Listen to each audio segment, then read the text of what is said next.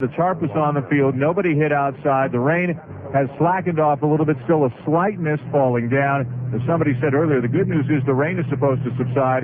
The bad news is it might snow later on tonight. Now, I think somebody was pulling my leg on that. But, Soup, as we welcome back in Dave Campbell and our insider, Peter Pasquarelli, weather was a factor last night, and it certainly will be again here tonight. Yeah, I would think that maybe over 100 years ago in Mario, England, this was a night for an inspiration for maybe a novel like Wuthering Heights or something, in the moors with the mist, and there was fog hanging over the center field fence a while back. But one of the things that affected last night was the control of both pitchers. Tim Wakefield could never get a grip on the ball. Woody Williams, I mean, the Cardinals walked the third fewest number of batters in the major leagues this year, only behind Minnesota and San Diego. And last night, the Cardinal pitchers walked 8, hit 1, and that was really their undoing. Let's bring in Peter Pasquarelli. Peter was mentioned just about 10 minutes ago, just before we came to air, all kinds of reports from various media outlets, including ESPN.com, Fox Sports, the Associated Press. Some saying Kurkjian is fine, some saying he'll start tonight but won't be able to pitch again. Some saying he won't start tonight because of a risk of permanent damage. You and I were standing over there. He's in the dugout. He's certainly giving every indication that he's going to pitch here tonight. Well, I talked to Dave Wallace, his pitching coach, and the pitching coach anyway assumes he's going to go out and warm up for tonight's start. He hasn't heard anything differently.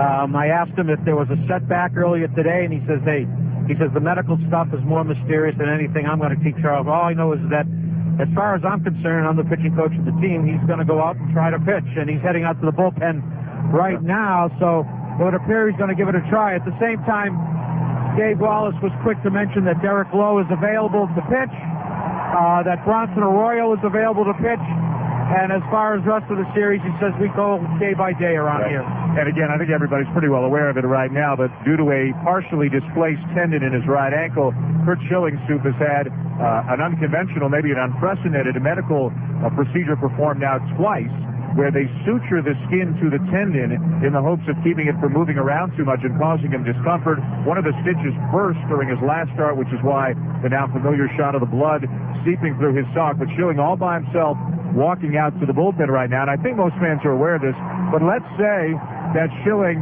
is unable to go, as he's now getting a huge ovation from the fans out of the bleachers, or Schilling goes but can't pitch very long. You can't replace anybody on the roster once the series starts, so they'd be a man short. But I think at this point, the Red Sox have their fingers crossed that he's going to be okay. Yeah, I think one of the interesting things, first of all, there's a sheath around the tendon, and that is loose, and that's where the tendon keeps popping out, so they put the sutures in to secure that. But because it was a new procedure for Dr. Morgan, they actually worked on cadavers to practice. So that really means the Red Sox fans have given their life to the cause, but they'd already given it ahead of time. Let's go back to Peter Pasquarelli. Peter, as you think back to the last series and to what Kurkjian did in Game 6 and what he has meant to this franchise, the 20 wins, the inspiration that he provided in Game 6, and more than anything, just as big a proven big game pitcher, I think, as there is in baseball. Well, and that's it. I mean, you go beyond all the dramatic stuff, and let's be frank here. Kurkjian has a little bit of Mel Gibson and Braveheart in him. He likes to make it dramatic entrances. So I mean, I don't think we should go beyond that as well. But he's a great big game pitcher, proven in these kind of games. He was embarrassed by how he pitched in the first game of the Yankee series, and came back obviously and pitched a great game. A lot of people who saw that game, scouts, etc., said, as well as he pitched, taking nothing away from him, the stuff wasn't eye-popping. It wasn't classic Kurkjian stuff. And I think you can make the case that this lineup he faces tonight puts more up and down the lineup pressure on you. So it's going to be interesting to see how he holds up tonight. So let's talk about the other starting pitcher, Matt Morris. 3 years ago, Morris and Schilling had a couple of epic battles in the division series, and both of them were one-run games. Both of them were brilliantly pitched games by both pitchers. Is Matt Morris, circa 2004, does he still have the possibility of being the Matt Morris he was 3 years ago when he was so good? On a given night, yes, but, we don't know what Matt Morris is going to show up. An enigma wrapped inside a puzzle, I guess, is a description that's apt. He won 15 games this year, pitching in those 15 games, 2.85 ERA. He lost 10, 9.24. Like the little girl with a curl, which is good, very good. But, I mean, goodness, that's a big disparity. Well, when he's not, you hear all kinds of things about him. Is his shoulder maybe not 100%? Is it cranky? Is the velocity down? Is he a little overly emotional? Is he not confident enough?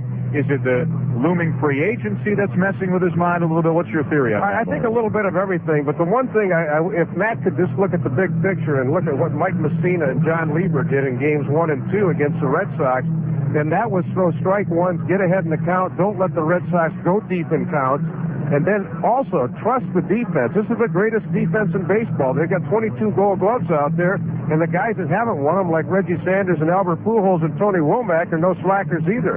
Trust the defense. Throw strikes. Just don't walk Boston hitters and let them hit the long ball. We continue our Sam's Club pregame show here on ESPN Radio. Dan Schulman, Dave Campbell, and our insider Peter Pasquarelli with you here live at field level. We're right down on the ground between home plate and first base. First pitch now 35 minutes away from Game 2. Again, we can confirm, because Peter's staring holes in his back as he's walking all the way out of the bullpen. Kurt Schilling has walked down to the pen. He hasn't started throwing yet, but again, now 34 minutes away from first pitch. There's still a fair amount of time to go. Peter, what I wanted to ask you about was the way the Red Sox won Game 1. They hit the ball like crazy. They took a lot of walks, but they were pretty ugly in the field. They made 4 errors as well. Can you win a world championship playing the kind of baseball the Red Sox played last night? Well, if you score 11 runs, you can. The question in this series is, I can either sit down the other one. St. Louis scored 9 runs last night with nothing from Pujols, Edmonds, and Rollins. You don't do that very often. And, they get a big hit at a certain time. They might score 15 last night. So it's a question of who could shut down who. Interestingly, looking out at the bullpen, Schilling took off his jacket and simulated his delivery for about 4 or 5 times, and then sat back down and put his jacket back on. I don't know what that means, but one would think he'd be wanting to get loose a little bit here, and maybe, there's a little bit of dull head. Nothing's happening out there. Interestingly, he did start his delivery motion and then stop doing it. So we'll see what happens in the next few minutes. If Derek Lowe comes up the steps and starts walking out to the bullpen, I think we've got our answer. But again, all kinds of reports swirling around from various media sources that Kurt Schilling may not be able to make this start, or he may make this start but might not be able to start again because of the unconventional medical procedure that has been performed on his ankle now a couple of times to try to keep the tendon in place and reduce the amount of pain. Some people saying there's too much of risk for permanent damage, or maybe there's just too much discomfort involved. All of this swirling around, none of this confirmed. Schilling has walked down to the bullpen, but has yet to start throwing here at Fenway Park. We do know Matt Morris will be on the mound for the St. Louis Cardinals, and we do know that first pitch is just over half an hour away on a very chilly night with a mist falling here at Fenway Park. We're getting closer and closer to Game 2 of the 2004 World Series here on ESPN Radio. When we come back, we will hear from Larry Walker, the outstanding outfielder for the St. Louis Cardinals, who had a huge night last night, 4 hits, including a home run in his first ever appearance in the World Series, and also the outstanding closer for the Boston Red Sox, Keith Foulke, who has been so instrumental in the Red Sox success this postseason. Along with Dave Campbell and Peter Pasquarelli, I'm Dan Schulman. The Sam's Club pregame show on ESPN Radio continues after these messages from your local station.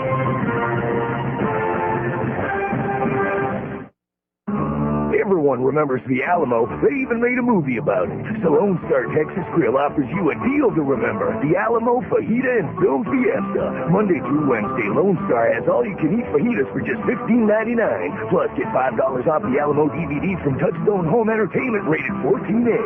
For details, see your nearest HMV.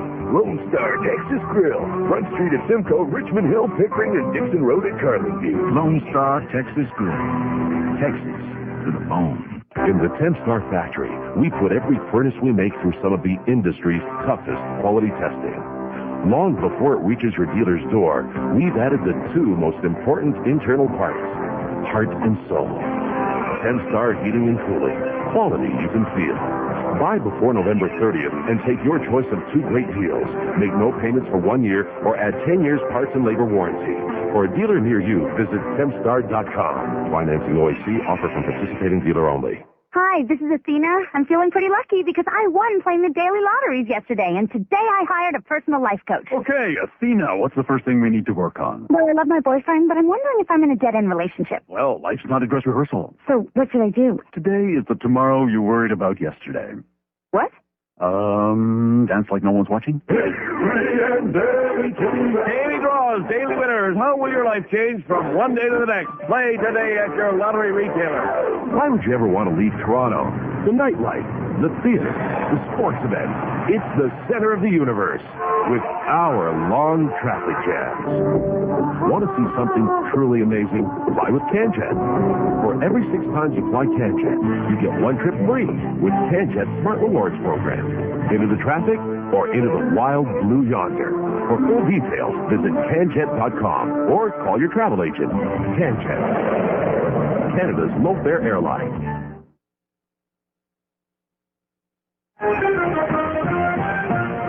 Now this is swing. There's a drive deep down the right field line toward the foul pole. It hooks around the pole. Home run! Larry Walker has got that Johnny Pesky foul pole swing going here in his first 2 at-bats at Fenway Park. John Miller with a call of Larry Walker's home run in his second at-bat of last night's game. Walker grew up not dreaming of playing in the World Series, but in a Stanley Cup final as a Canadian. But once he became a big league ball player, he desperately wanted to get to the World Series. And after 15 years in the majors, he finally arrived with a bang last night. 4 hits, including 2 doubles and a home run. I spoke with Walker a short time ago. Larry, although it was a game-1 loss, you got to be pretty encouraged about the way you guys came back a couple of times and almost pulled it out in the end. Yeah, down by 5 runs at Fenway Park in front of a hostile crowd like there was. I think it was a big plus for us to be able to do that. Woody didn't have this stuff, but we were able to pick him up and then come back again from being down 2 more runs to tie it for a second time, but they just proved too much. How about your performance? 2 doubles, a homer, and a single. I mean, for a first-timer in a World Series game, that's almost unprecedented. Well, it was good for second because they won, we came second. So, if I get 4 hits again tonight and we lose, I'm not going to be happy. But an 0 for 5 with a win, I'll do all the interviews you want to do. You had a couple of really tough catches in right field. The conditions were a mess, and they looked like they might even be worse here tonight. How was it out there? It was different. It's a different right field corner that I'm not quite used to, but really just went out and I looked at our practice day and kind of lined up the fences, knew where I was and where I was positioned, so it got me familiar enough. But I'm not looking forward to going there tonight with the drizzle falling and the wind blowing. It'll make some tough plays. With interleague play, had you ever played here before? Yeah, once with the Rockies, we were here. I DH'd all 3 games. The only game I played in the field was during the All-Star game. One guy you are familiar with, obviously, is Kurkjian from his National League days. What kind of a challenge does he present?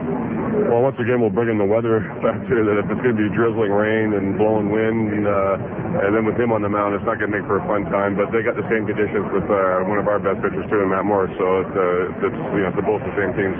You guys were down 3-2 to Houston, came back and won it. It seems like a group that's very resilient, and you can be up against the odds every now and again, but that doesn't seem to bother this team all that much. Well, it was one game, and you don't ever expect to win 4 games in a row against somebody in the World Series, especially because it's 2 pretty good teams, obviously. So it was just 1 loss, and we're okay with that. Hopefully, win tonight.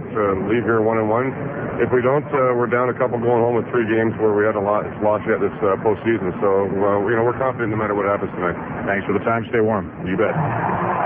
Larry Walker of the St. Louis Cardinals, a super guy you got a chance to see firsthand for a number of years in Colorado. Danny, he played in Montreal, he played in Colorado, certainly not a couple of major media markets, and I made the statement a number of times on Baseball Tonight saying, Ken Griffey Jr. is a brilliant player, Barry Bonds is a great offensive player.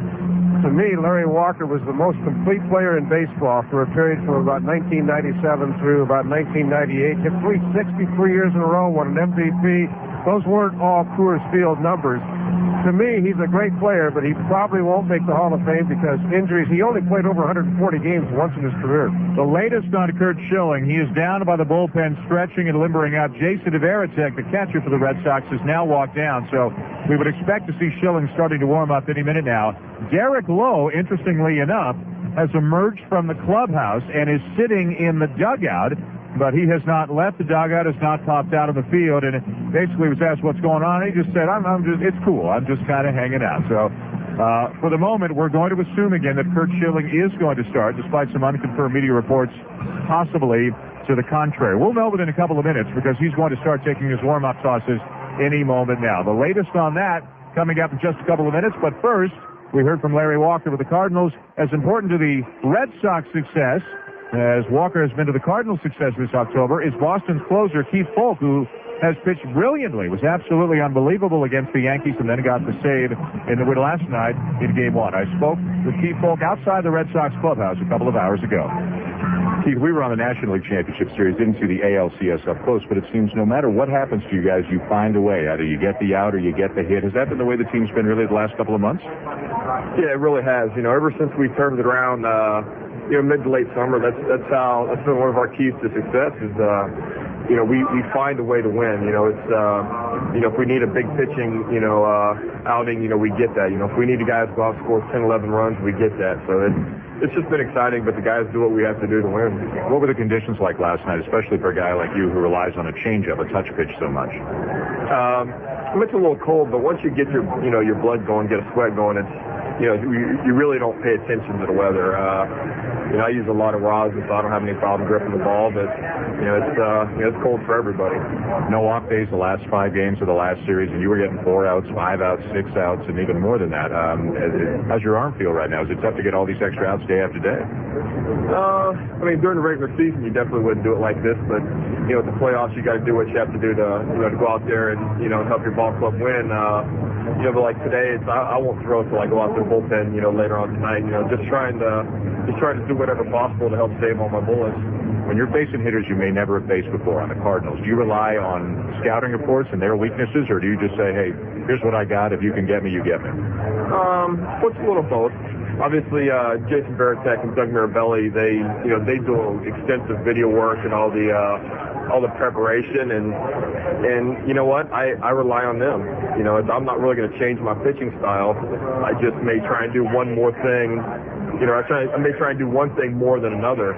They know I have a changeup, so maybe I stay away from it a little bit more until they show me that they can hit the other stuff. So, do whatever you have to keep them off balance. I want to briefly go back in time, if you don't mind. You're in Chicago. You've been the closer. You struggle for a little bit. They take the job away from you, and they never give it back to you. Then you go to Oakland, have a great year. Now you come to Boston, have a great year. Did you always know, given the chance, you'd be able to do what you've done the last couple of years again? Oh yeah, I didn't have any doubts about that.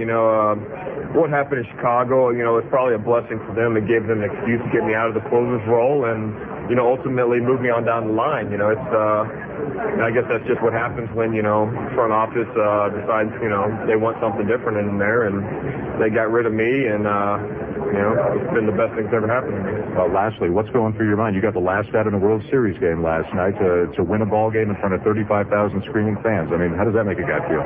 Well, it's exciting, but in the same thing, I'm really trying to keep emotions in check. We won last night, but we still have to win 3 more before it's over, and the emotions will really come out when hopefully we win this thing, and that's when you'll see a lot of emotion from a lot of guys. Good luck. Thanks for the time. Thank you. Keith Foulke, the closer of the Boston Red Sox, who got the save in the game 1 last night. The Sam's Club pregame show continues live from the field here at Fenway Park. Dan Shulman along with Dave Campbell and Soup. Keith Foulke has been everything the Red Sox could have hoped for and more. Dan, if you look at the last 7 years where the Red Sox have finished second to the Yankees, and why did they beat the Yankees this time? A multitude of reasons, but Keith Foulke pitched better than Mariano Rivera, and that's the first time because Rivera had been the difference to me in the previous 6 years. The latest on Kurkjian. He is now in the bullpen along with Jason Varitek, and it looks like he will begin his warm-up tosses momentarily. He's done some jogging and stretching, and it looks like it's in a go mode right now. By the way, just part of the Red Sox is sitting here staring at columnist Mike Barnacle, who once wrote, "Baseball is not life and death, but the Red Sox are." And it sure feels like that this week here in New England, where it's been 86 years since the Red Sox won the World Series. When we come back, we'll visit with Tim Kurkjian here at Fenway Park. You're listening to the Sam's Club pregame show on ESPN Radio. The following. Hey, let's go to Staples Business Depot. It's their 13th anniversary event. 13? Whoa, that's a problem. Why? Well, 13 is unlucky. Would it be unlucky to win one of 10 digital cameras? No. Or one of 10 laptop computers? Really? Or a $10,000 shopping spree? We can't win unless we enter. Okay. Can't. That black cat just crossed our path. It's a dog. Still, he was looking at me funny. The 13th anniversary event is on now. Staples Business Depot. That was easy. Pick up the sun, pull it out, more sport, more fun, pull it out. We heard heard you loud and clear. You told us what you want in your Toronto Sun sports section, so we pulled out all the stock. And now you can pull out the Sun sports section every day. It's bigger, better organized, with more scoreboard info, more behind the scenes, more opposing views, and more personality features. For the best sports section in town, pick up a Toronto Sun. Pull Out Sports starts October 25th. Looking for that perfect gift or everyday item that won't cost you a fortune? Why not shop Cash Converters, where you'll find quality, value-priced items like TVs, jewelry, CDs, DVDs, cameras, and much more. Cash Converters includes a 30-day warranty on all purchases. Stock changes daily, so shop often. Get more for your money at Cash Converters. It's a better way to shop. A great way to shop. A better way, Cash Converters. Find us on the web at cashconverters.ca. Universe puts more than 1 million people in work apparel each business day. From basic work garments and protective outerwear to image clothing and corporate casual attire. With Universe, you get quality service and you get to choose from a wide variety of uniform styles and program options. Call Universe at 1-800-263-4331 for a free, no-obligation service evaluation. That's 1-800-263-4331 or visit universe.com. Welcome back to the Sam's Club pregame show. I'm Dan Schulman here on ESPN Radio, live from right behind home plate on the field down at Fenway Park. First pitch is less than 20 minutes away now, but a game two, it's another cold, blustery night with a bit of a mist as well here at Fenway. The elements will be a challenge. Right now, though, up in the booth and comforted by the heat up there is Mr. Tim Kurkjian, who joins us. Tim, how are you? It's cold up here, too, Dan. Is it cold? You got the window open up there right now? Good stuff. Well, give us your thoughts on last night's game. I mean, I guess from the Red Sox point of view, Tim, you have to start with the irrepressible David Ortiz, who has meant so much to this team. You know, the hitting is obvious, but he seems to give them as much, really, in the intangibles and the off-the-field categories as well. Well, he's a great leader of this team, Dan, as you know. And if you look at his 5 home runs that he's hit in this postseason, they've all been critical home runs. You know, they came in the 8th inning, the 11th inning, the 14th inning, and 2 in the first inning that basically put them ahead to stay or made sure they didn't fall behind to stay. And that's the importance of David Ortiz. And my question is, are the Cardinals going to start pitching around him like they did in his second and third at-bats last night? At some point, they may have to say, this guy's too good. We can't throw him many strikes. You know, the interesting thing about the fans here in Boston, and it happens in other cities as well, prior to Game 1, and you were here last night, Derek Lowe, in my opinion, got the biggest ovation of any Red Sox player. 3 months ago, they were ready to run him out of town. Mark Bellhorn last week, they're booing him every time he strikes out, and he hits the game-winning home run. In October, more than any other month, I guess, it's what have you done for me lately? Well, absolutely, and especially in the city of Boston. I mean, you have to produce here, or else they're going to get on you, and they're going to call for your benching and everything else. I was here at August the 9th for a game, and they booed Terry Francona out of this place when he went to make a pitching change. And I'm thinking, what is going on here? And, of course, they turned it on after that, and I don't think anybody's booing right now. Tim, you were with us for the National League Championship Series and saw, like we did firsthand, how incredibly tough the middle of that Cardinal lineup is. Walker really delivered in the 2 spot, but Pujols and Roland, if you're a Cardinal fan, do you say to yourself, hey, we scored 9 and those guys didn't do a thing, so I think tomorrow night, meaning tonight, things have got to be better? Well, that's how I'd look at it. I mean, this is the second team in the history of the World Series to have 3 guys on the team with 30 homers, 100 RBIs, and a 300 batting average. History of the World Series.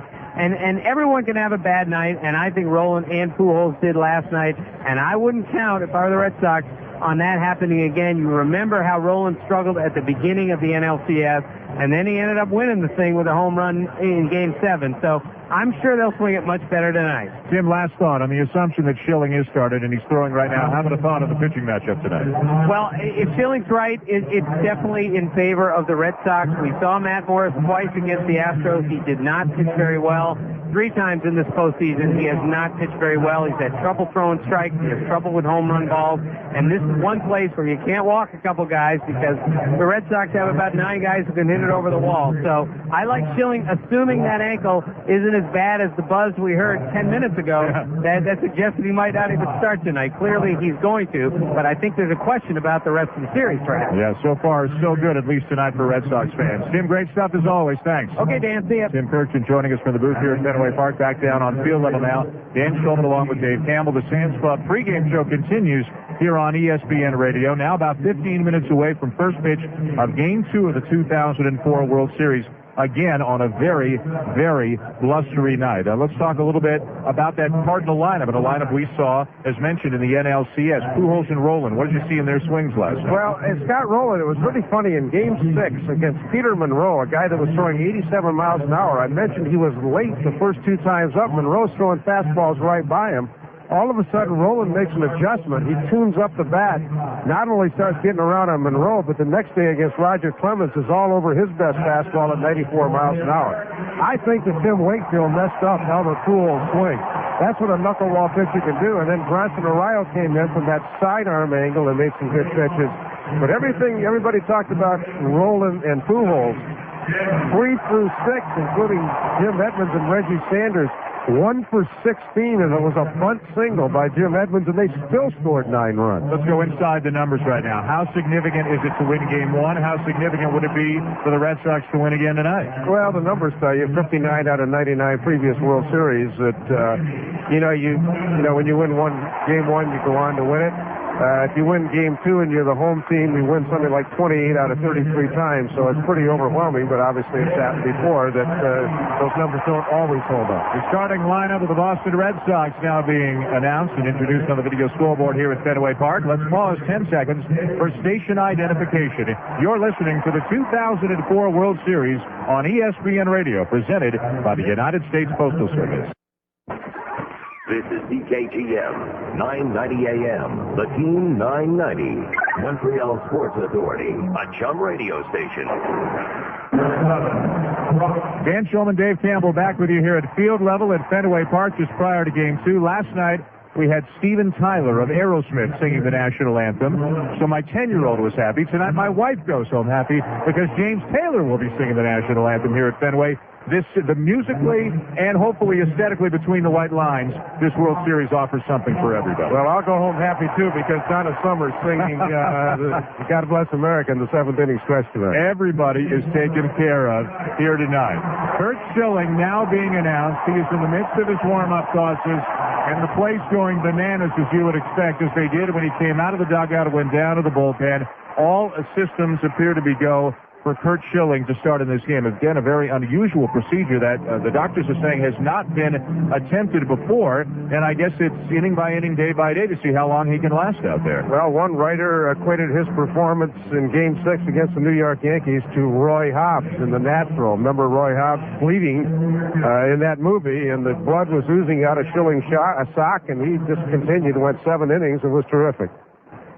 We're now going to turn you over here at Fenway Park, or at least momentarily, to the PA announcer, Carl Bean, who's going to take you through the rest of the pregame proceedings. Again, on a very blustery night here in Boston at Fenway Park. The wind blowing straight in again, and we're just about 10 minutes away from first pitch right now. Matt Morris, a 15-game winner, will start for the St. Louis Cardinals tonight, and again, it all appears as if Curt Schilling is going to start. He has paused for a moment in the midst of his warm-up tosses out of the bullpen right now as the colors are being presented just behind second base by the Minutemen reenactment group here at Fenway Park. And now we'll turn you over to Carl Bean, the PA announcer here at Fenway. To Boston and across the country and around the world have enjoyed his beautiful ballads and poignant lyrics. Please welcome 5-time Grammy winner and member of the Rock and Roll Hall of Fame, Boston's own James Taylor.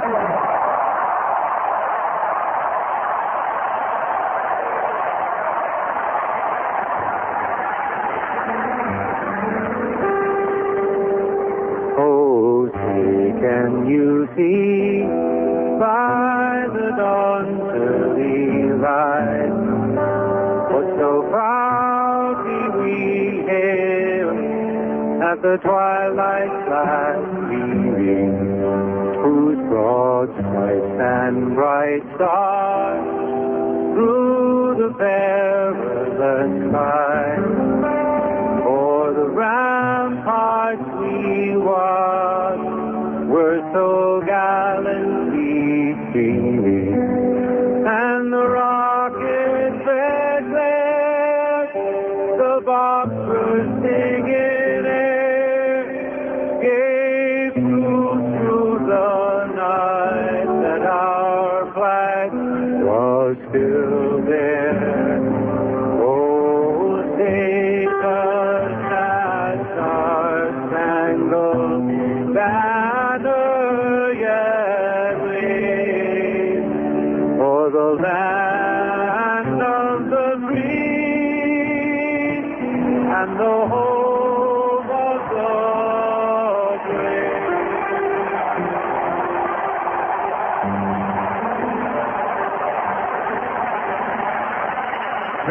You can't have two renditions more different than Steven Tyler and James Taylor, but both very, very nice here at Fenway Park. First pitch, minutes away. John Miller and Joe Morgan will have the call of Game 2 for you. Soup and I'll be back on the post-game show at the conclusion of tonight's game. Coming up, it's Game 2 of the 2004 World Series. The Sam's Club pregame show on ESPN Radio continues after these messages from your local station.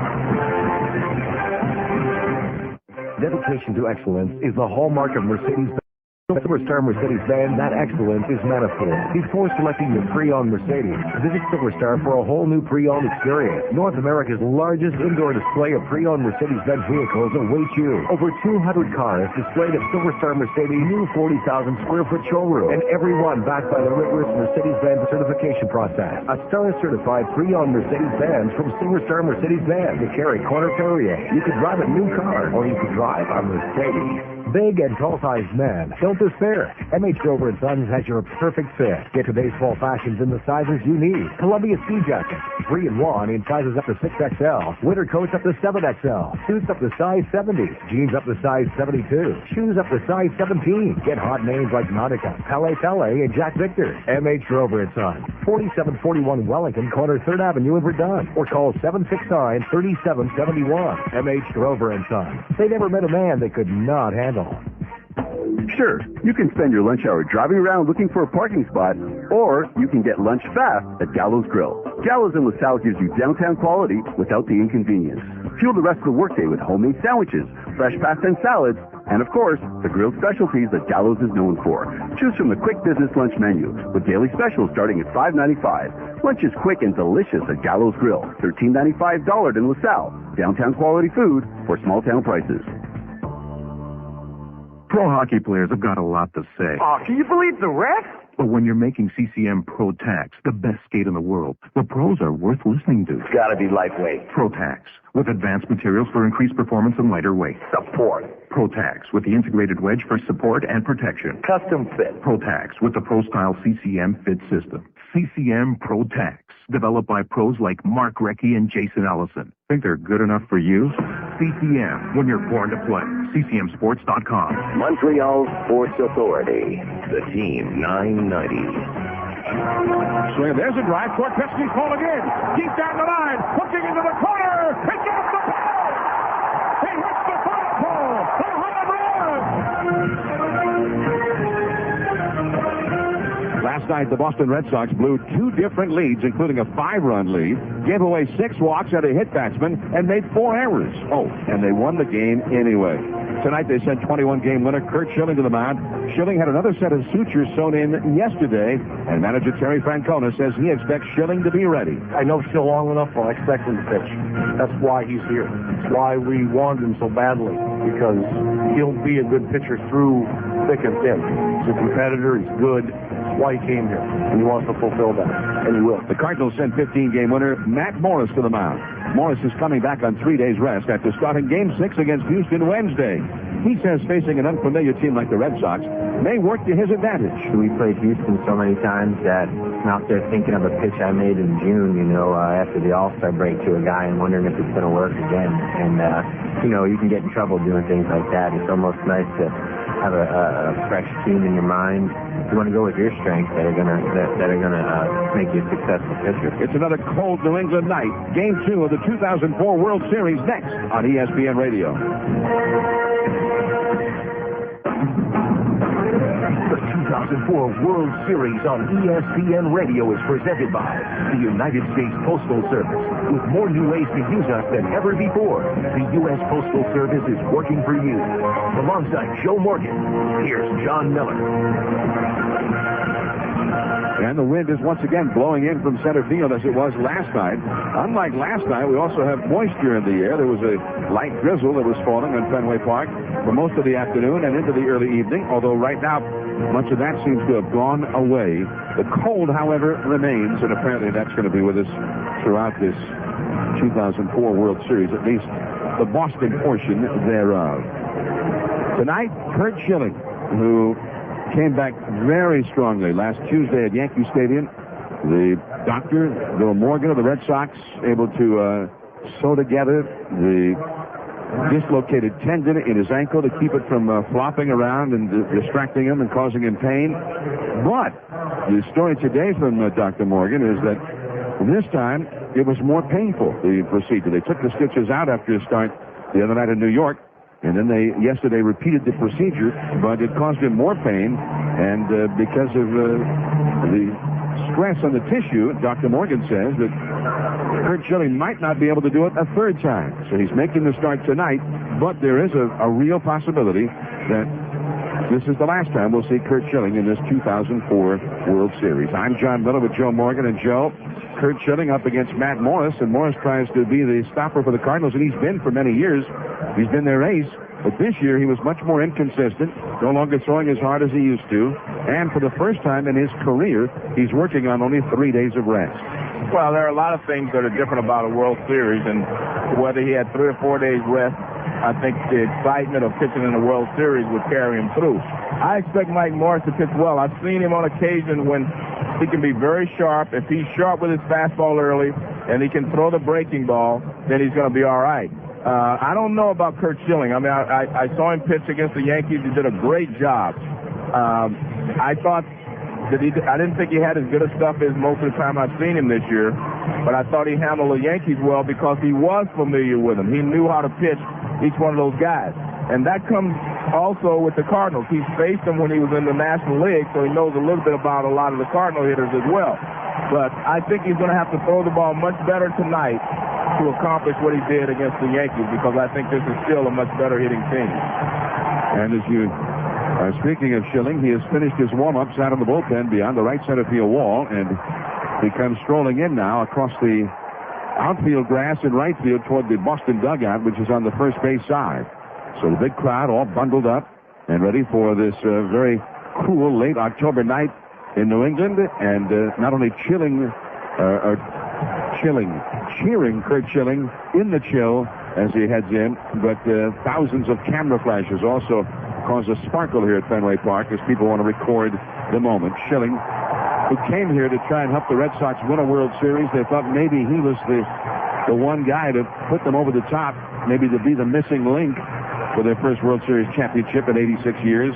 And Schilling certainly has done it before. He did it last week against the Yankees, but now he's got these physical problems. But if he can win this game tonight, they would have a commanding 2-game lead going back to St. Louis. The series would be far from over, but the Red Sox would certainly have their best chance to win if they could take a 2-0 lead back to St. Louis. Yeah, when you're the road team that's starting a World Series or any 7-game series, and you go to the visiting ballpark, you want to split. So if the Cardinals can split and win this ball game, then they're in the driver's seat because they are going home for 3 games. So I think it's imperative, for the Red Sox to win, because the St. Louis did not lose a game in St. Louis during the postseason. So I think that, it's one of those situations. If you don't go back 2-0, then you're at a disadvantage if you're the home team here tonight. Matt Morris now strolling in from the right field bullpen. Tony Womack is back in the lineup tonight. They were fearful that Womack was going to be lost for a time after he had to leave last night's ball game, having been hit on a hard ground ball by David Ortiz. It came up on a high hop and got him on the left collarbone, but it's just a bruise. And Womack told Tony La Russa when he got to the ballpark earlier today, said, "Hey, I'm fine. I'm ready to go." And that's good news for the Cardinals, because the difference in these two ball clubs, they both have a lot of sluggers and that sort of thing, but the Cardinals have a lot of speed, and we saw a lot of that aggressive base running last night that worked to the Cardinals' advantage. Well, I think anytime the Cardinals get on base, they're going to try to exploit their strength, and that is their base running ability, putting pressure on the Boston defense. And I think we saw last night that the Boston defense is not a great defense, and under pressure, they do make some mistakes.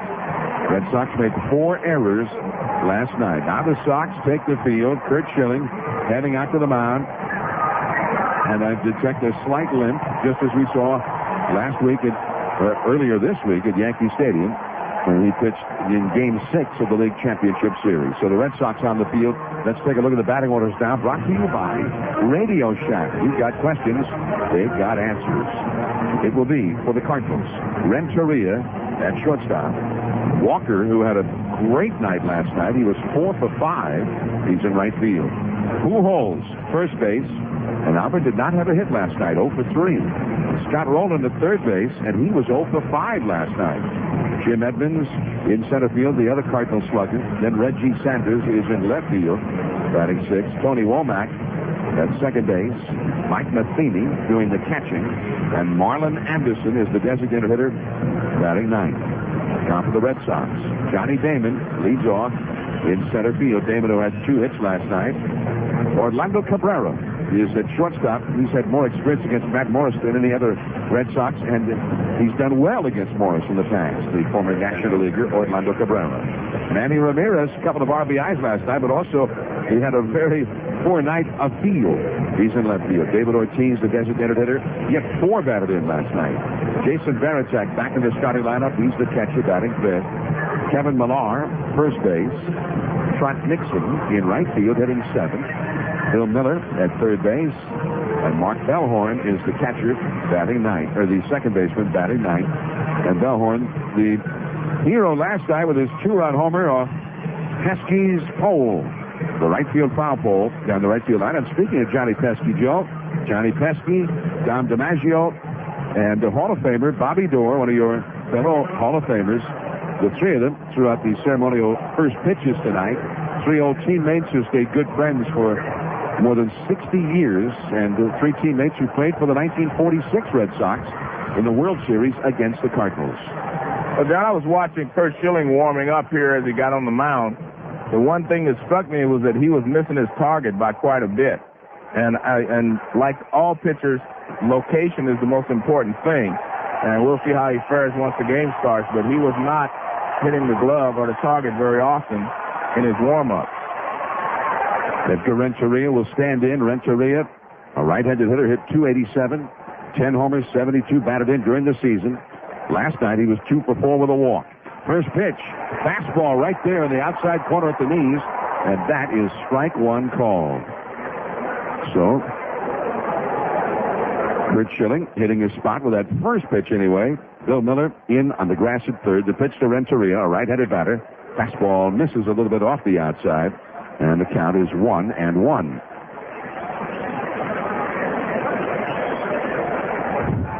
Larry Walker and then Albert Pujols will follow. Schilling nods his head to the side from Varitek. Here's the 1-1 pitch. Fastball just missing off the outside. And the count now is 2-1. We're not seeing shotgun readings just yet. So the count now 2-1 to Edgar Renteria. Here's Schilling. He throws. And a swing, a little tap foul into the batter's box area. And the count now 2 balls and 2 strikes. That one at 89 miles an hour. Tonight's time and temperature brought to you by Hotwire.com, where you can get a 4-star hotel for a 2-star price plus great deals on flights and car rentals in great cities just like Boston. Log on now, Hotwire.com. Fly, sleep, drive cheap. First pitch thrown at 8:17, 48 degrees, the game time temperature. And there's a fastball from Schilling, swung out and fouled straight back to the screen. 2 balls and 2 strikes to Renteria. He'll be followed by Larry Walker and then Albert Pujols. The Red Sox with Millar at first base, Bellhorn at second, Cabrera at short, and Miller at third. Ramirez in left, Damon in center, Nixon in right. There's a curveball, and that's popped up foul and out of play off to the right. By the way, the previous pitch, a fastball from Schilling, did light up the radar gun at 95 miles an hour, so whether he's able to do that routinely tonight, as he usually is when he's right, remains to be seen. He, at times, was able to find that kind of fastball in New York last Tuesday, and oftentimes not. 2-2 pitch, and that one tails away off the outside, 3-2. Well, last week, every time he threw it hard, 94, 95 miles an hour, it seemed to bother him, his heel more. But he used it when he needed it for strikeouts and to get that little extra on the pop-up. 3-2 pitch. Fastball popped up foul off to the right, and that's onto the rooftop of Fenway. So the battle continues here, and Renteria has now seen 8 pitches from Curt Schilling. The count 3 balls, 2 strikes. Renteria, feet wide apart in a closed-up stance. Native of Colombia in South America. Holds the bat high behind his right ear. Here's the windup. Schilling's 3-2 pitch. Swing and a pop foul. Very high in the air, off to the right. Coming over is Millar, the first baseman, and that is going to be back out of play. And again, like Damon last night, he is making the pitcher work. As 9 pitches he has thrown to Renteria. And again, what that really accomplishes gives his teammates a chance to see how Curt Schilling is throwing tonight and how hard his fastball is and how quickly it's getting there after the release. Schilling, former National League pitcher, former with the Diamondbacks and then the Phillies. Now, he looks like he tried to split her right there, and it's bounced foul. That one did not have a whole lot of dipping action to it. Stayed up, and Renteria able to fight it off. So now, 10 pitches thrown by Schilling to Renteria, and still going.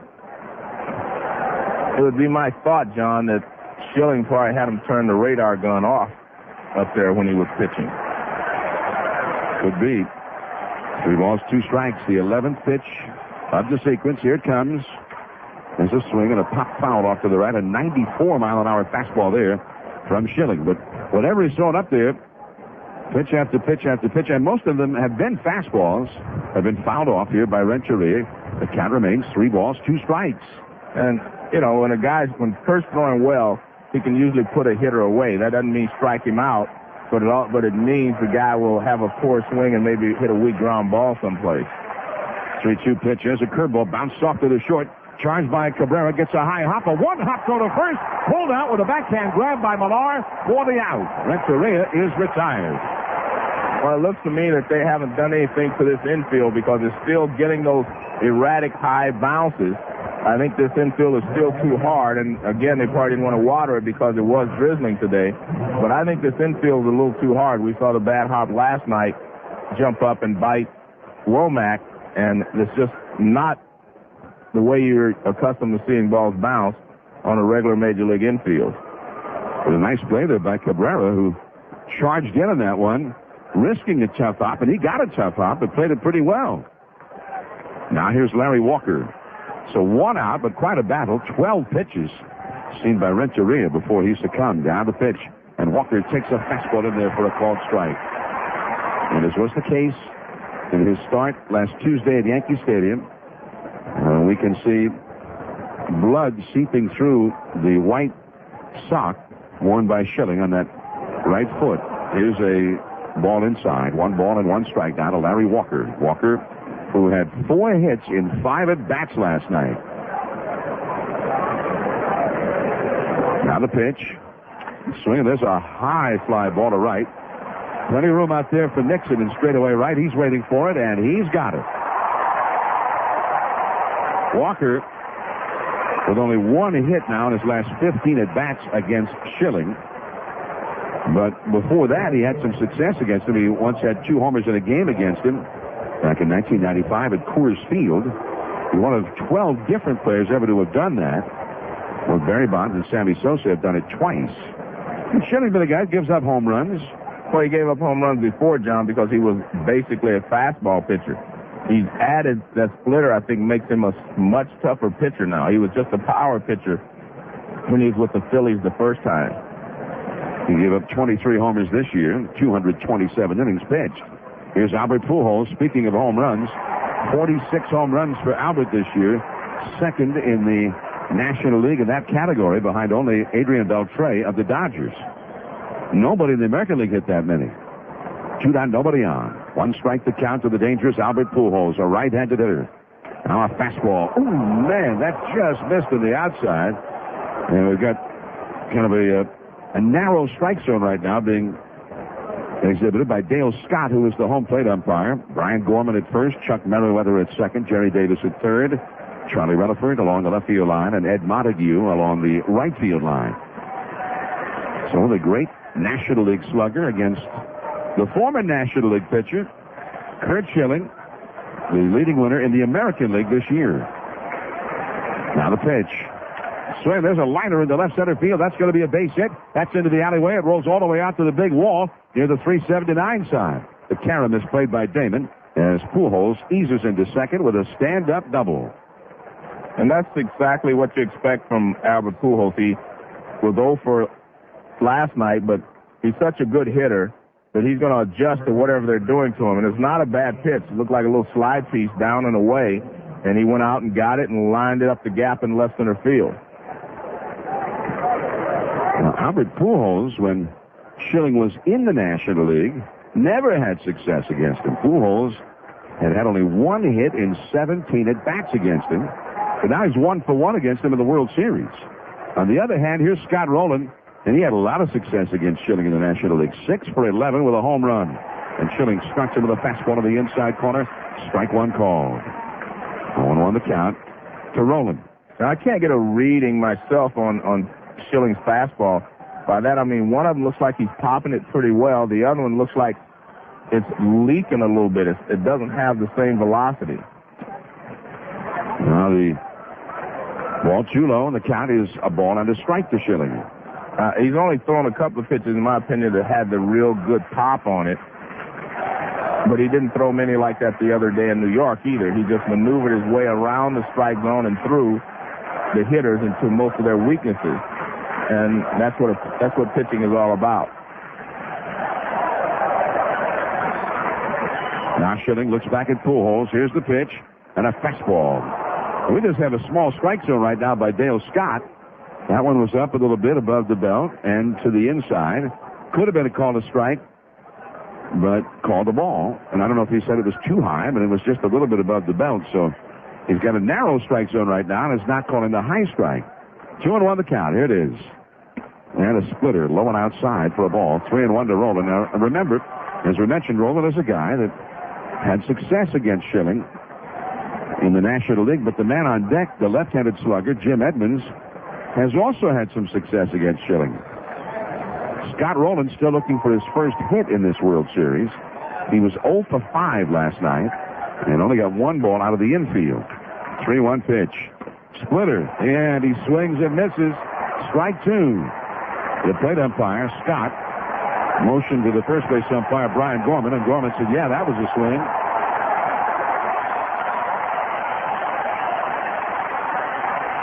Schilling blowing in his right hand. He's thrown 23 pitches here in the first inning. He threw 12 of them to Edgar Renteria. Albert Pujols, after his double, leads away from second. Schilling delivers. Fastball lined right to Miller at third. He makes the catch. Or better said, the ball catches Miller. It almost stuck right in his midsection and staggered him, but he held on to it, and the inning is over. Man, Rowland really clobbered that one. So one hit for the Cardinals, one man left. Now we go to the last half of the first. Damon Cabrera Ramirez coming up. There is no score in Game 2 of the 2004 World Series on ESPN Radio, presented by the United States Postal Service.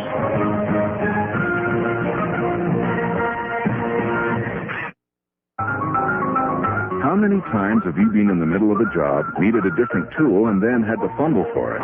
Not a problem with the Benchmark Flip Grip, only at Home Hardware. It flips from needle nose pliers to flat nose pliers and back. Now there's the Flip Grip Mini. Small, convenient, and flips from needle nose pliers with wire strippers to cutters. Pick up your Benchmark Flip Grip Mini today. Only at Home Hardware and Home Building Center. Health is close to home. Introducing a better way to bundle. Rogers Better Choice Bundles. But who decides what goes into these bundles? Well, it's a task we've trusted to a real expert. You. Just choose a product from 2 or more Rogers services like cable, internet, or wireless, and you'll save 15% on your monthly service fees. You're the boss. So, can I have Friday off? For more on Rogers Better Choice Bundles, plus savings on home phone long distance, visit Rogers.com. Some restrictions apply. Rogers, your world right now. Harvey's presents something new from the grill. Some cows give us milk. Some chase rodeo clowns. And some, oh yeah, bunch of Black Angus, give us what might be the juiciest, most tender, mouth-watering beef in the world.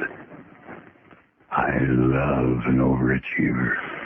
Harvey's new Black Angus burger. It's as good as a burger's gonna get. Get it while you can. If you're looking for solid, fast-paced hockey action, you don't have to wait around for spoiled little rich boys to work out their differences. Turn to the midget AAA action of the West Island Lions. See tomorrow's stars today at the DDO Civic Center.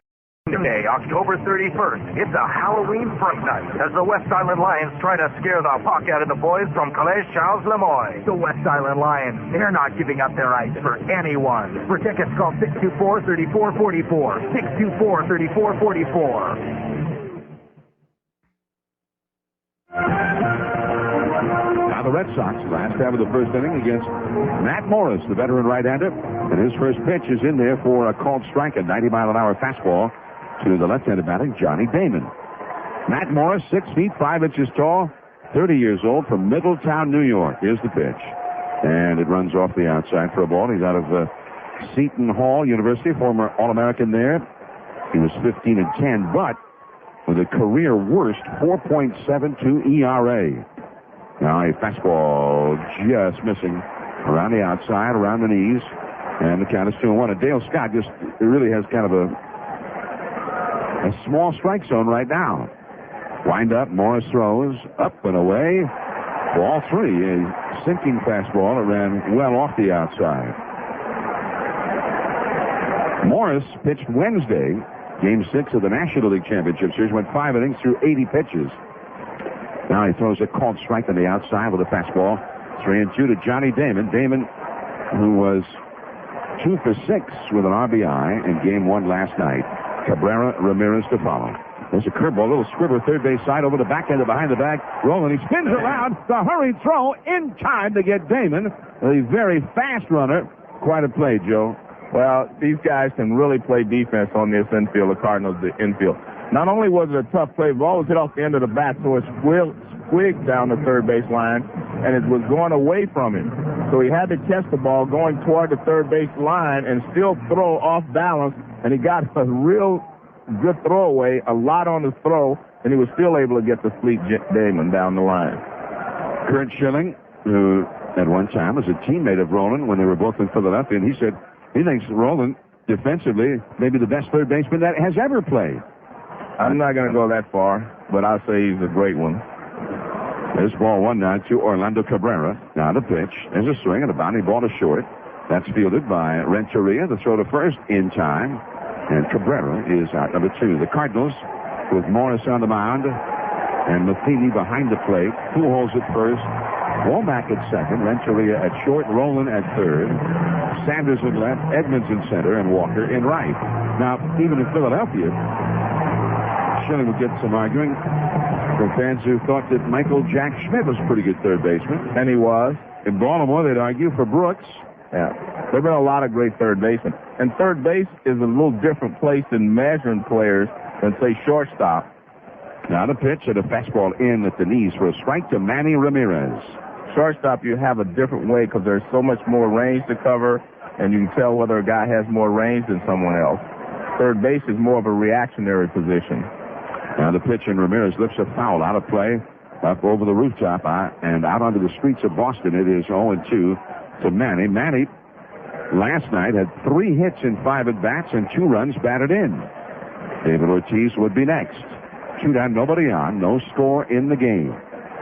Matt Morris, a very fast worker, kicks, throws on the inside, and apparently not on the inside, a little bit too far inside. 1 ball, 2 strikes, and that sinking fastball at 92 miles an hour. And Joe, they got that radar gun working out of the scoreboard now, which makes me think that what you said must be true.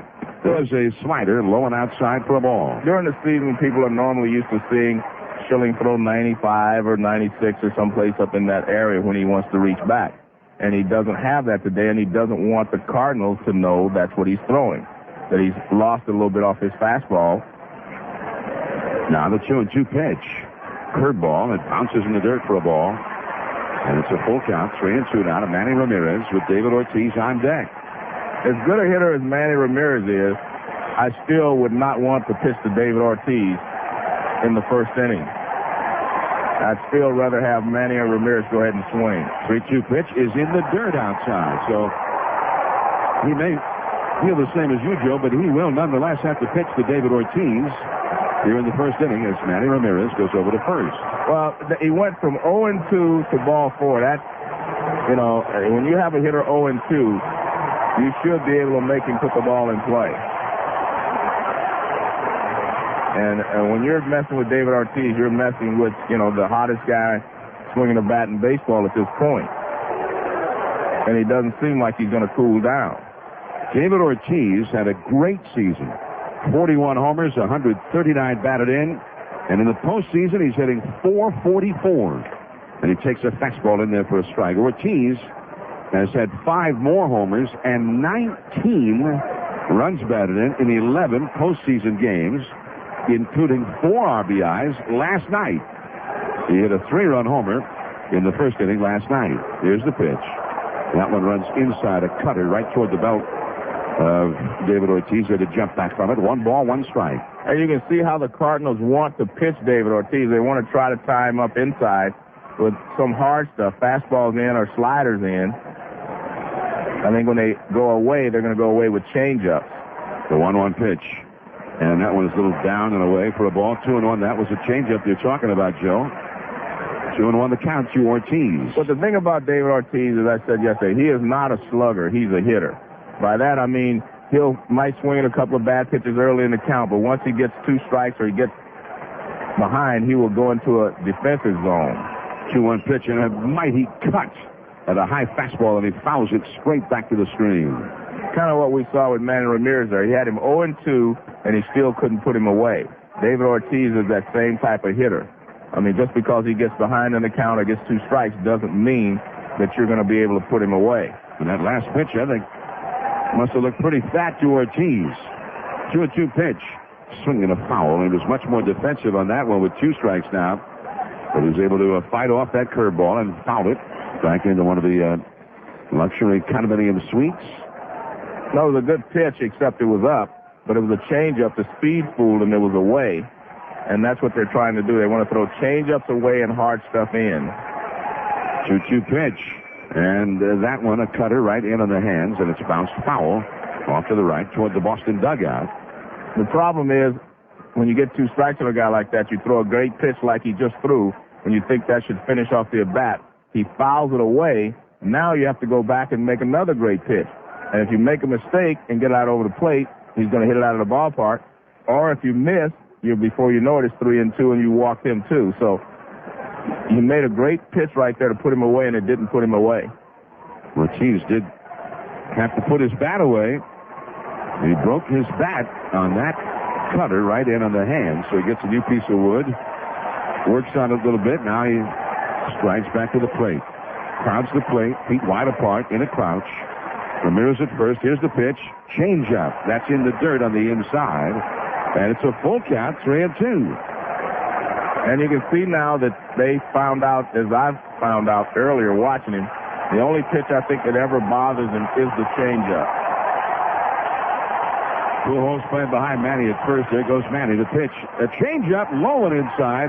And a nice save by Mike Matheny. That one almost got away from him. And another walk. So Ramirez drew a 2-out walk, and now Ortiz draws the 2-out walk. And that brings up Jason Varitek, the catcher, 2 men on and 2 men out. And Matt Morris refused to give in to David Ortiz there. He was not afraid of walking him. Well, I think it was a smart pitch. He just didn't make a good pitch with it. Again, as a changeup, I think it's the only pitch that you're going to be able to say, well, I can throw the changeup and get him out. And you can watch those Red Sox. They're trying to slow Morris down. He went through the first 2 hitters pretty quickly, and he works quickly. Varitek stepped out of the box, took more time. Varitek, a switch hitter batting left-handed. Curveball, and he swings and bounces it foul up the first base side. So Varitek swinging at a first pitch curveball here from Matt Morris. And again, Morris is ready to pitch, and Varitek taking his time. But I think they're going to do that intentionally. They don't want him to get into a groove or in a rhythm of working quickly and throwing strikes. No score in the game. Runners at first and second. 2 down, the pitch. And a changeup. And I don't know if he ruled that a strike or if he ruled it a swing. Swing. But it is now 0-2. He definitely swung at it. Pitch was down below the strike zone. And Varitek tried to check, couldn't do it. 0-2 the count. 2 consecutive walks. 2 men on the pitch. And that is low and inside to make it 1-2. So Matt Morris, who retired Damon and then Cabrera in short order, then had battles with both Ramirez and Ortiz and walked them. He's now thrown 25 pitches in the inning. Change up. There's a high drive. Out toward the triangle. Deep right center field. The deepest part of Fenway. It's off the wall at the 420 marker. Ramirez scores. Ortiz scores. Varitek slides safely. A triple for Jason Varitek. 2-0 Boston.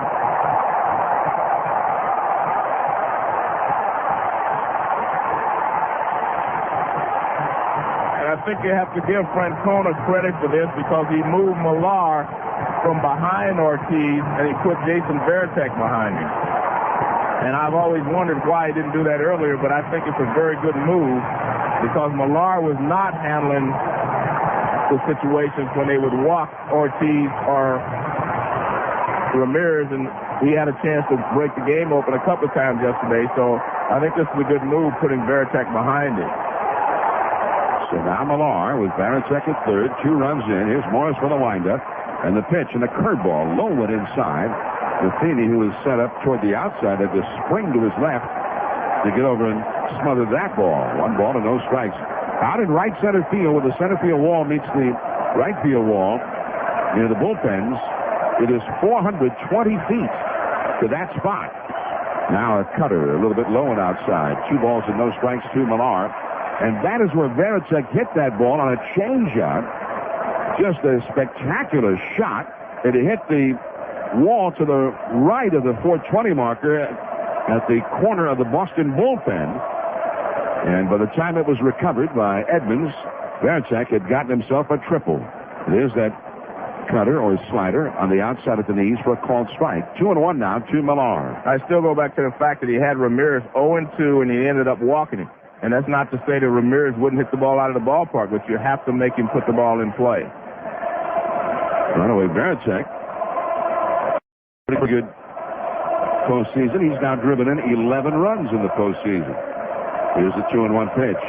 Fastball is low, and the fans are chanting Morris in a derisive manner.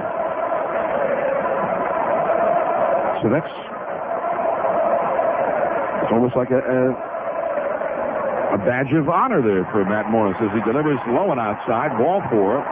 It's a walk for Millar. These walks continue to plague the Cardinals. Last night, the Cardinals staff walked 8 Red Sox, and he hit 1. And now Morris has walked 3 in the very first inning. And as you say, Joe, it all started with David Ortiz on deck. And then he had Ramirez 0-2 and ended up walking him. And you, again, have to wonder about that. Yeah, you can't walk him with Ortiz on deck. I mean, that's just, you just can't do it. And secondly, I think what is happening now, I watched Morris, I'm watching, the pitch calling. I think they're giving the Red Sox a little too much credit. That's not to say that the Red Sox hitters aren't good hitters, because we know they are. But you can't be fearful of every hitter that walks up there. Somebody you're going to have to throw strikes. You can't just pass it along to the next guy and end up having to pitch to someone. Here's Trot Nixon now. Left-handed hitter hits a ground ball to third. Roland has it. Wanted to throw to second, but Womack was not there yet, so he goes ahead, throws over to first in plenty of time, and that ends the inning. But 2 runs on only 1 hit, the triple by Varitek. There were 3 walks by Morris, and he threw 32 pitches in the inning. Edmonds, Sanders, and Womack coming up. We go to the second. 2-0. Boston out in front in Game 2 of the World Series on ESPN Radio, presented by the United States Postal Service. And we'll continue after these messages from your local station. Dedication to excellence is the hallmark of Mercedes-Benz. At Silver Star Mercedes-Benz, that excellence is manifold. Before selecting your pre-owned Mercedes, visit Silver Star for a whole new pre-owned experience. North America's largest indoor display of pre-owned Mercedes-Benz vehicles awaits you. Over 200 cars displayed at Silver Star Mercedes' new 40,000 square foot showroom, and every one backed by the rigorous Mercedes-Benz certification process. A Star-certified pre-owned Mercedes-Benz from Silver Star Mercedes-Benz, McCary, Corner Perrier. You could drive a new car, or you could drive a Mercedes. Big and tall-sized men, don't despair. M.H. Grover & Sons has your perfect fit. Get today's fall fashions in the sizes you need. Columbia ski jackets, 3-in-1 in sizes up to 6XL. Winter coats up to 7XL. Suits up to size 70. Jeans up to size 72. Shoes up to size 17. Get hot names like Nautica, Pele, and Jack Victor. M.H. Grover & Sons, 4741 Wellington Corner, 3rd Avenue in Verdun. Or call 769-3771. M.H. Grover & Sons. They never met a man they could not handle. No trick, all treat. PC Info is carving up prices like pumpkins, and there's nothing spooky about it. PC Info's got the best in today's PC gear. Home desktops or custom-built systems for your office network. Talk to the guys at PC Info. To upgrade or start from scratch, PC Info. Full systems starting from just $419. Tech support 7 days a week. Discounted prices. Financing available up to 36 months. PC Info on St. Charles and Pierrefonds, on Curry LaBelle in Laval, and online at PCInfoComputers.com.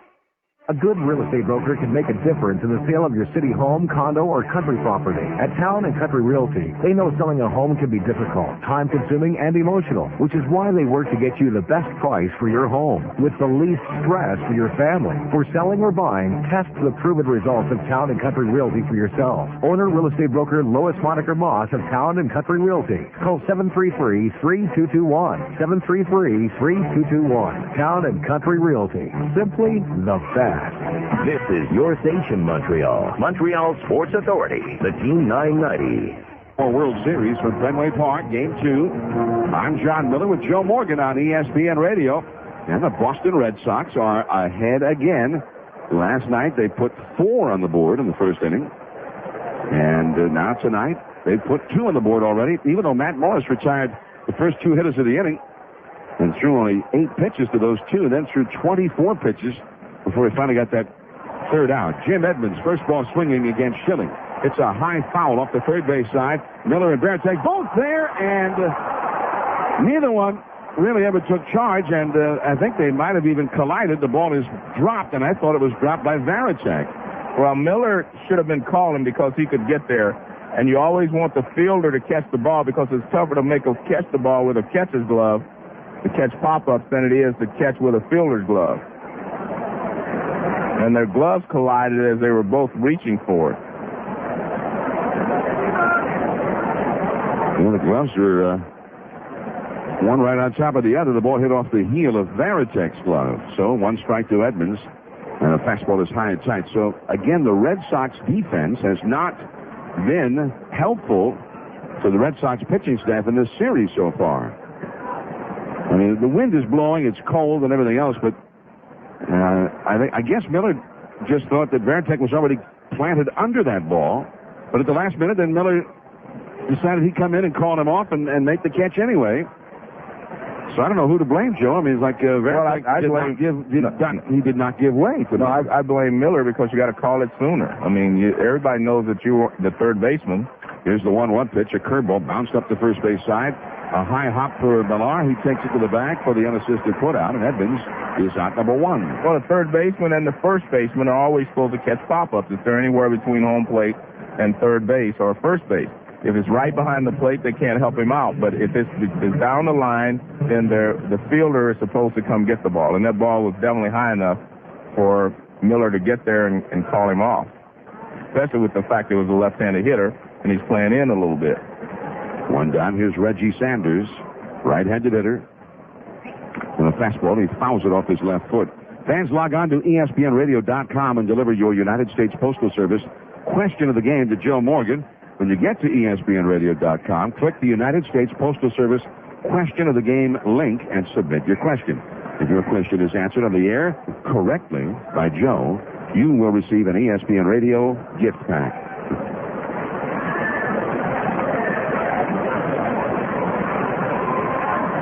One strike to count to Reggie Sanders. 1 out, nobody on in the second inning. Boston 2, St. Louis nothing. And Schilling is a little bit low with that one. And the count now 1 ball, 1 strike. So they have been on that one. Now they showed the radar gun reading for Curt Schilling. That one either a changeup or a splitter, 86 miles an hour. It did not do much sinking if it was supposed to be a splitter. The 1-1 pitch.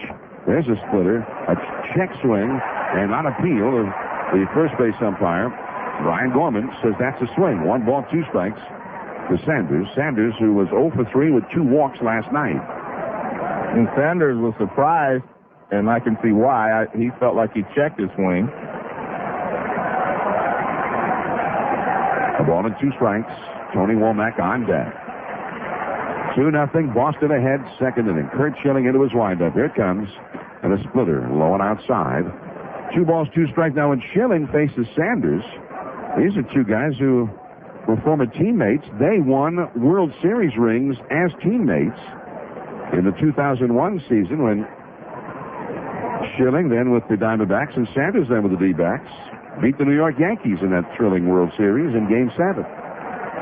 Schilling's windup. Now, time is called right in the middle of his windup here. So he stops, does not throw a pitch. 2-2 the count. Sanders against Schilling, 8 hits in 34 career at-bats. 2-2 the count. Reggie Sanders with an active bat between pitches. Here's the pitch. Fastball driven foul deep down the right field line, but very much foul. And back under one of the rooftop boxes, a fan out there caught it and then dropped it, and it ends up in the stands down below. 2-2 the count. 48 degrees was the game time temperature. The wind blowing in, not as much wind as we had last night. It was a strong wind blowing straight in last night. 2-2 pitch. And a splitter is in the dirt for a ball. 3-2 now. The count to Sanders. The outfield is straight away for Boston.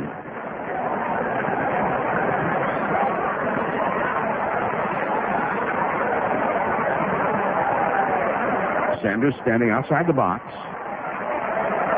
Now he stands back in, taps the plate with his back. Feet wide apart. He's bent at the knees, slightly closed stance. Wiggles the bat back and forth. Now he waits. 3-2 pitch. Fastball inside. And that is ball 4 to Sanders. So Reggie Sanders coaxes a 1-out walk from Kurt Schilling. And Schilling is not a guy who walks many. During the season, in 227 innings pitched, he only walked 35 hitters. He had 203 strikeouts versus 35 walks. And what most pitching coaches consider good is 2 strikeouts for every walk. So look at, his ratio is unbelievable. But that's what makes him tough is his location, not just his stuff. Now Womack, the left-handed hitter, and a fastball is too high. 1 ball and no strikes. He reminds me of Roger Clemens is like that. Everyone talks about his fastball and his slider and his splitter. But the thing that makes Clemens so successful is his location. And that's the same thing with Kurt Schilling. Miller in the grass at third. Womack always a threat to drop down a bunt. There goes Sanders. The pitch is lined into right center field. That's going to be a base hit. That's into the alleyway. Racing over to cut it off is Damon, but Sanders got deep. No. And instead of going to third, he turned around and went back to second. No, that's not what happened, John. He's missed the bag. He missed the bag. And he stopped and had to go back and tag it. See, when the ball was hit, he was running, and he didn't know where the ball was, and he ends up missing the bag, and then he goes back to tag it, and he tells Womack to stop because he knew that he had missed the bag, and he went back to tag it. And remember one thing, that's one thing you're taught as a baseball player, especially in a situation like this. If you miss the bag, always go back. He stepped right over the bag with his right foot, and he knew he had to go back and tag it, because the second baseman was standing right there. And he saw that he missed it, which is the second baseman's job. You should always make sure they do tag it. Now here is Matheny, and a fastball is outside to Mike Matheny. Well, that was such a big play. Very big play. He's going to be at third with 1 out, and Womack likely at second base. Well, he would have been at second, and he might have even scored. I don't know. I thought Sanders was going to try to score on the play, but see, he knew he missed it, and that's smart. You go back and tag the bag.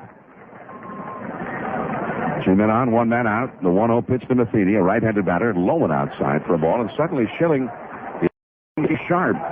Sometime in the bat with Sanders up there, he lost his command of the strike zone. But John Sanders, and then Womack followed with that base hit. And again, I think it's because the Cardinals are a little more patient than, say, the Yankees. You know, the Yankees were helping him out a lot, and the Cardinals are a little more patient group of hitters. 2-0 the count to Mike Matheny.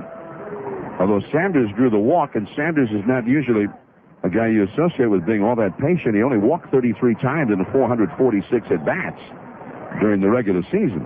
And Womack is among the least patient hitters. Well, he didn't show any in baseball. He just got a base hit. Now the 2-0 pitch, swinging a foul.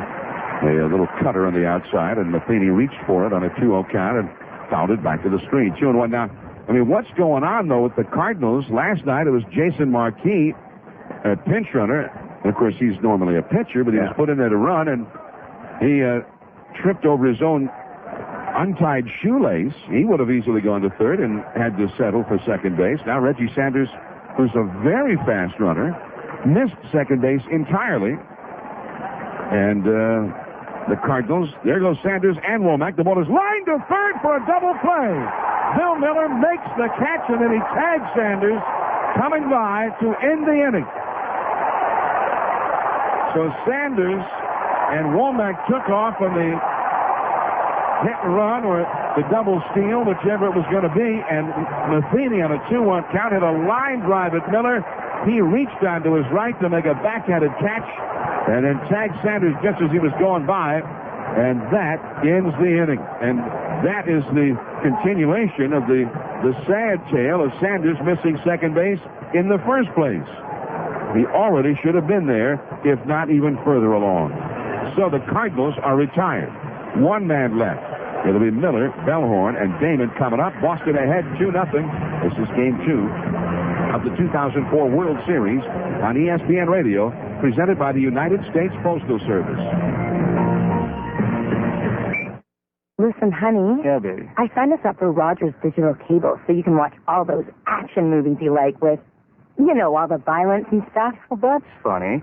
I heard there's also a bunch of chick flicks on at any given time. Hey, you cried during Tide of Tomorrow. Kid, cry. Get the most movies, including instant access to over 1,400 on-demand titles.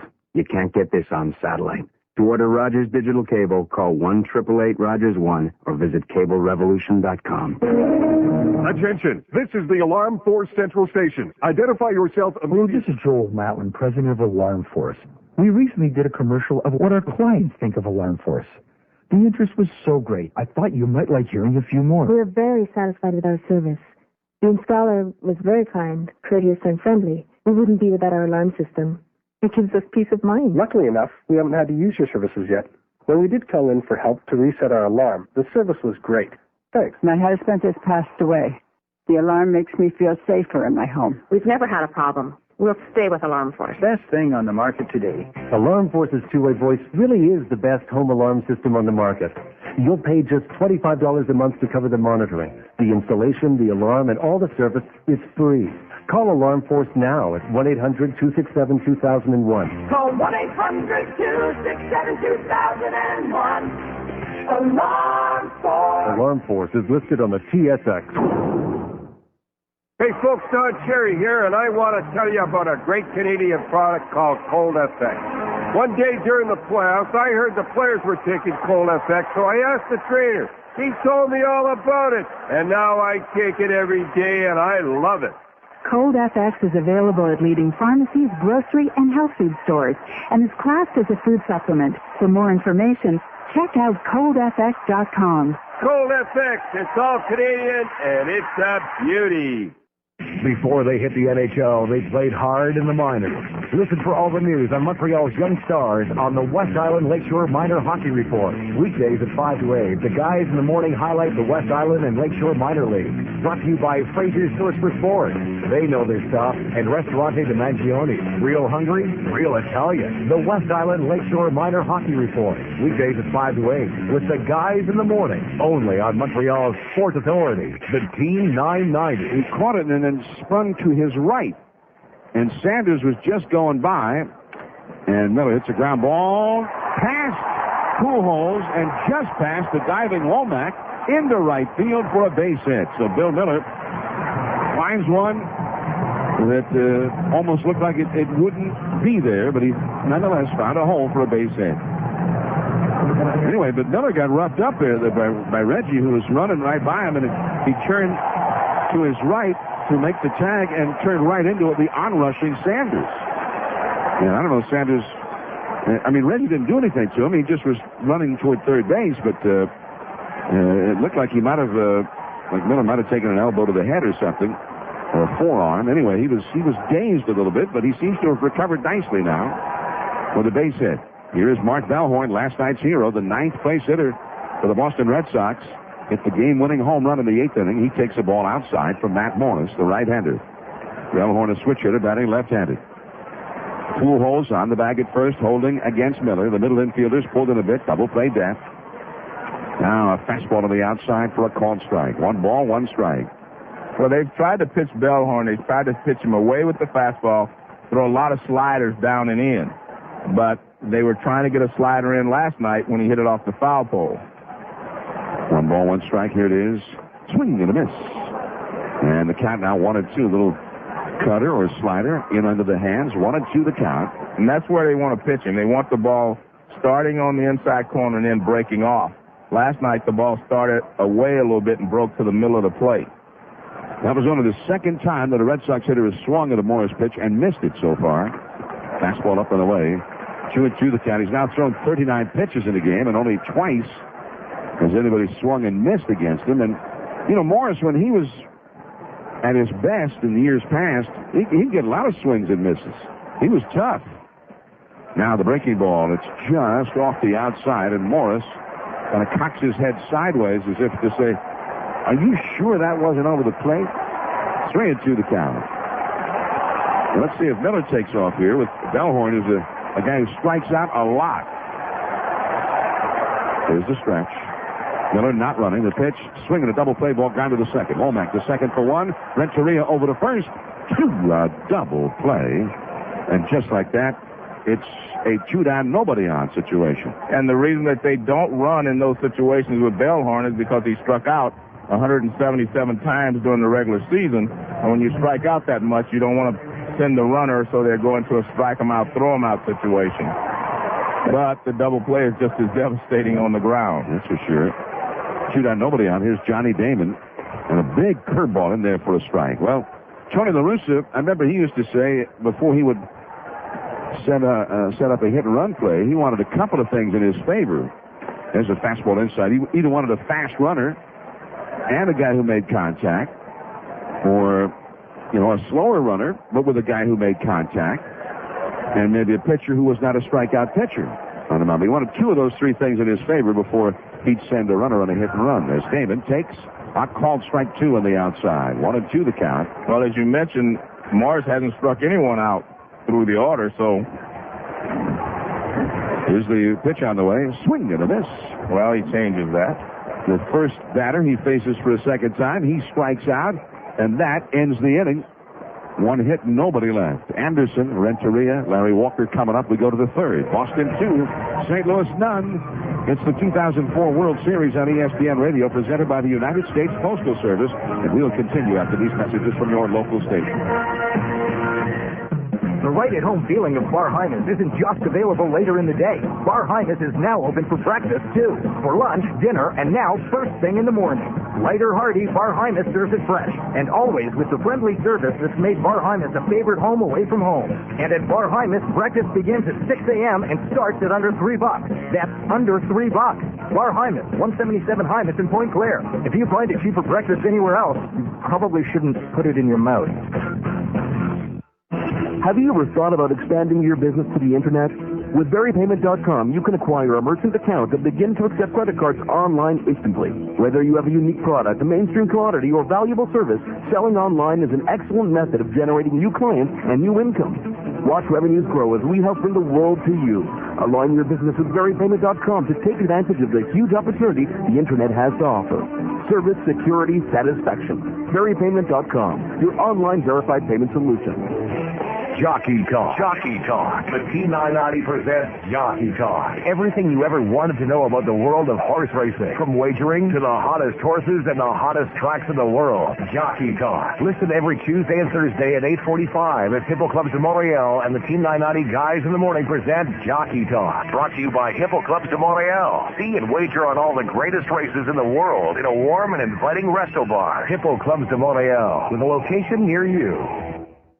Unfortunately, today you have to protect yourself from theft, and your car is one of the first things to get stolen. For the best protection, invest in a Garaga garage door from the Door Doctor. They'll beautify your home while giving you that extra peace of mind that you have a safe and secure garage door. Choose from 3 stylish Garaga models in 17 different colors and 2 finishes. Door Doctor expert technicians will measure your garage to ensure your new garage door has a perfect fit. Call the Door Doctor today at 631-3130. That's 631-3130. Sports stars here. This is Montreal Sports Authority, the Team 990. Boston 2, the Cardinals nothing. We go to the third inning. Here come the Cardinals with Marlon Anderson leading it off. He runs up as if to bunt, and he takes a called strike from Kurkjian. Anderson, the left-handed batting designated hitter for the Cardinals tonight. As So Taguchi, who played left field last night, is not in the lineup. They get an extra lefty in there against Schilling. Leadoff man Renteria on deck. Larry Walker due up third. 2-0. Boston ahead. The pitch. And a cutter runs inside. It almost hits Anderson on the right thigh. I'm John Miller with Joe Morgan on ESPN Radio. Game 2 of the World Series. The Red Sox leading 1-0 and leading this game 2-0. Here's the 1-1 pitch. Curveball grounded foul first base side. We're going to pause 10 seconds here for station identification. This is the 2004 World Series on ESPN Radio, presented by the U.S. Postal Service. You're catching live coverage of Major League Baseball play-by-play on the Fan Radio Network. Kurt Schilling, both feet on the pitching slab. Gets the sign. Now the windup. Here's the pitch. Very high with a fastball. He tried to put him away there with a 90-mile-an-hour fastball. To the count. Renteria on deck. Schilling has thrown 44 pitches already. He threw 12 of them to Renteria, who led off the game. Now, he is not throwing well. 2-2 pitch. Swinging a high pop-up. Right side of the infield. Coming in onto the grass, the first baseman Millar, about midway between the mound and first base. And he makes the catch. Anderson retired. He got jammed that time. And Schilling gets him. But Schilling is a smart pitcher. He knows how to pitch. And that's the key, as far as I'm concerned, to being a great pitcher. You can go out there and win without your best stuff sometimes. You can't always have your best stuff. So you have to go to your B plan. And that's what he's doing tonight. One down here is Renteria, right-handed hitter. Fastball bounced past the mound toward the middle, over to his left, the shortstop Cabrera. He's got it from the bag. Throws to first in time.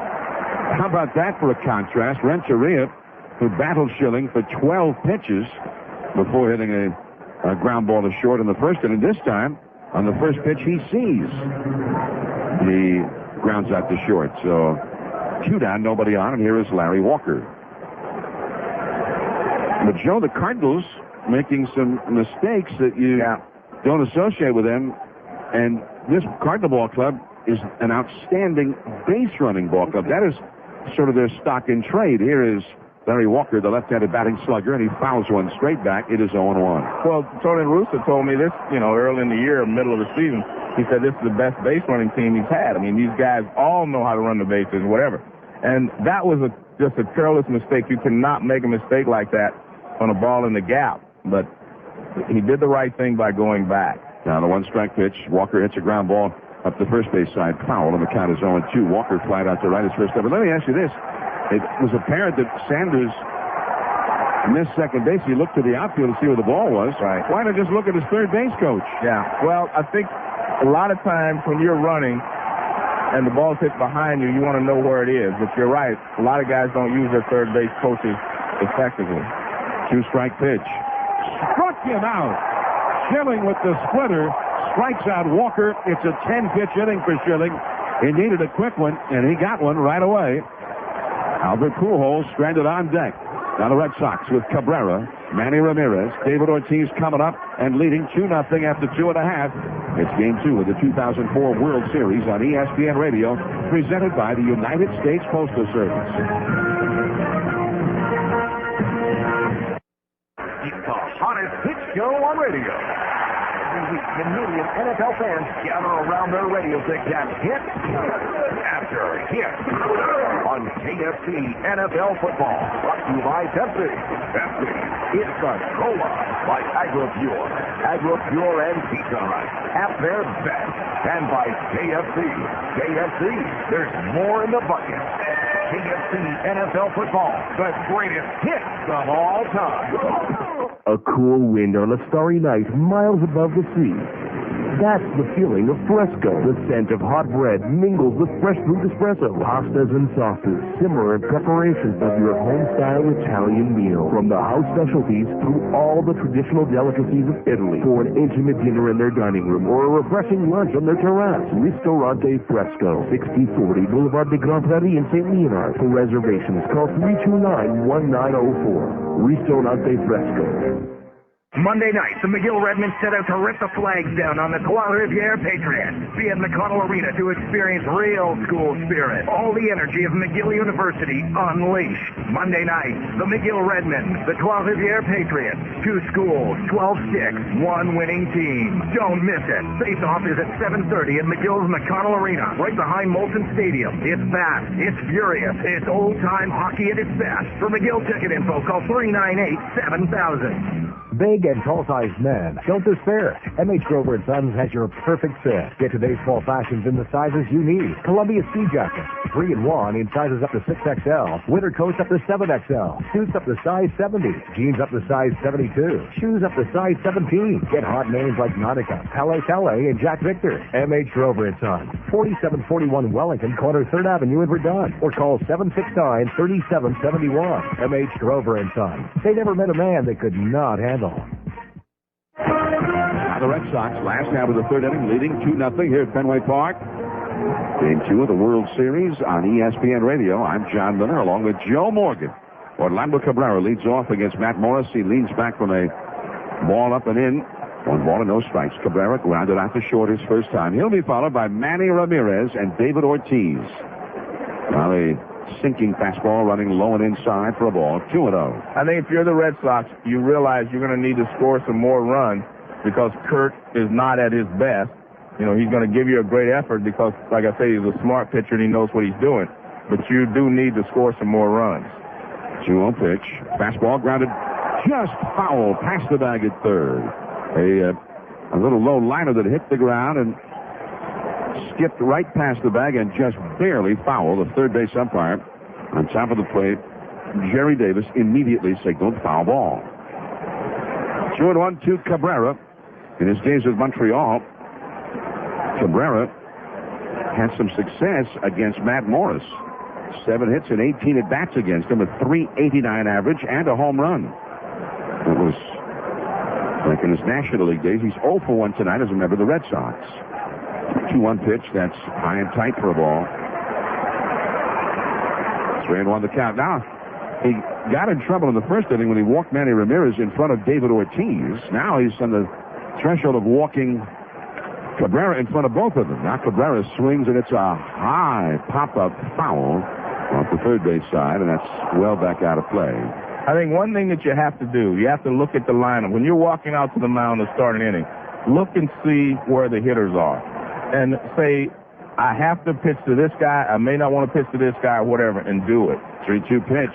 Swinging the ground ball to third. Takes a nice hop for Roman. Takes his time, gets the proper grip in the ball, and throws over to first in time for the out, and he comes back to get Cabrera. But, John, you know, you made a point there. You said he takes a nice hop. That ball hopped up out in front of him, but I'm telling you, this is a difficult infield to play. I'm watching these balls bounce erratically like that ball did. And if that ball's closer to him when it bounces like that, then it's the same thing happened to him. Could happen to Womack last night. You know, Tony La Russa said that after the game last night, something happened that had never happened to him in all these years that he's managed. Here's Ramirez and a fastball in there for a strike called at the knees to Manny. La Russa said the groundskeeper, David Meller, came into his office after the game and apologized to him that the infield had so many bad hops. 1 strike pitch. Manny takes strike 2 call. He's taken 2 straight fastballs in at the knees, and now he's behind 0-2. Well, I can definitely see it. I'd have to say this. When I played in the series a long time ago here, this was the best infield I'd ever played on. Third infield, you know. So I can understand why they take a lot of pride in it, and he wanted Tony to know this is not the way it normally is. And I told you that yesterday. I could see that the balls were bouncing erratically because it's dried out, and the balls are just not bouncing properly. That's real infield. Yeah, dirt infield. Versus phony infield. There's a swing and a foul, a liner down the right field line, twisting back and out of play. Still 0-2 to Manny Ramirez with Ortiz on deck. I mean, you played in those artificial turf parks. I used to like to call those fake turf. Oh, okay. I wouldn't use that word because they get mad. So it was the best real field versus fake field. Here's the pitch, and that curveball is low to Manny in the dirt. And the count is 1 ball and 2 strikes. Well, he's got him 0-2 again. He had him 0-2. Let's see if he forces him at least to put the ball in play. 2-0. Boston ahead here at last of the third inning. David Ortiz on deck. Morris got in trouble when he ended up walking Ramirez with 2 down and nobody on in the first, and then Ortiz came up and he walked him too. And Varitek hit a 2-run triple. There's a swing and a miss on a cutter or slider, and Manny goes down, strike 3. Second strikeout for Matt Morris.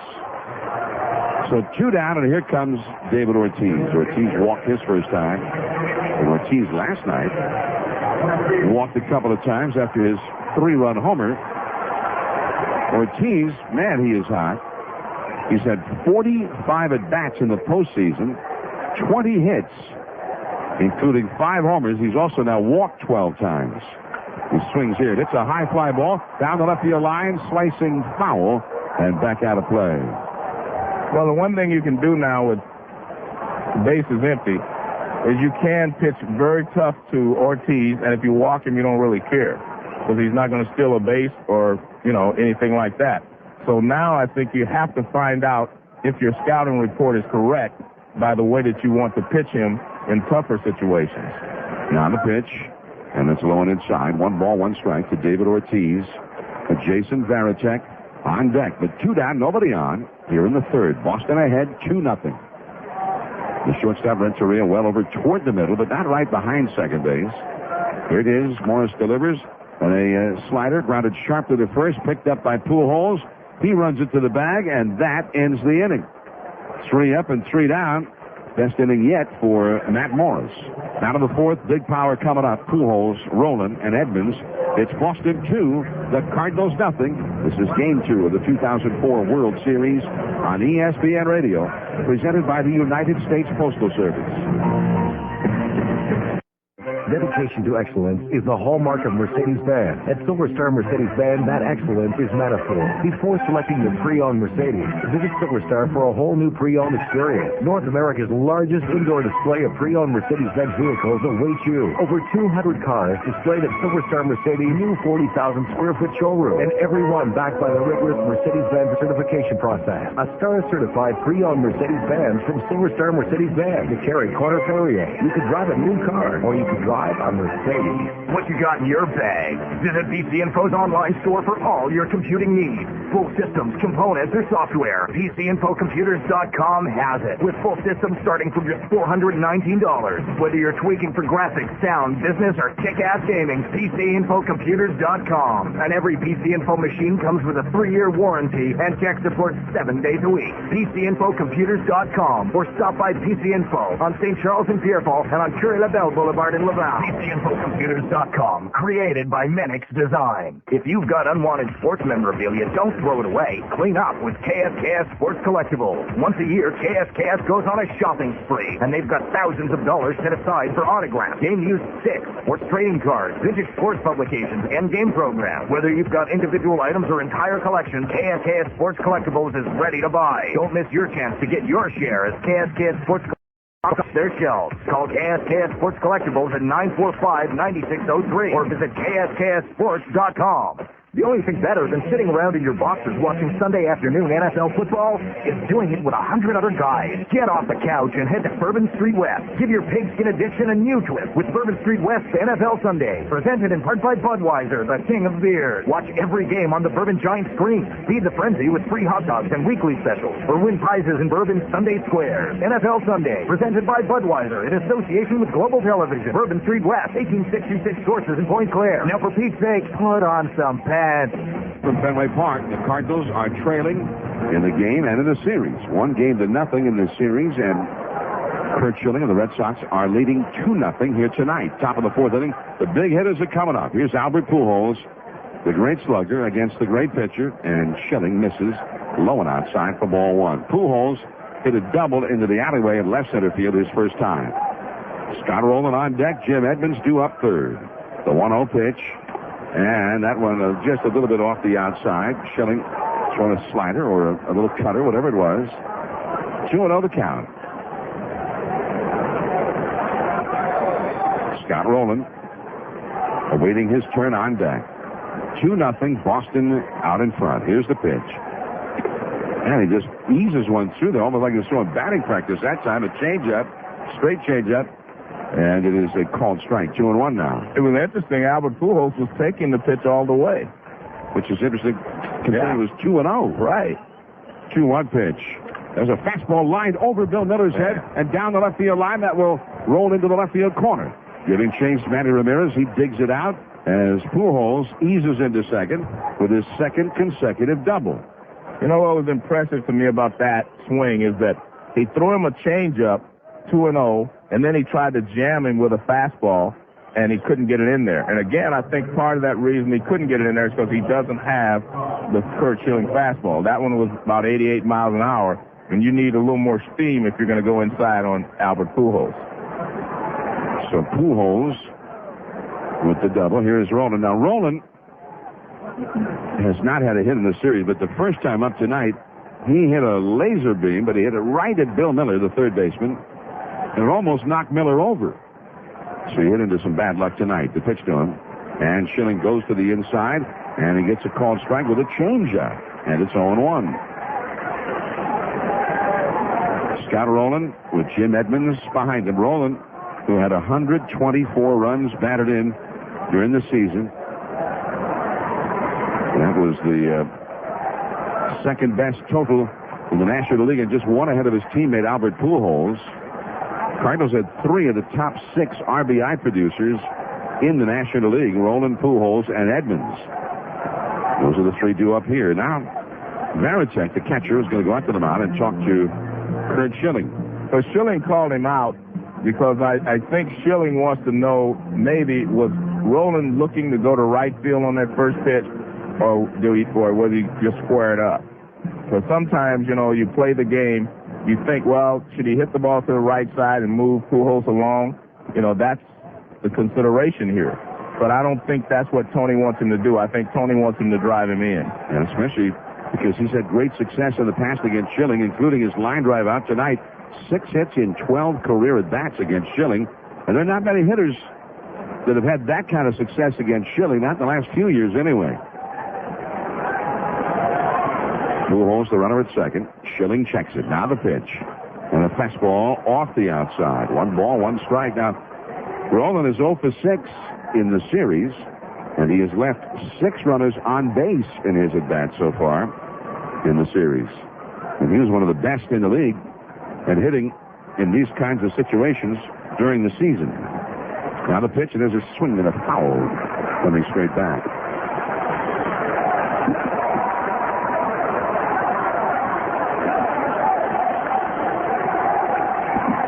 One ball and 2 strikes to count to Scott Rowland.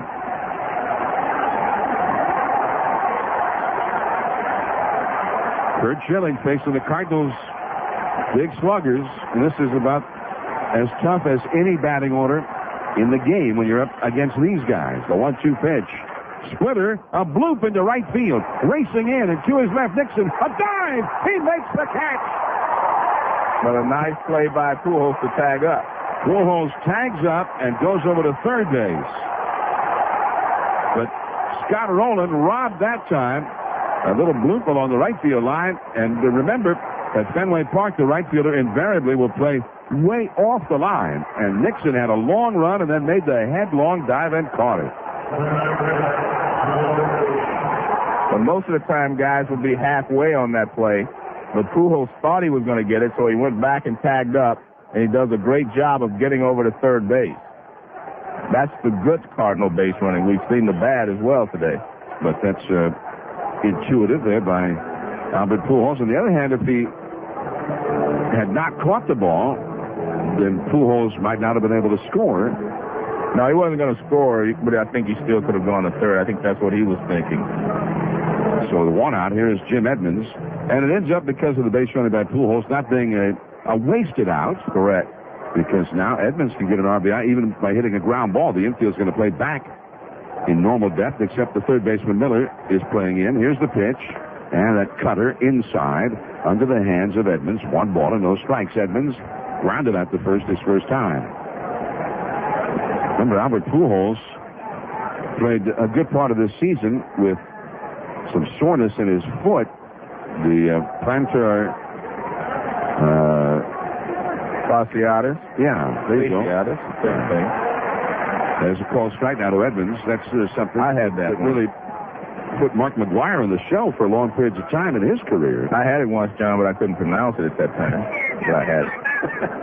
Well, how did you know you had it then? Well, hey, later on I figured it out. They just told me I had a sore foot. Yeah, all right. Okay, Doc. Yeah. Here's the 1-1 pitch. There's a changeup. Swung on and missed. Strike 2. He really fooled Edmonds with that one. A good low changeup. And the thing that's, impressing me about Schilling, again, he doesn't have his good stuff, but he's keeping guys off balance. He's doing enough to keep the Cardinals from taking pot shots at any one pitch. Boston ahead 2-0. 1 out. Pujols at third. The pitch high and tight with a fastball. 2-2 now. The crowd rising to its feet. Well, I think he was trying to finish him with the high fastball in. Edmonds does not handle the fastball up toward the inner half of the plate.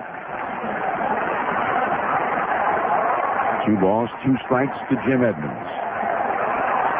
Pujols down the line from third. The crowd on its feet. Here's the pitch. Struck it out with a splitter. Well, we're seeing a lot of things from the Cardinals that we haven't seen. So maybe the Red Sox have done a great job of scouting. They've done a better job than we think of getting prepared for the Cardinals, because he set him up perfectly with 2 strikes. He went up and in with the fastball. Then he throws the splitter away, and Edmonds can't handle it. Splitter that not only was away, but ended up down and out of the strike zone. And Jim Edmonds swinging right over the top of it. So now 2 men are gone. And here is Reggie Sanders, who would like a chance for redemption after his base running mistake in the second inning. He swings and he drives one foul down the left field line and back high up into the seats. Strike 1 to Reggie Sanders. Sanders had 22 home runs during the season.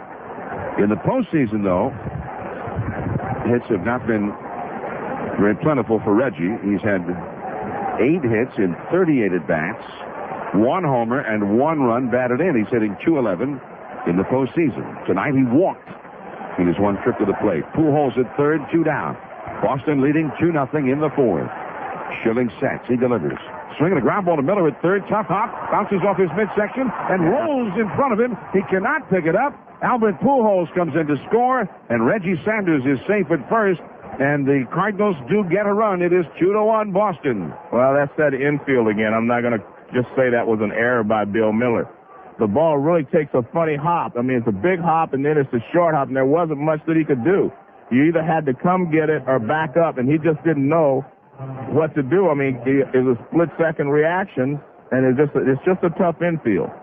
And that played in the Cardinals' favor right there. So an error charge to Bill Miller. The ball hit down off the hard clay in front of the plate, and I don't know, hit a divot or something, because it took kind of a crazy spin to it immediately from that first bounce. But Miller could not handle it. Here's Womack now. Miller very shallow at third. The left-handed batting Womack bounces one over the mound towards second.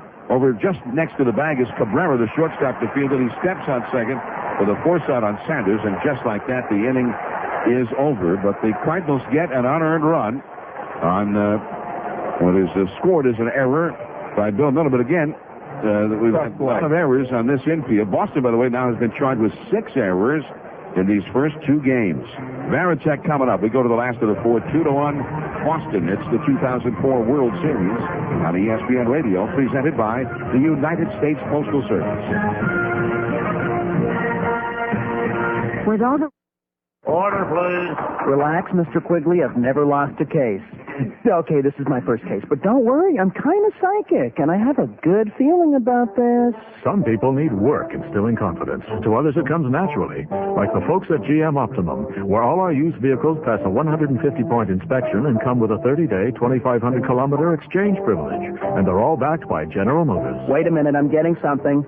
Ouch. Better change your plea to guilty. GM Optimum, something new in used vehicles. Driving down that road again, sure could use a friend to lend a helping hand. Since 1956, Speedy is where Canadians go when they need a new muffler. And right now, during our fall muffler sale, most standard mufflers for domestic cars and light trucks are only $24.90. All others, including Dynamax and DNX performance mufflers, are 30% off. For great savings and quality mufflers, it's Speedy Muffler, Brake, and Wheel. Still the king of mufflers.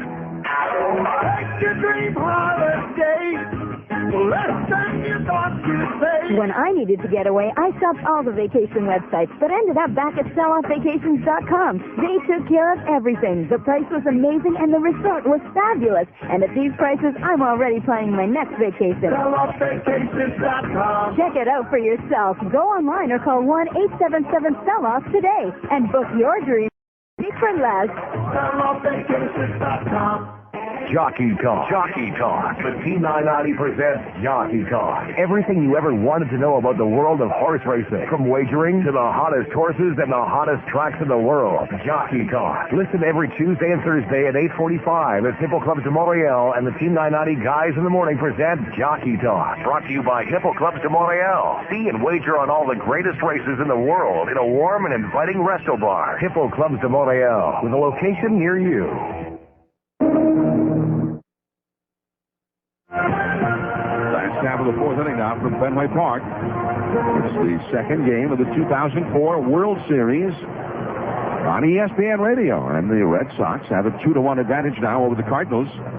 And the Red Sox are coming up with Jason Varitek, their fifth-place hitter, and Kevin Millar and Trot Nixon against Matt Morris. And after giving up a couple of runs very quickly in that first inning on Varitek's booming triple, Morris, Joe, has shown signs of starting to settle in now. Well, Peter Pasquarelli saw Morris a lot more than I did this year, and he said this is the best he's seen him throw in a while. So that's pretty good. Peter's our statistician, of course, and he works with us on Sunday Night Baseball.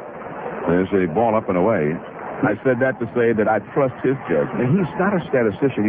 He's our research. Okay, research. Or as he says it, he's the brains. Well, I agree. Varitek taking ball one. Now he takes ball two. A little light mist now falling again at Fenway. What we had all through the day and into the afternoon. It's wet. Now Morris with a sinker that comes back over the plate for a called strike. You know, I don't trust everybody's judgment, John, but the guys I work with on a consistent basis, I trust their judgment. Yeah. Here's the 2-1 pitch. Curveball in there. Strike two called. Nice pitch. I'm hoping myself to be counted in those ranks one day soon after working with you for 15 years. Yes. Here's the pitch. There's a swing and a ground ball hit sharp to the second. Over to his right. The field it is Womack. His throw to first is in time, and Varitek is retired. One away. One out. Nobody on here in the fourth inning. Boston ahead 2-1. And the batter now is Kevin Millar. Game 3 of the series will be coming up on Tuesday in St. Louis. We'll be on the air at 8 o'clock Eastern, 7 Central from St. Louis. Here's the called strike down to Kevin Millar. I forgot to ask Tony La Russa if the Cardinals had settled on their starting pitcher for that game. I kept reading in the papers today that it was going to be Jason Marquis, but I thought it was going to be Jeff Suppan. And Peter Pasquarelli, the brain of the outfit, says Jeff Suppan versus Pedro Martinez. 8 o'clock, broadcast time, 7 Central, 5 Pacific on Tuesday. And there's a high-tight fastball that, breaking ball, I beg your pardon, that grazes Kevin Millar. And he will be awarded first base. That just got him, and he might have taken one for the team right there. Well, it was a curveball, so he went ahead and let it hit him. But, John, the one thing that happened there, Morris was getting in a rhythm. He threw a first pitch strike to Millar. He started his windup. Millar stepped out. Again, they're trying to slow Morris down, and I think that does bother Morris. He likes to get in a rhythm, get his sign, and go, and they're slowing him down, trying to throw him off. I mean, Trot Nixon's just standing there outside the batter's box now. He won't even get in, see? You can see that they're taking their time trying to slow Matt Morris down. You see, he's been ready to throw for 10 seconds. Now, Nixon stands in, left-handed batter, and a fastball is in there for a call and strike to him. I don't understand why a batter is allowed to just walk away from the batter's box as Nixon, again, takes time out, walks away, takes a practice cut. I mean, why should that be allowed? I had an interesting conversation, as I usually do, with Sandy Alderson, who is the in charge of umpires, and he said that that's something they're going to discuss this off-season. Now, the one-strike pitch is swinging a foul off to the left. That is onto the rooftop, and the count now is 0-2 to Trot Nixon, who grounded out to third his first time.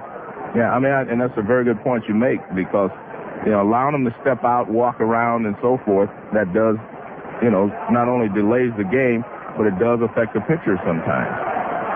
I mean, that's, I think, the ultimate point. There's a swing and a miss on a fastball, and Nixon is gone very quickly as Matt Morris gets his third strikeout. He blew that fastball right by him.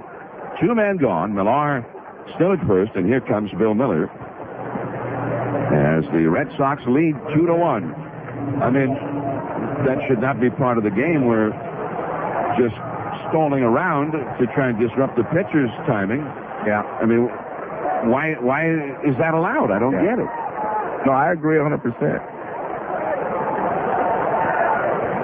Bill Miller took his time getting from the batter's box, into the batter's box from the on-deck circle, and he takes low and inside ball one. I mean, Nixon struck out, started to head back to home plate, and it wasn't until after he had passed the on-deck circle that Miller actually came up from his kneeling position and even thought about going to the plate. So again, making Morris wait out there, but Morris nonetheless is getting them out right now. He delivers outside to Bill Miller. 1 ball, 1 strike. Well, he's throwing much better, as Peter said. I mean, and when you're throwing better, it gives you confidence to make those pitches, to go after the guys. When you don't feel like you're throwing well, you're always going to be nibbling around the edges. 1-1 pitch. Miller swings and lines one down the right field line. That's a base hit. It's rolling into the right field corner. Sanders tries to get it. It bounces off his knee up against the wall and comes back to him. Coming to third base is Millar, but he'll be held there. And that just shows you just how slow Millar is, because with 2 down, he was running all the way and had every opportunity to come all the way around to score, and it was really a shock that he did not do it. The right fielder, by the way, Larry Walker, knocked Sanders. Sanders is the left fielder. Larry Walker actually went into a slide as he got over near that wall, well behind the foul ball down the right field line. And the Cardinals get lucky, John, because it hit off his leg and bounced against the wall, but it came right back to him. So they got lucky right there. If the ball would have bounced away from Walker completely, he would have been able to score easily. So Bill Miller gets the double. Now runners at second and third. And here's last night's hero, Mark Bellhorn, batting left-handed. He takes a slider in the dirt on the inside, knocked down by Matheny. 1 ball and no strikes. And that was a good play by Matheny. It seemed like it was a routine play to him, but that ball could have bounced away. And you have to have confidence in your catcher to be able to throw that slider in the dirt, keep it down. Bellhorn hit a double play ball his first time. Now he swings and drives one deep to center field. Racing back is Edmonds. It's way over his head, off the base of the wall. Millar scores. Miller scores. A double for Bellhorn. It is 4-1 Boston. And this is what the Red Sox do. And you have to give them credit because they do it consistently. They beat you up. They just drive the ball. They don't steal any bases. They do not score from first on double. They don't go from first to third too often, but they do hit the ball, and they drive the ball. Fastball in the middle of the plate, and I mean, Bellhorn just nailed it. And it was a line drive. It wasn't a fly ball. Now Johnny Damon, the left-handed hitter, and he takes a called strike. And the fans chanting Morris' name now, trying to get under his skin a little bit. Johnny Damon in this kind of a spot. Runner in scoring position at 355 for the year, third best in the American League in the clutch. Now a slider way inside, and Damon jumps back away from it. 1 ball, 1 strike to Johnny Damon.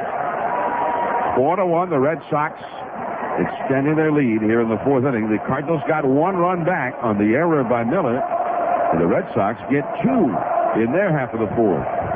There's a swing and a little chop foul off to the right of the plate. Change up from Morris that time, up and away, and Damon swatted at it. 1 ball, 2 strikes. Damon has grounded out to third and struck out in this game. 2 down. Bellhorn, the runner at second. Kevin Millar got this started when he allowed himself to be hit. There's a swing and a sharp ground ball foul on the first base side.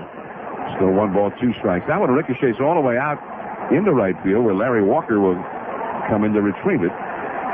1-2 the count. Millar, instead of just jumping out of the way of a slow curveball from Morris, kind of turned a little bit to his right as if spinning away from it, but allowed it to hit him in the left elbow. So he reached base with 2 down. Miller hit the double down the right field line. And then Bellhorn a double off the center field wall. 1-2 pitch. Tries to backdoor him with a curveball, but it stays outside. 2 balls, 2 strikes. John, I think I have to give Millar a little more credit than I have been because he does get walks. He does take a pitch, get hit there. I mean, he got the big walks against the Yankees a couple of times to get big innings started. Now the 2-2 pitch. Swing and a pop-up. Foul right back over our heads and out of play. Still 2 balls, 2 strikes to Johnny Damon. Yeah, Millar got 2 walks in the late innings.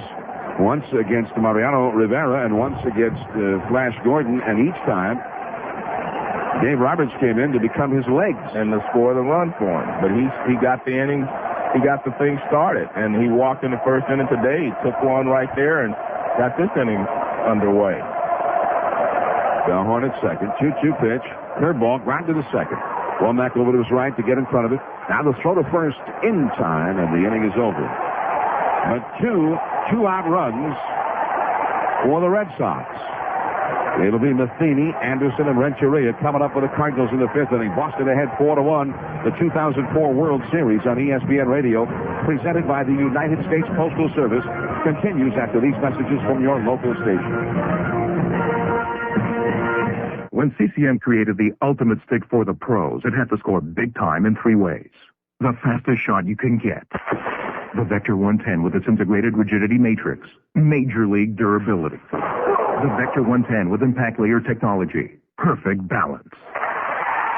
The Vector 110 with weightless balance design. More NHL players like Joe Thornton are putting their hands on the Vector 110.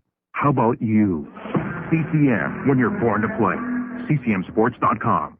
Dedication to excellence is the hallmark of Mercedes-Benz. At Silver Star Mercedes-Benz, that excellence is metaphor. Before selecting your pre-owned Mercedes, visit Silver Star for a whole new pre-owned experience. North America's largest indoor display of pre-owned Mercedes-Benz vehicles awaits you. Over 200 cars displayed at Silver Star Mercedes' new 40,000 square foot showroom, and every one backed by the rigorous Mercedes-Benz certification process. A star-certified pre-owned Mercedes-Benz from Silver Star Mercedes-Benz to carry Corner Perrier. You could drive a new car, or you could drive a Mercedes. This is Montreal Sports Authority, the team 90. Welcome back to Fenway Park in Boston. I'm Dan Shulman with you here on ESPN Radio. The Red Sox leading the Cardinals 4-1 going to the top of the 5th. Did you know is brought to you by OnStar by GM. Did you know that no pitcher has ever won a World Series start with 3 different clubs? But Curt Schilling did it as a Philly against the Blue Jays in Game 5 of the 93 World Series.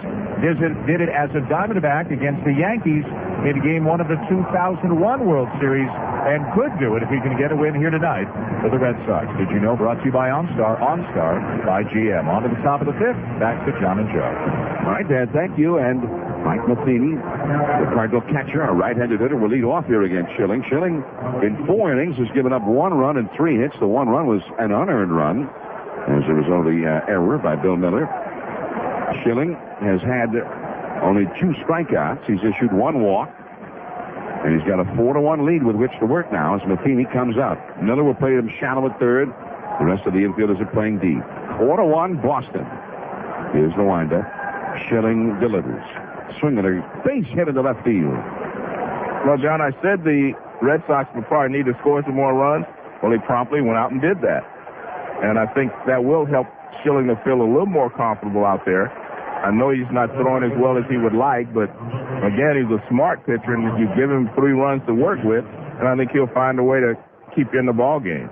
And remember, as we reported at the outset of the broadcast, Schilling might not be able to make another start in this series because of that surgical procedure to stitch together his injured right ankle.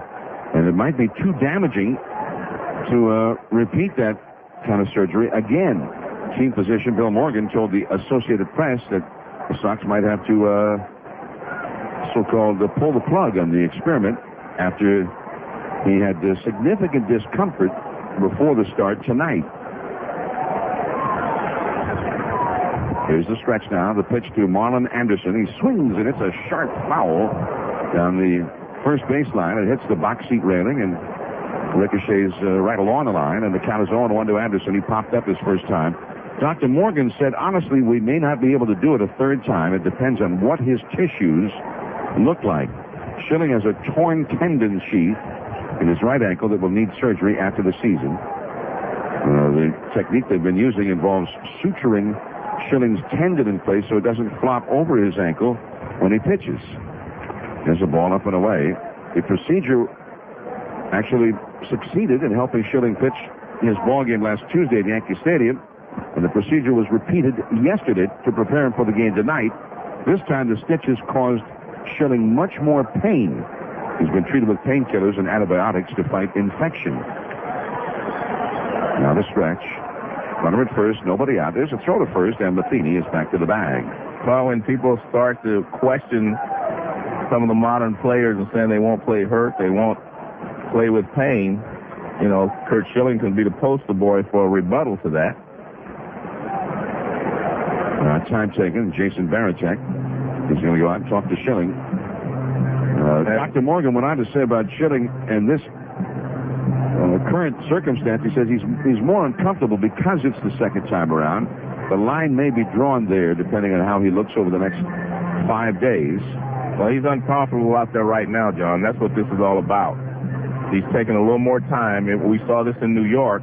He might throw a pitch very hard, and then something would happen. He'd have to take a little time to regroup, and that's what he did after that pitch. And Varitek is looking into the dugout as if to say, you know, the guy's hurting out there.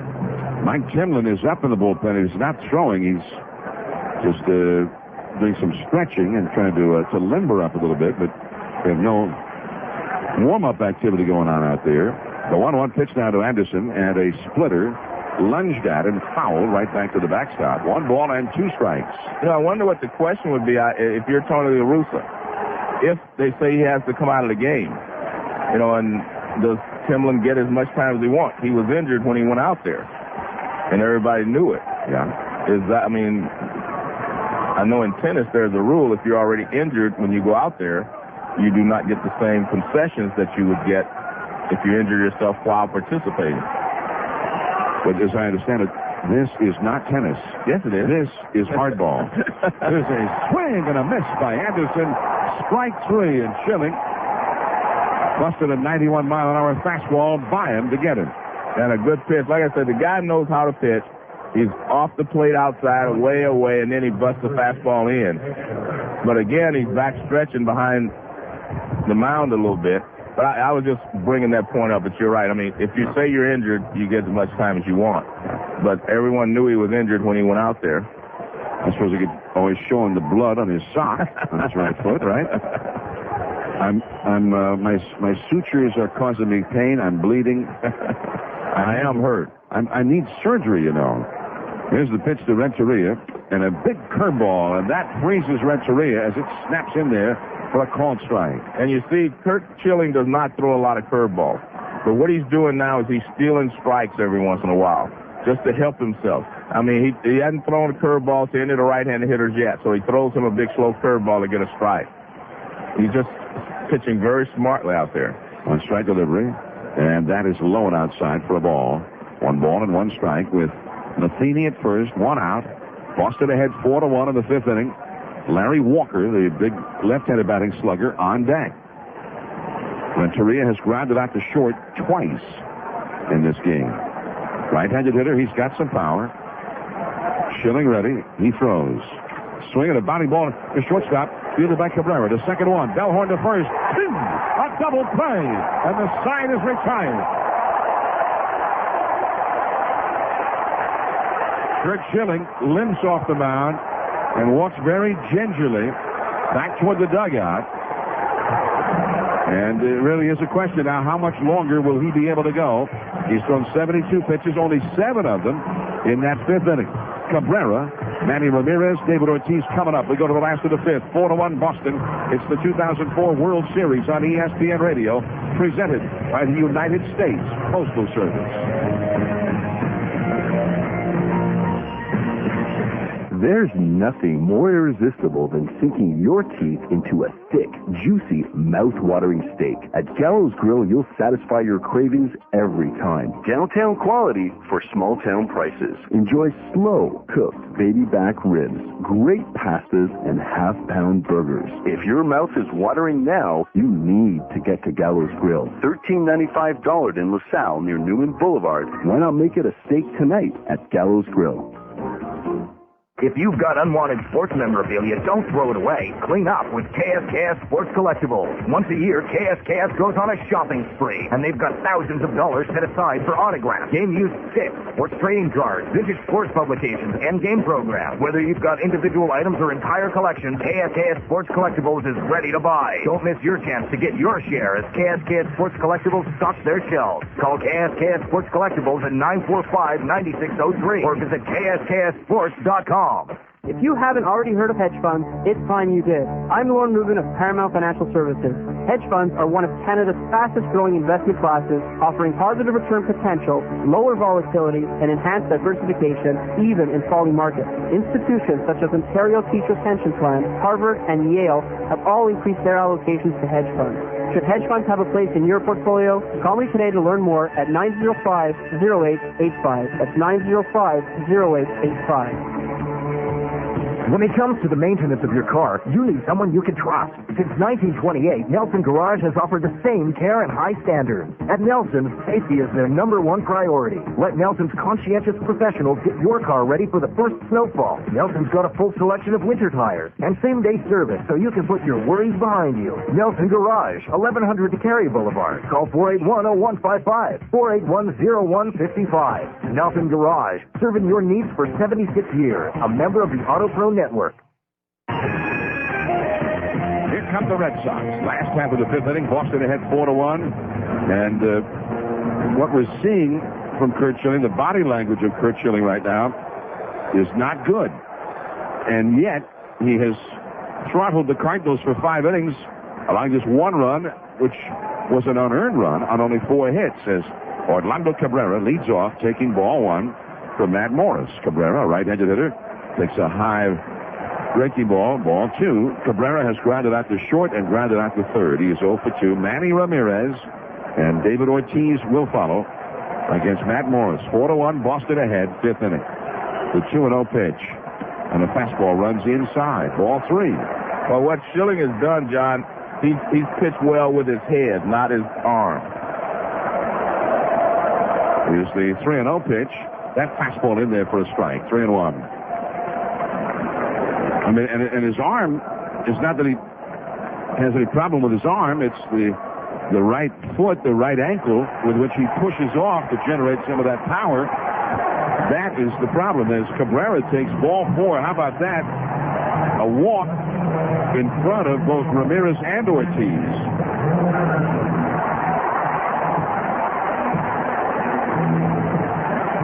And here comes Dave Duncan, the pitching coach, walking slowly out to the mound. As in the bullpen now, the Cardinals have the right-handed Cal Eldred warming up. Remember, the Cardinals just had a very tough series that did not finish until Thursday with Houston. And then last night, Woody Williams only lasted 2 1/3 innings. The bullpen worked 5 2/3 innings here last night, after working tough duty in both games 6 and 7 against Houston Wednesday and Thursday. So it's not like La Russa is eager to get into that bullpen early in this game. So now, Manny Ramirez will back. Dave Duncan goes back to the dugout. Cal Eldred continues to warm up in the bullpen. Boston ahead 4-1, and the big hitters are up right now with a chance to do some serious damage. Manny Ramirez has walked and struck out. He takes a little bit high, ball one. Remember, Manny is facing yet another pitcher against whom he's had very little success in the past. Manny has had no hits in 4 at-bats against Matt Morris. David Ortiz on deck. The 1-0 pitch. Look out. That almost hit it. A curveball inside, and Manny jumped out of the way as he kind of spun and actually dropped the bat. The ball somehow avoided it. Now, Manny is either much quicker at doing that than Kevin Millar, or Millar actually didn't really try to get out of the way when he got hit by the pitch in the 4th inning that started a 2-run rally. Fans chanting Morris' name again. Here's the pitch. Swinging. There's a drive in the deep right center, but not that deep. Over to his right is Larry Walker, and he makes the catch. And Ramirez is gone.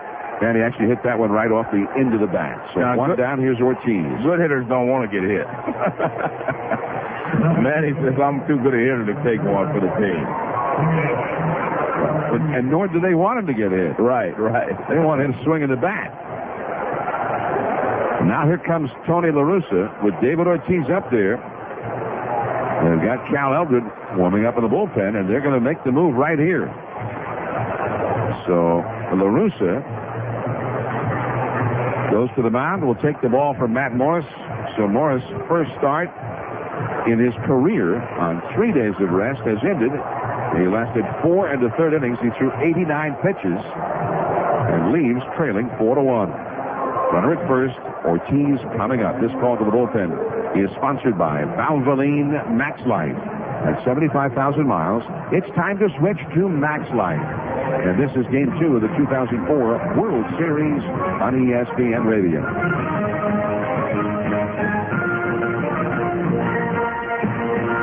Hi, I'm Howie Mandel for Boston Pizza. It's Ribrageous, my favorite time. Well, actually, my favorite time is 10:17 p.m. And there's only one rule when it comes to Ribrageous. Listen to the announcer with the Ribrageous rule. Get a full rack of juicy ribs, Caesar salad, side dish, and garlic toast for a limited time for only $15.95. That's me doing the announcer voice. I love doing radio because I can do so many jobs and not wear pants. Dine in only. Offer ends October 31st. You're among friends at Boston Pizza. Listen, honey. Yeah, baby. I signed us up for Rogers Digital Cable so you can watch all those action movies you like with, you know, all the violence and stuff. Well, that's funny. I heard there's also a bunch of chick flicks on at any given time. Hey, you cried during Tide of Tomorrow. Did cry? Get the most movies, including instant access to over 1,400 on-demand titles. You can't get this on satellite. To order Rogers Digital Cable, call 1-888-ROGERS-1 or visit CableRevolution.com.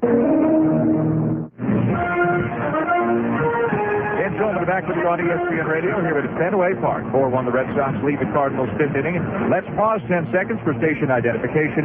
You're listening to the 2004 World Series on ESPN Radio, presented by the United States Postal Service. The menu today, sports around the clock. This is Montreal Sports Authority, the Team 990, a Chum radio station. Back here at Fenway Park, Cal Eldred into the game now for St. Louis. The Cardinals issued the 3rd fewest number of walks in baseball during the regular season, but so far in 12 1/3 innings in the 2 games in this series, they have walked 12 and hit 2, giving the Red Sox way too many free passes. 1 on, 1 out as Eldred comes in. 4-1 Sox in the 5th. Back to John and Joe. Yeah, Dan, that's a good point. I mean, of the 4 Boston runs, 2 of them were runs that scored on guys who had walked, and a 3rd run was brought around by a guy who was hit by a pitch. So 3 of their 4 runs scored by guys who were given first base. Here's David Ortiz. He has walked and scored a run, grounded out to first.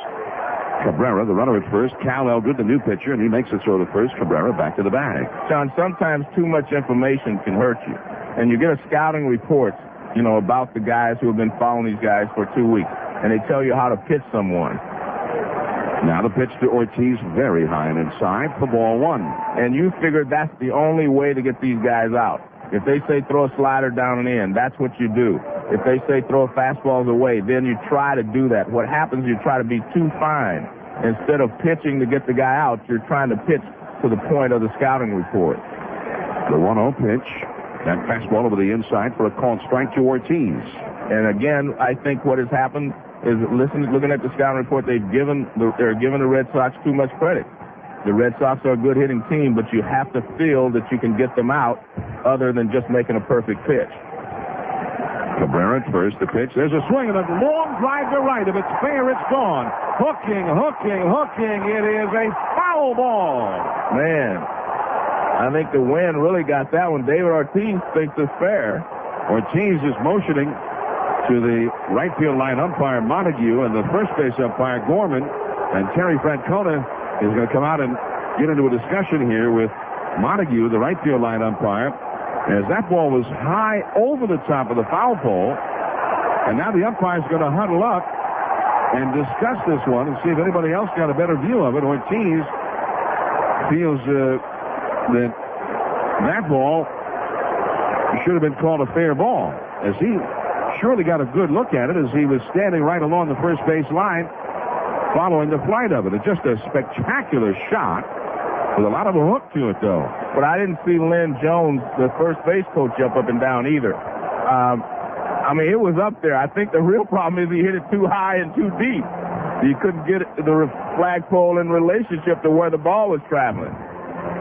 So it looks to me like they're not going to change it.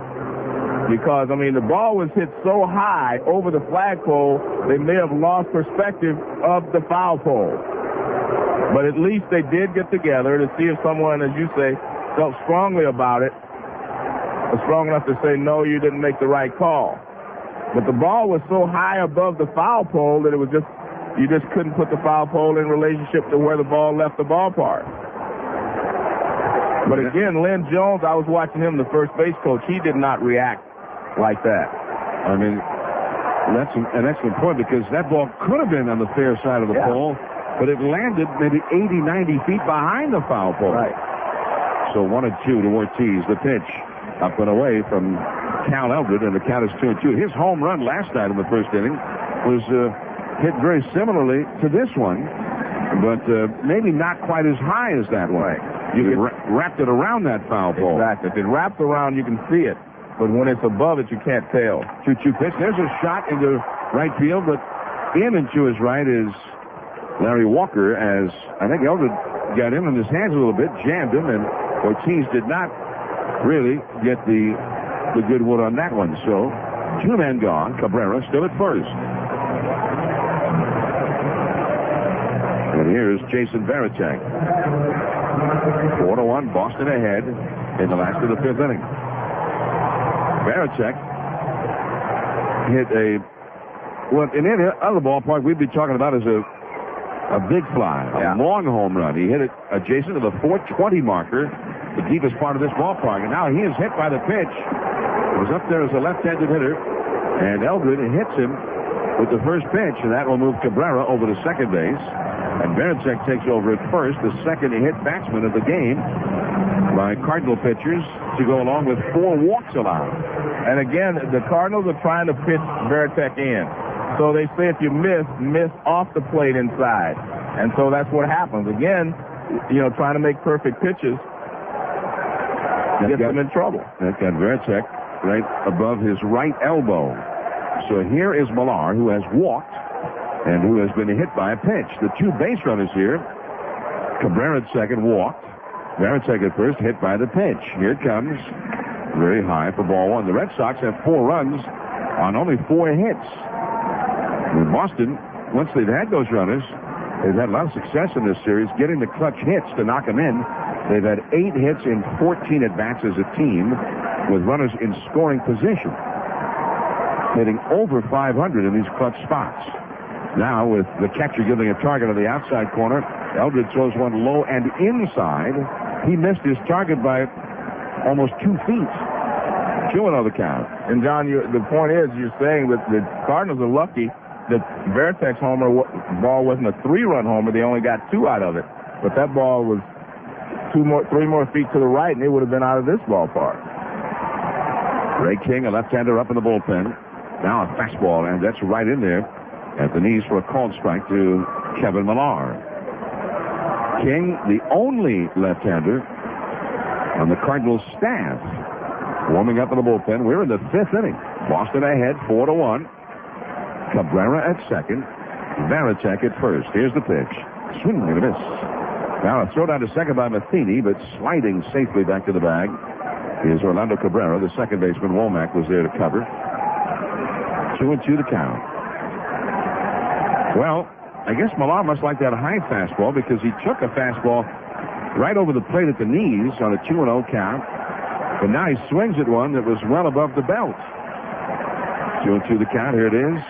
Curveball in the dirt outside and taken by Millar. Ball 3. Scott Nixon, a left-handed hitter, is on deck, and the crowd now rises to its feet. Collectively, Cabrera, who runs pretty well at second. Veritek, the catcher, does not run well at first. There they go. The pitch. Ooh, strike 3. As a little showmanship there by Dale Scott. He did everything but the moonwalk there before he called that one a strike. And the inning is over. Nice pitch there by Eldred. 2 men stranded for Boston. It remains 4-1. Red Sox, Walker, Pujols, Roland coming up in the 6th. This is the 2004 World Series on ESPN Radio, presented by the United States Postal Service.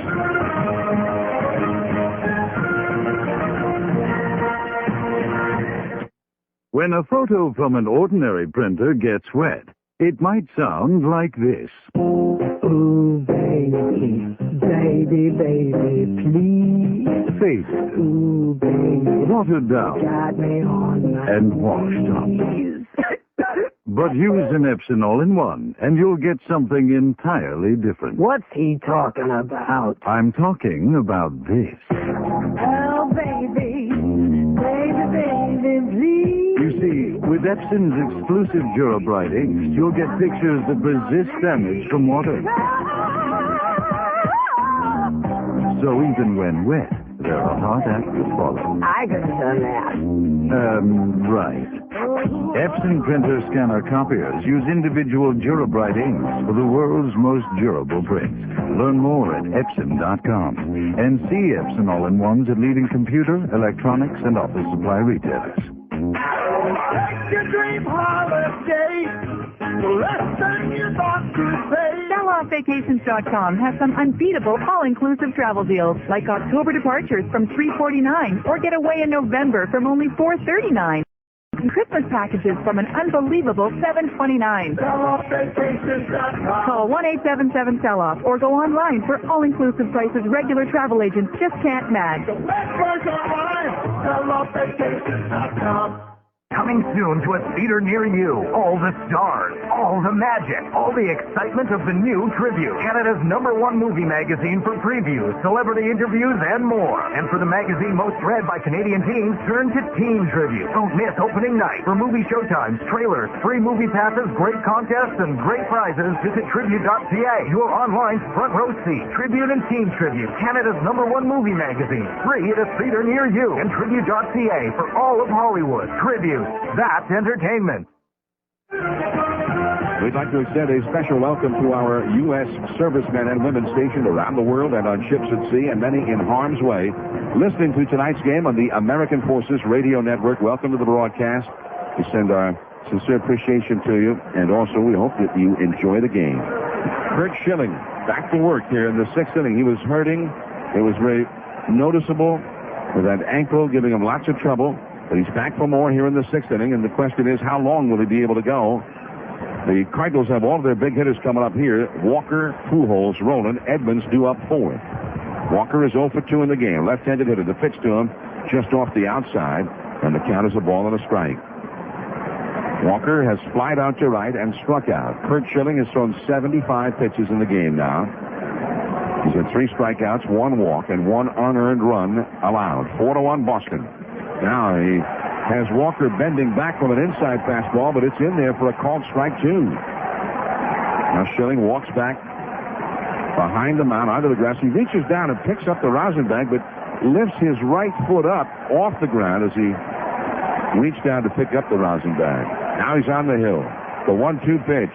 Fastball off the outside. Down about knee-high at 92 miles an hour, but off the corner. Larry Walker, always a very discerning eye at the plate. He's a guy who always walks a lot, always hits for a high average. 2-2 pitch. Change-up! Struck him out swinging.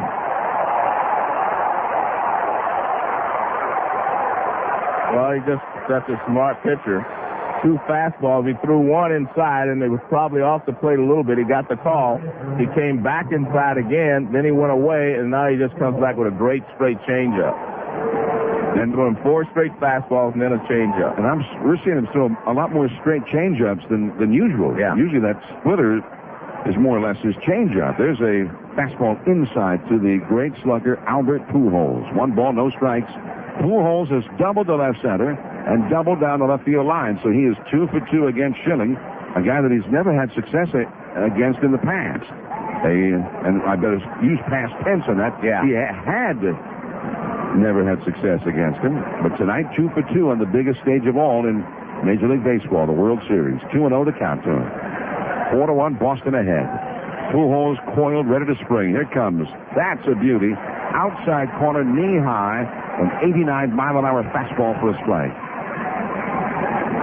2-1 now to Pujols. Scott Rowland is on deck. Here's Schilling's windup. Here comes. Fastball on the outside corner. Strike 2 call. A 90-mile-an-hour fastball. He put it right there. Well, if you said Darryl Scott had a small strike zone in the beginning of the game, it is definitely widened now. 2-2 the count. Scott Rowland on deck. Here's Schilling to the plate. Fastball to the outside, hit high in the air to right center. Over to his right and waiting for it now. Nixon, he's got it. So he threw a 94-mile-an-hour fastball there to Pujols, and Albert just hit the high, lazy fly into the glove of Nixon. So 2 men are gone. Here is Scott Rowland. Schilling had a very quick 5th inning, and he's got a chance for a very quick 6th inning. And if he gets it, talk about an upset. I mean, nobody gets a quick inning against these guys, not Walker, Pujols, and Rowland. And Rowland with a swing and a foul straight back. That was either a slider or a cutter that was up and out over the plate, but he fouled it straight back. Rowland's still looking for that first hit. He's had bad luck tonight. He hit a shot right at Bill Miller for an out in the first inning that almost knocked Miller over.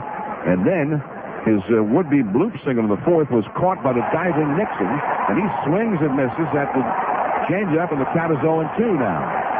Walker's Rowland's head is flying out a little bit on pitches away from him. And I can see why he was swinging at all the pitches inside. 2 down, nobody on. Jim Edmonds would be next. Here's the windup, the 0-2 pitch. Splitter swung on, lifted high and foul down the left field line and back out of play. That did not have enough behind it to reach the wall, much less go over, but it was maybe 30 feet foul anyway. 0-2 the count.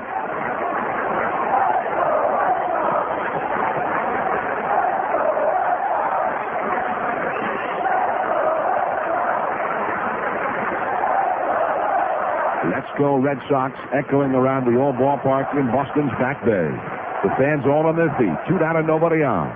Kurt Schilling goes into his windup. Here's the 0-2 pitch to Rowland. And it's low on the outside, and Schilling felt the pain as he came off the mound with his follow-through on that one, and he kind of stumbled off the mound trying to avoid putting direct pressure on that right ankle. 1-2 to Scott Rowland. Rowland with his feet wide apart, bent at the knees, down in a crouch. Here's the windup. Here's the 1-2 pitch on the way. Swing and a roller hit the Miller, and it bounces off Miller's glove, rolls behind him, and Rowland is safe at first on Another error by Bill Miller. Well, John, what happens is when you're an infielder and you're not sure of the infield, I mean, it's tough to play. I mean, psychologically, you're looking for the ball to do something that it's not going to do. This one, he just missed it. Looked like he just overran it, but it could have gone back the other way or whatever. Just so many things happening out here. He moved to his left to get right in front of it, and the ball came back a little bit to his right, a little more than he anticipated. Yeah, so, I mean, anything can happen out there on an infield like this. Now Dave Wallace, the pitching coach, as this inning is extended, is going to go out and chat with Kurt Schilling, and the Boston Red Sox bullpen is going to get busy for the first time. Left-hander Alan Embry will start to warm up now. That gives us a chance, Joe, to ask the United States Postal Service question of the game. Sean Lang of Des Plaines, Illinois, asks, what puts more pressure on a defense, a team that has great power hitters or one with a lot of fast kind of contact hitters? Well, I would say the contact hitters, because the power hitters are going to hit the ball out of the ballpark, hit the ball in the gap, or even strike out a lot more. The other guys that put the ball in play, contact hitters, force you to make plays, and that's where the defense is put under pressure, having to make plays on tough ground balls, fly balls, whatever. Putting the ball in play puts the pressure on the defense, not power hitters who hit the ball out of the ballpark. All right, so the question from Sean Lang, and he has won an ESPN Radio gift back. To ask your U.S. Postal Service question of the game, log on to ESPNradio.com. So the inning extended on the error by Bill Miller, and here is Jim Edmonds, the left-handed slugger, with 42 regular season home runs. He takes ball one. And Kurt is trying to get by with his changeup here, and if you're a hitter, you might want to look for one. He's ready, and here it comes. Curveball taken low by Edmonds. Edmonds struck out on a changeup back in the fourth inning. Well, he's going to throw you some slow stuff. That's what he's trying to do, to just feel a strike and then maybe get you to go out of the strike zone with his fastball. But 2-0, I mean, you got to sit, and to me, you got to sit dead red here if you're Edmonds and try to drive the ball. 2 balls, no strikes to count. 2 down. Rolling at first. 4-1 Boston. There's a fastball, but it's way inside as Edmonds had to jump back out of the way. But the count now is 3-0. On deck, Reggie Sanders, a right-handed hitter with power. The flag in center field indicating now the wind's blowing more in from left field. There's a fastball. That's over the outside corner for a strike. Edmonds started to toss the bat away, thinking he had a walk. We're looking at the flag above the press box here behind home plate. It, too, indicating that the wind is blowing in from left field, not from straightaway center as it had been last night and early tonight. 3-1 the count. Jim Edmonds, one of the great sluggers in the National League. Here's the 3-1 pitch. A changeup down to the second. Over to his right is Bellhorn, and he overruns the ball. Bellhorn moving to his left, and he went too far. Then had to reach back to his right. The ball kicked off his glove, and everybody's safe. The Red Sox make consecutive errors on infield grounders. And, I mean, this is hard to imagine in a World Series. Well, the tough thing is, I mean, I think that ball hit him in the heel of the glove. He was there, hit the heel of the glove and bounced away. Miller's hit the finger, the small finger on the glove, so I don't know. But again, a lot of it has to do with knowing that infield is not good, and it bothers you psychologically. So that is the fourth error of this game back of Kurt Schilling, who's out there leaving his guts on the pitching mound at Fenway Park. Here is Sanders, a hard ground ball to third. Miller drops to his knees, picks it up, races to third, beats Roland there for the force out, and the inning is over. Miller fielded that one like he was jumping on a fumble. He was putting the whole body on top of that one, and he handled it cleanly. The ball hit very sharply. So 2 errors. The Cardinals scram to. Maybe we've seen the last of Kurt Schilling tonight, and maybe the last of him in this series. Down to the last of the 6th inning. It's 4-1 Boston. This is Game 2 of the 2004 World Series on ESPN Radio, presented by the United States Postal Service. Experience Bar Highness, a warm and inviting atmosphere waiting for you in Point Claire. The home of the official Glasgow Rangers fan club has 4 giant screen TVs and an incredible menu available until 11 p.m. every day. Pig knuckles, prime rib, steak, fish, pasta, and great burgers. And every Saturday night, Bar Highness goes country with live country music. With room for up to 150 people, Bar Highness is perfect for any occasion. Sample one of their 30 single malt scotches or imported beers. Bar Highness, 177 Highness Boulevard in Point Claire. Golf with Challenger has wonderful fall news to announce. Our fall prices are now in effect, and our public links course will be in perfect condition longer than most. How do we do it? Well, we have no trees, and therefore no leaves. It's up to a more enjoyable golfing experience. Besides, Golf with Challenger is so conveniently and centrally located, so close to downtown Montreal. A total golfing experience awaits you well into the fall season. To reserve your tee time, call 514-335-5545. If you haven't already heard of hedge funds, it's time you did. I'm Lauren Rubin of Paramount Financial Services. Hedge funds are one of Canada's fastest growing investment classes, offering positive return potential, lower volatility, and enhanced diversification, even in falling markets. Institutions such as Ontario Teachers Pension Plan, Harvard, and Yale have all increased their allocations to hedge funds. Should hedge funds have a place in your portfolio? Call me today to learn more at 905-0885. That's 905-0885. Back at Fenway Park, James Coleman with you here on ESPN Radio. Let's bring Dave Campbell in on the broadcast now. Shoot, the Red Sox bringing new meaning to the term winning ugly here in Boston. Somehow the Red Sox have overcome 8 errors, and they could take a 2-0 lead. That'd be unprecedented, I think. But the Cardinals have not been able to overcome what you talked about, lack of control by the pitchers. Obviously, they did not scout what Mike Messina and John Lieber did to this Red Sox club, which is throw strikes. The crazy thing is the Cardinals have the best defense in baseball, and their pitchers are killing them because they won't play to it. And perhaps Mark Bellhorn is joining a long line of unheralded second basemen like Brian Doyle and Mark Lemke and Marty Barrett and Al Weiss, having a huge postseason the last 4 games. He's been spectacular. Let's go back to John Miller along with a second baseman who is a very big part of a couple of World Championship teams, Joe Morgan. Guys? All right, guys, thank you. Dan Shulman and Dave Campbell with us here on ESPN Radio for Game 2 of the 2004 World Series. And now the Red Sox against reliever Cal Eldred, last of the 6th inning. Here's Trot Nixon, the left-handed batting right fielder, and he takes a called strike. It is 0-1.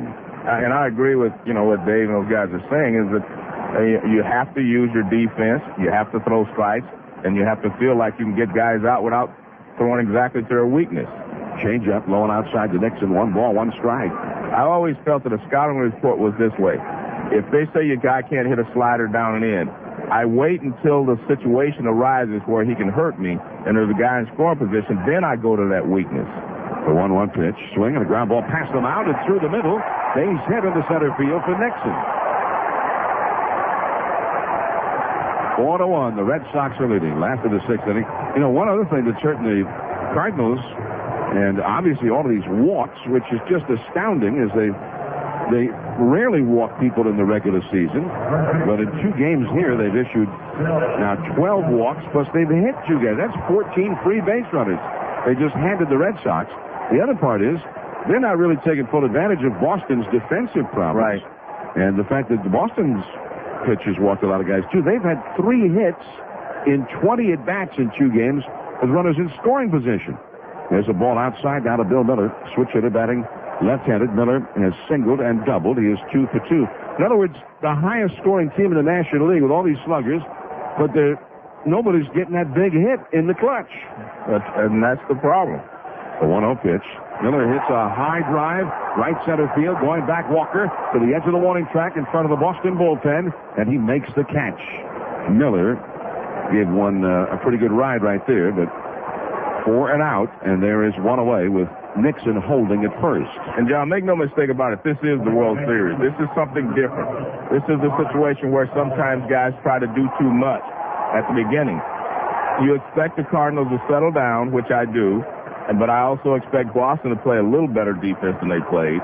They're not a great defensive team, but they're not a 4-error-a-game type of defense either. No, they did not make 650 errors. No. There's a throw to first, and back to the bag is Trot Nixon as Mark Bellhorn comes up, a switch hitter. He'll bat left-handed. Now the Boston bullpen is working again.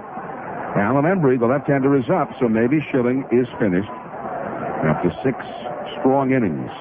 Now the pitch. Bellhorn takes a backdoor slider for a called strike. Also, the Cardinal bullpen is busy. The left-hander, Ray King, is warming up with the left-handed batting Johnny Damon due up next. 4-1. The Red Sox lead, last of the 6. 1 out, 1 on. Here's the pitch. Fastball low and inside. 1 ball and 1 strike. I don't know how much more you could ask of Curt Schilling, John. I don't know. If they send him back out there, they must know something that he's telling them he's okay. And as you said, this may be his last start anyway. The 1-1 pitch and a changeup low, which brings the urgency of the situation for the Red Sox to win tonight. Makes it even that much more poignant. I mean, they were hoping to have it all set up back here at Fenway. If there was a Game 6 and a Game 7, it was Schilling in Game 6, Pedro in Game 7. Right. But it could be that Schilling will not be able to pitch again, and they knew that before the game tonight. 2-1 the count. The pitch. Fastball. Low. 3-1 to Bellhorn. So the one thing about Bellhorn, John, that we're finding out, we know he struck out 177 times, but he also walked a lot. And it's surprising to me that he would strike out as much as he does when he has such a good eye at the plate. 3-1, the pitch. Bellhorn swings and pops it up. Shortstop, Renteria, circling around under it. Now he comes running back toward the infield grass and reaches to his left and makes the catch for out number 2. The wind played a lot of tricks with that one. So Bellhorn is gone. Usually, John, when a guy strikes out a lot, it means he goes out of the strike zone. He chases a lot of pitches. But Bellhorn draws a lot of walks because he doesn't swing a lot of pitches, yet he still struck out 177 times during the regular season. That's just very surprising to me. Well, you know, the Red Sox, speaking of those walks, they drew 212 more walks than they gave up. And their on-base percentage was the highest in the league. Here's Johnny Damon, the left-handed hitter, and he takes a called strike at the outside. The only team in the American League that walked more often than the Red Sox was the New York Yankees. The Yankees walked 670 times, 11 more times than did the Red Sox. Here's the pitch. Damon hits a ground ball into left field, right through the hole between third and short. In the field it is Sanders in shallow left. Nixon over to second. He'll stop there. Johnny Damon gets his first hit of the game and is now 1 for 4. The inning extends, and Orlando Cabrera will come up next. I mean, Damon is hitting balls that are a foot off the plate outside. He had a double yesterday down the left field line. Ball was at least a foot off the plate outside. This one's about 6 to 8 inches off the plate, and he reaches over and pokes it in the left field. The only team in the National League that drew more walks than the Red Sox or the Yankees was the San Francisco Giants. They drew over 700 walks, but Barry Bonds drew about a third of those all by himself.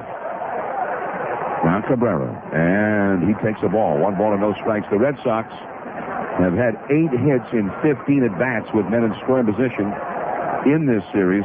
The Cardinals have gone only 3 for 20 in those clutch at-bats. Cabrera trying to come through here to knock in a run. Nixon at second, Damon at first. Here's the 1-0 pitch. Swing and a miss. He had kind of a wild swing there. Actually foul-tipped the ball into the glove of Matheny. 1 ball, 1 strike. That was a high fastball, a little cut to it. He does it a lot early in the count, just kind of lets it go like he's going for it.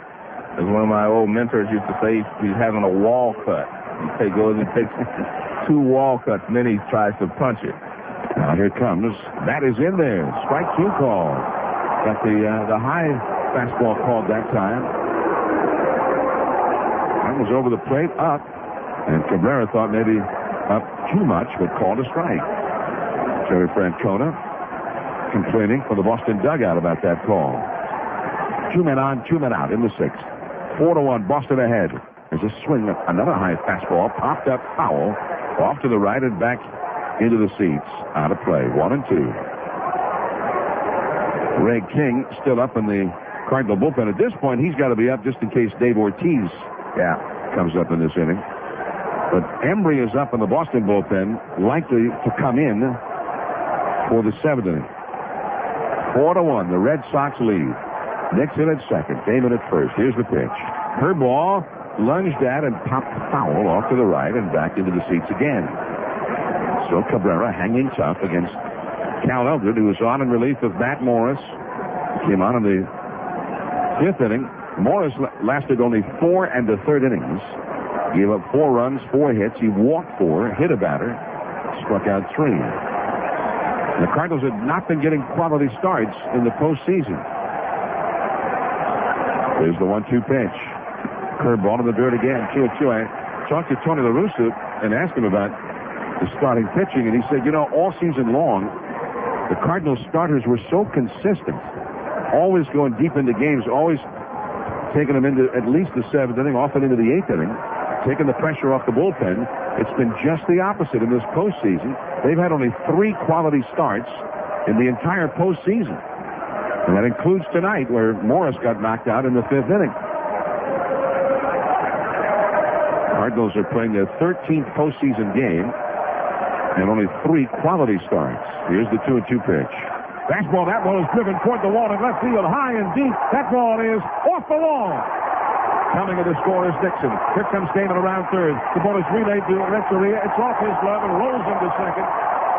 Damon scores easily. A 2-run single for Orlando Cabrera. And it is 6-1 Boston, and that was a huge hit by Cabrera and a very tenacious at-bat.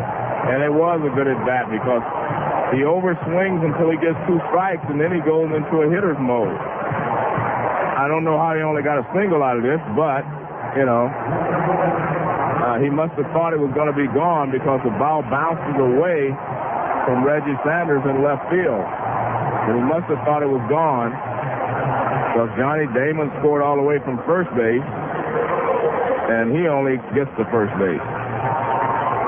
The throw came in toward second toward the relay man, the first relay man, Edgar Renteria. But and then Renteria couldn't handle it. I thought Renteria was going to throw a home anyway if he'd gotten that throw. Here's Manny, the big right-handed batting slugger, and he takes a called strike. So Boston with 2 runs on the 2-out off-the-wall single by Cabrera. They got 2 runs in the 4th inning on a 2-out double off the center field wall by Bellhorn. There's a ball outside to Manny as Cabrera with a false start from first. Then in the 1st inning, they got 2 runs on Varitek's 2-out drive off the bullpen wall adjacent to the 420 marker in deep right center. So to their runs have scored tonight on clutch 2-out RBI hits. The 1-1 pitch. That is low with a changeup, and it goes to 2-1. So the Red Sox are now 9 for 16 in those clutch at-bats in this series. And the Cardinals 3 for 20. It's almost like there's your series in a nutshell. Well, that's exactly why the Red Sox are 1 game up and leading 6-1 in the 2nd game. Manny Ramirez has walked, struck out, and flied out. He swings, and it's a high pop fly, shallow center. Racing in Edmonds. He's not going to get to it. The ball drops in front of him. Over to third base is Cabrera. Manny at first with a single. Nobody on the infield went out on that ball, so apparently the wind that is blowing in from left field is playing tricks with the Cardinals here, because everybody on the Cardinals seemed to think that Edmonds was going to catch that ball, and Edmonds, who was playing in deep center, never even really got that close to it. Well, that still saves a run because Cabrera stayed at first base on the ball he hit off the wall. And he'd been at second, he would have scored easily. So David Ortiz is coming up, the big left-handed slugger, and now Tony La Russa is going to go to his bullpen for the left-hander Ray King. Runners at first and third. 2 down, 2 runs in. Boston ahead 6-1. This call to the bullpen is sponsored by Valvoline Max Life. At 75,000 miles, it's time to switch to Max Life. And you're listening to Game 2 of the 2004 World Series on ESPN Radio. Now, if your hair is moving in the wrong direction, if you notice thinning in all the wrong places, Don't be embarrassed. You can stop it in its tracks before it's too late. Antec Hair Laboratories have been successfully treating hair loss for over 25 years. Their all-natural proven methods use no drugs, no steroids, and no painful surgery. With their money-back guarantee, you can't afford not to call for a free confidential consultation. Antec Hair Laboratories. Stop hair loss in its tracks today. Call 843-4300. That's 843-4300. Howdy. Welcome to 37 years of home-cooked food. The Barbie Barn cooks their long, succulent, meaty spare ribs and plump, juicy chickens the old-fashioned way by slowly roasting and basting them in their special sauces for greater flavor and fall-off-the-bone tenderness. Consistency is what makes the Barbie Barn a Montreal institution. So come on down to the original spare rib and chicken house, the Barbie Barn, on High Street downtown and Sources Boulevard in the West Island. If you've got unwanted sports memorabilia, don't throw it away. Clean up with KSKS Sports Collectibles. Once a year, KSKS goes on a shopping spree, and they've got thousands of dollars set aside for autographs, game-used sticks, sports trading cards, vintage sports publications, and game programs. Whether you've got individual items or entire collections, KSKS Sports Collectibles is ready to buy. Don't miss your chance to get your share as KSKS Sports Collectibles stocks their shelves. Call KSKS Sports Collectibles at 945-9603 or visit KSKSSports.com. A good real estate broker can make a difference in the sale of your city home, condo, or country property. At Town & Country Realty, they know selling a home can be difficult, time-consuming, and emotional, which is why they work to get you the best price for your home with the least stress for your family. For selling or buying, test the proven results of Town & Country Realty for yourself. Owner real estate broker Lois Monaker Moss of Town & Country Realty. Call 733-3221. 733-3221. Town & Country Realty. Simply the best. The Angels, and just beat up on them. This is not the team that played the Yankees, so to speak, but, they're back to their own personality now. Now the pitch, and a check swing by Ortiz, an appeal to the third base umpire, Jerry Davis. That is denied, and the count is a ball and a strike. Jason Marquis, the right-hander, scheduled to be the starting pitcher in Game 4 for the Cardinals, is now warming up in the St. Louis bullpen. Cabrera, the runner at third. Ramirez over at first. Pujols plays behind it. Here's the 1-1 pitch. Swing and a miss. He went down and in with that one. 92-mile-an-hour fastball, and Ortiz was right over the top of it. Well, Ray King has had a lot of success for the Cardinals this year. His fastball tails in, throws the slider away, and those are the two pitches that can bother a left-handed hitter. 1-2 pitch. Slider bounced foul off to the right, and Ortiz with an emergency swing right there. He got a tough slider that breaking down and away, and he had to reach out for it, just trying to make some kind of contact. But that also tells you why he's such a good hitter, John. I mean, he spoils those types of pitches. We saw him do it against, the Yankees and then get a base hit to center field or something. Cabrera at third, Ramirez at first. Here's the pitch. Slider in the dirt, swung on and missed. The ball rolls away from Matheny, but he turns around, picks it up. It was right behind him, and he tags out Ortiz, and that ends the inning. But the Red Sox get 2 more runs on another clutch 2-out hit. This one by Orlando Cabrera. 2 men left. Now the Cardinals coming up in the 7th inning, trailing 6-1. It's Game 2 of the 2004 World Series on ESPN Radio, presented by the United States Postal Service. We've been around for 75 years, but today's Canadian Business Magazine offers smart business readers more than ever before. More expert columnists, more advice on managing your career, your investments, and your company, more in-depth profiles of the men and women who make business tick, and more of the big picture on Canada's role in an increasingly global economy. I'm editor Joe Chidley, inviting you to pick up an issue today. I think you'll find that business is good, and Canadian Business Magazine is better than ever. Look for our 2004 NBA Schools ranking in next week's Canadian Business. Hi, my name's Rachel. I go to the after-school program in my neighborhood. I get to learn computers, and the counselors are really fun. The RBC After School Grants Program opens doors for kids like Rachel by building confidence and self-esteem. For more information on how the RBC Foundation provides needed support for kids in communities across Canada, visit rbc.com/afterschool. In arts and crafts, I made this scary mask, but I forgot a hole for my mouth. Where are you going? I'm just going next door to Staples Business Depot. But the movie's not over yet. I know, but it's their anniversary event this week.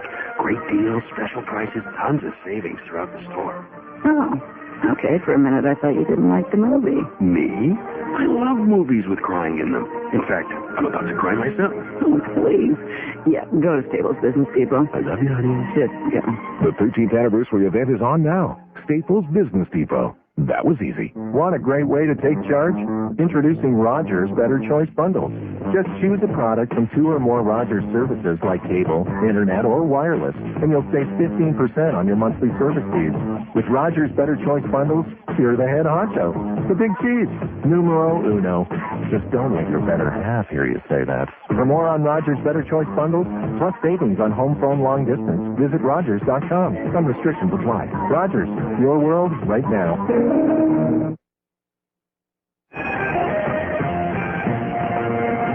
Here come the Cardinals into the 7th inning from Fenway Park. I'm John Miller, along with Joe Morgan, bringing you Game 2 of the 2004 World Series on ESPN Radio. Alan Embry comes on in relief of Kurkjian. The Boston bullpen now with a 5-run lead with which to work, and still needing 3 innings worth of outs to wrap this one up. The Cardinals, of course, well capable of overcoming a lead of that size, so we'll see how the Boston bullpen fares tonight. For defense, Foulke goes in to play second base, replacing Mark Bellhorn. So here is Tony Womack, the left-handed hitter, to lead off against the left-hander, Alan Embry. Miller very shallow at third, and a fastball over the outside corner for a called strike. 6 runs, 8 hits, and 4 errors for Boston with 7 left on base. The Cardinals 1 run, 4 hits, no errors, and 5 left on base. But then, there are errors, and then there are errors. There's a swing and a miss on a slider, and it's 0-2 now to Tony Womack, who's had a single, and he's hit into a force play. But, the Cardinals have had some errors tonight. They've had a base running mistake by Reggie Sanders, and they've had, some problems in the field that aren't scored errors, but balls weren't caught either. There's a ball down and away, and it is 1-2. And the other point is, they just haven't taken advantage of the errors by Boston.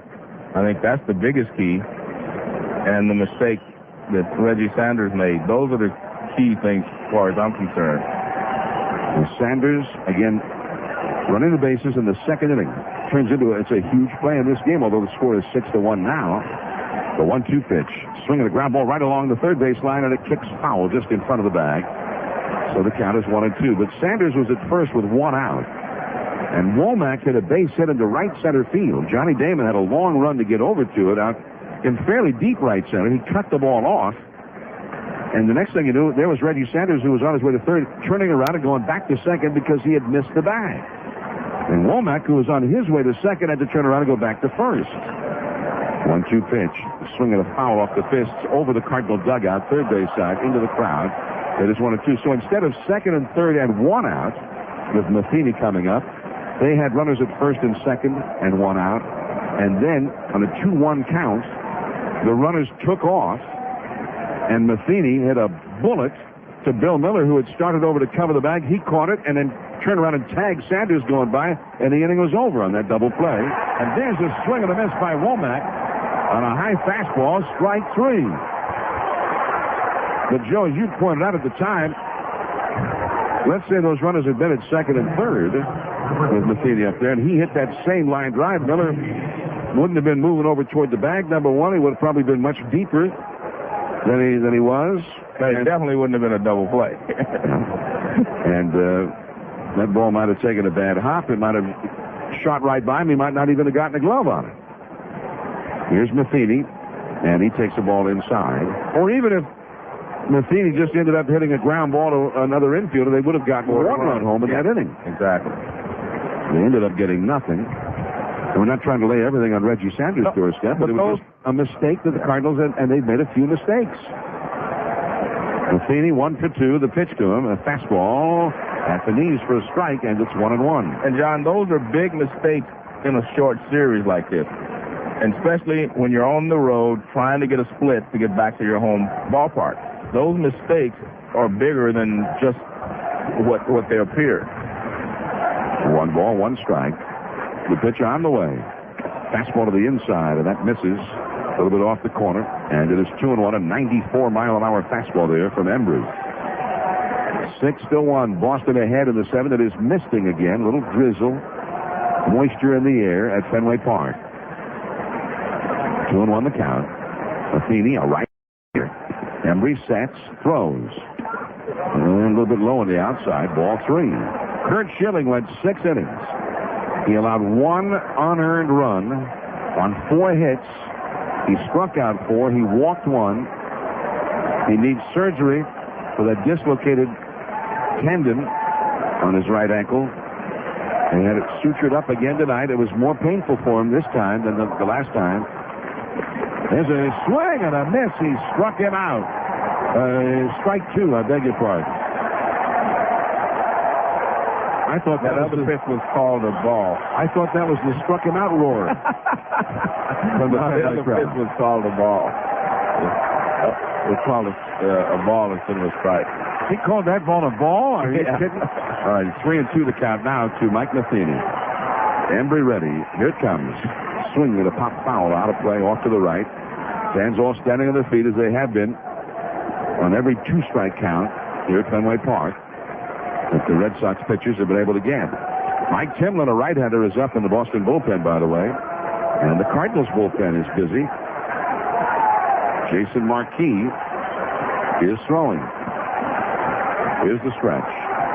Alan Embry with his 3-2 pitch. Swing and a miss. That is strike 3. Good fastball down and away, and really like the perfect spot, and it was a very defensive swing by Matheny. He was just trying to fight it off. So 2 down, nobody on, and here is So Taguchi, who comes up as a pinch hitter for Marlon Anderson. Taguchi, a right-handed hitter, 10-year veteran of the Japanese major leagues. Taguchi started in left field here last night and went 1 for 3 with an RBI and a run scored. He takes a strike, a fastball to the outside. Embry struck out each of the first 2 hitters here, Womack and Matheny, and he starts out ahead of Taguchi. 2 down, nobody on in the 7th inning.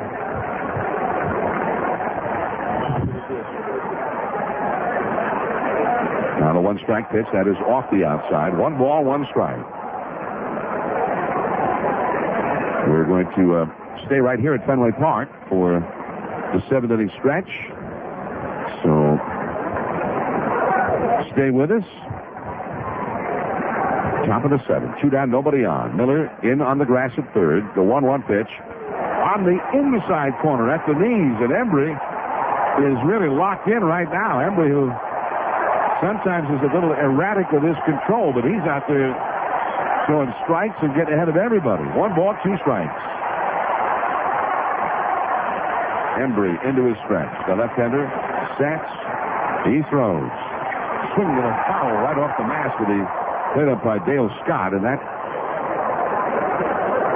kind of rattled Scott's brains a little bit there. 1 ball, 2 strikes. Scott, though, puts the mask back on. He says he's ready to go. Sometimes a catcher or an umpire will need a couple of moments just to make sure everything's still all connected properly after taking a shot like that right off the mask. Here's Embry's sack. He throws. Strike 3 call on the inside corner. Alan Embry comes on for Schilling and strikes out the side. The 7th inning stretch now, brought to you by Rolaids. Fast relief for the way we live. 6-1 Boston. Let's go to the voice of Fenway Park, Carl Bean. Stationed across the globe, we welcome the 5-time Grammy Award winner who will present God Bless America. Boston's own Donna Summer.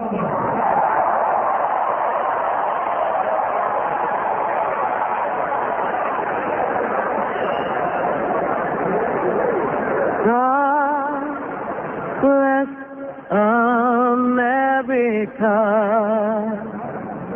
Land that I love, stand beside her and guide her through the night with the light come above from the mountain to the prairie, through the ocean, white will fall,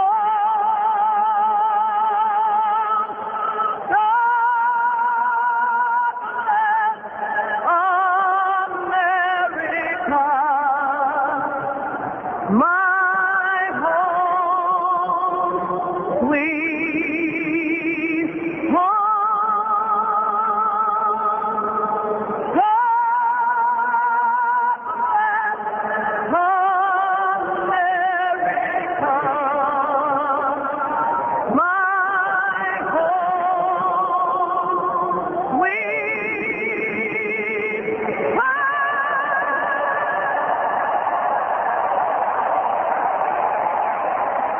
An OnStar conversation.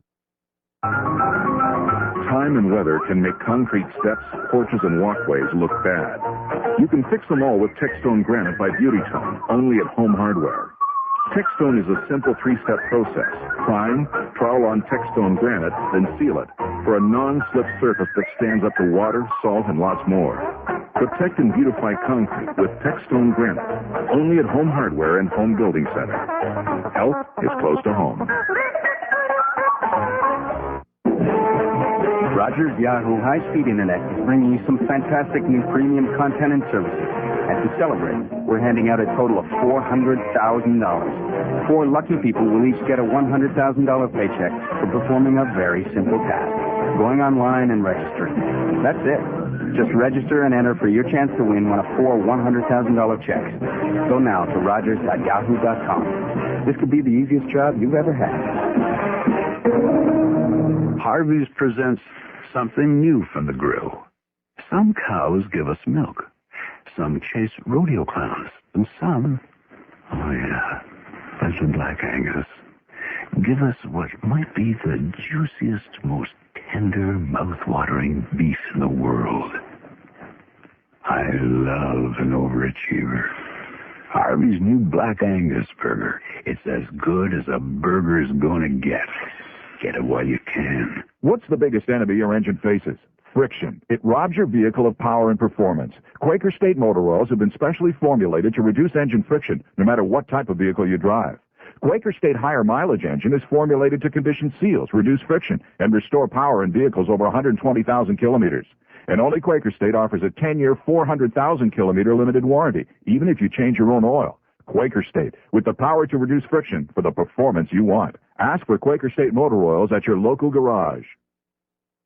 Last half of the 7th inning down from Fenway Park. I'm John Miller with Joe Morgan on ESPN Radio. Game 2 of the World Series. The Red Sox are leading in the series 1-0 and leading Game 2 6-1. And now Jason Marquis, 26-year-old right-hander from Staten Island, New York, comes on to pitch. He was scheduled to be the starting pitcher in Game 4 on Wednesday. And the Cardinals, whose bullpen has been used a lot, beginning with Wednesday's Game 6 in the League Championship Series. Now, Marquis will do some throwing here out of the bullpen. He faces Jason Varitek, the switch hitter, batting left-handed, takes ball 1. I'm not so sure he won't start, John, on Tuesday. I think, Suppan is starting Tuesday. Oh, it did change. Okay. So Suppan Tuesday, Marquis Wednesday. Apparently it was never changed. People were reporting inaccurately that Marquis would go on Tuesday. And there's a strike called to Varitek. 1 ball, 1 strike. Because I was thinking maybe Tony La Russa was just trying to get him an inning so he can get accustomed. Most of these guys have not pitched in the World Series before. There's a curveball. That's in there for a strike. Well, I know you've mentioned that in the past, that especially in regard to relief pitches. Yeah. Get them in. The earlier you get them in, then they kind of get their bearings. Right. And they get that out of the way. Yeah, especially closers, I think. 1-2 pitch, curveball. There's a high drive to center field. Going way back is Edmonds. Still going back. And he makes a back to the infield over the shoulder catch right in front of the 17-foot high wall, just to the left of straightaway center. Man, I thought the ball was out of the ballpark. I lost sight of it. And, I mean, he ran it down, and the difficulty here, John, not just getting there, but running into the wall, and also the wind swirling out there, playing tricks with it. It was just to the right of the 379 sign out there in deep left center field. That's on the 37-foot high wall, and he caught it to the right of that in front of the center field wall with his back to the infield. And there is ball one to Kevin Millar. Millar has walked. He's been hit by a pitch and scored a run, and he has been called out on strikes. Jason Marquis was 15-7 for the Cardinals this year with a 3.71 ERA, but he has not pitched well in the postseason. Now he throws one in the dirt, a fastball that bounces in front of home plate. The count is 2-0. Marquis from New York City, as we mentioned, he still lives in Staten Island in the offseason. He had been with the Atlanta Braves. That was part of the big trade with the Braves in the offseason. He throws a fastball low, and it is 3-0 now to Millar. That was the trade that sent J.D. Drew and Eli Marrero to Atlanta. Ray King and Marquis, plus a young pitcher, Adam Wainwright, came to St. Louis in that deal. And there's ball four, a fastball in the dirt, so he walks Millar. Another walk. That's the fifth issued by Cardinals pitchers. His dad, Phil Marquis, also still lives up in New York. Or let's see, we're in Boston, so down in New York. And a couple of years back, and I'm going to tell you this story, and I'm going to tell you right away that it has a happy ending. But the story is Phil, Jason Marquis' dad, was in Brooklyn and got hit by a car. He was walking and he got hit by a car. It was a nasty accident. And the car that hit his dad, Phil Marquis, a Mercury Marquis. So there you go. I don't know if I can comment on that. And he's fine, and he's here tonight. Oh, okay. He's fine. He's okay. Fine, yeah. All right. Here's the pitch now to Trot Nixon, and he takes a ball. 1 ball and no strikes. Mike Timlin, the right-handed, a warm in the bullpen. Marquis is the fourth St. Louis pitcher of the game. The Red Sox lead 6-1. Now the pitch. That one is in there for a called strike. In this postseason, Jason Marquis has made 2 starts and worked a grand total of only 7 1/3 innings and allowed 6 runs and 9 hits. 3 home runs allowed by Marquis in those 7 1/3 innings. 6 walks. Before tonight, now he's walked another one. Now he delivers, and that is for a ball. 2-1. Maybe that sounds like why Suppan is pitching on Tuesday. Suppan really had an outstanding year. Suppan was 16-9 during the season. Suppan and Pedro Martinez, game 3 Tuesday. Nixon swings, lifts a high fly ball, shallow left center. The center fielder Edmonds over under it, and he makes the catch to retire Nixon. Nixon is now 1 for 4. He had a single and a run scored in the 6th inning. Yeah, John, it wouldn't be so bad if you're the Cardinals, because if they win 2 games here, you go home and you're expected to win maybe 3 games there. But you have to go home and face Pedro Martinez. And I know Pedro is not the Pedro of 4 years ago, but he's still pretty good. Yeah. Won 16 games this year. Fastball to Bill Miller, up and away for ball 1. And he's been even better with extra rest. Have had the extra rest and a little bit warmer weather. Right. Than this in St. Louis. We expect, anyway. It's been around 70 in St. Louis during the weekend. Now Barachek, he takes a fastball for a strike for Marquis. 1 ball. This is Miller at the plate. Miller takes a fastball for a strike. 1 ball and 1 strike now to Bill Miller, who has had a single, a double, and he's flied out deep to right center. 2 for 3. 6-1, Boston ahead. The pitch, Miller hits a fly ball off the left field line, twisting back and into the crowd, right in that spot where the stands come out, almost right next to the foul line behind third base. 1 ball and 2 strikes.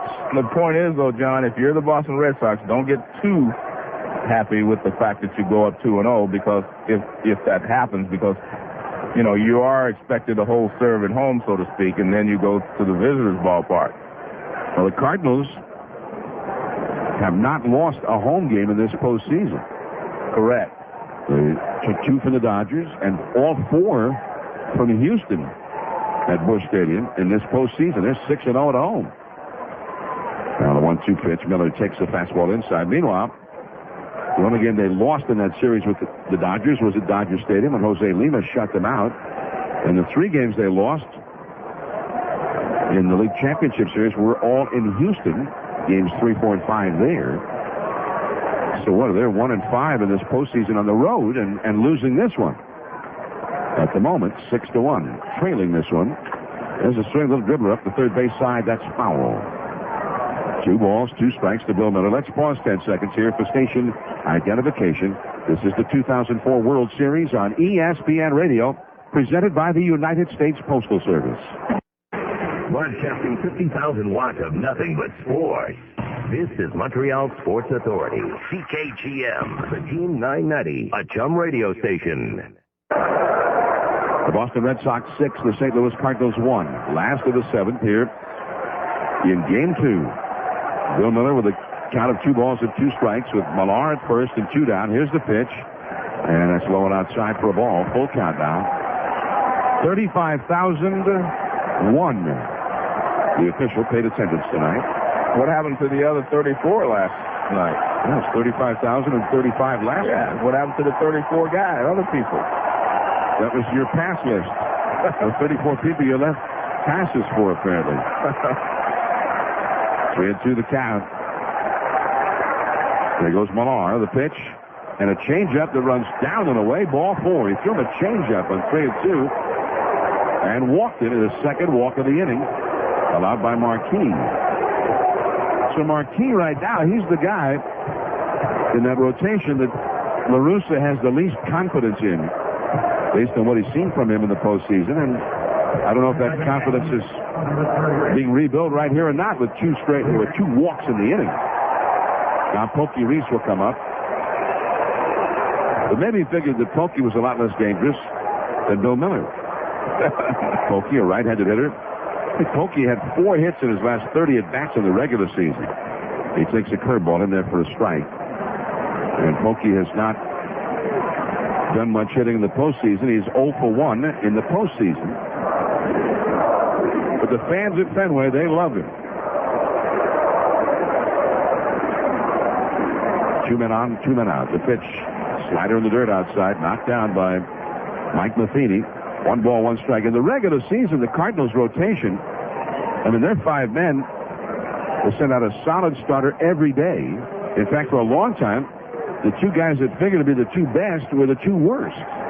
Woody Williams, who struggled at the beginning of the year, and Matt Morris, who was very inconsistent. Here's the pitch. Fastball fouled off to the right onto the rooftop.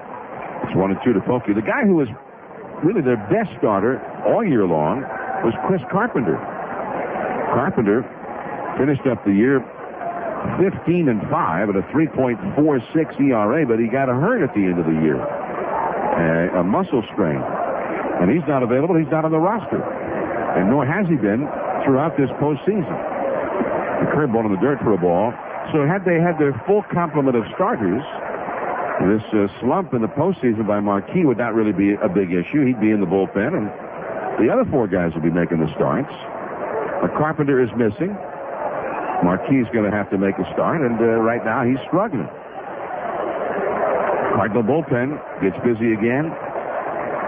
The right-hander Reyes starts to throw as Foulke slashes 1 foul off to the right and back into the crowd.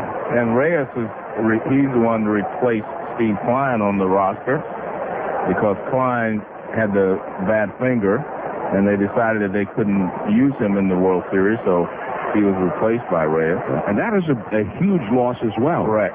Cardinals had 2 outstanding left-handers all season long, but now only Ray King. 2-2 pitch on the fists, a pop-up. First base side, Pujols drifting back. Guy moves laterally to his left, right to the foul line and shallow right, and he makes the catch. And the inning is over.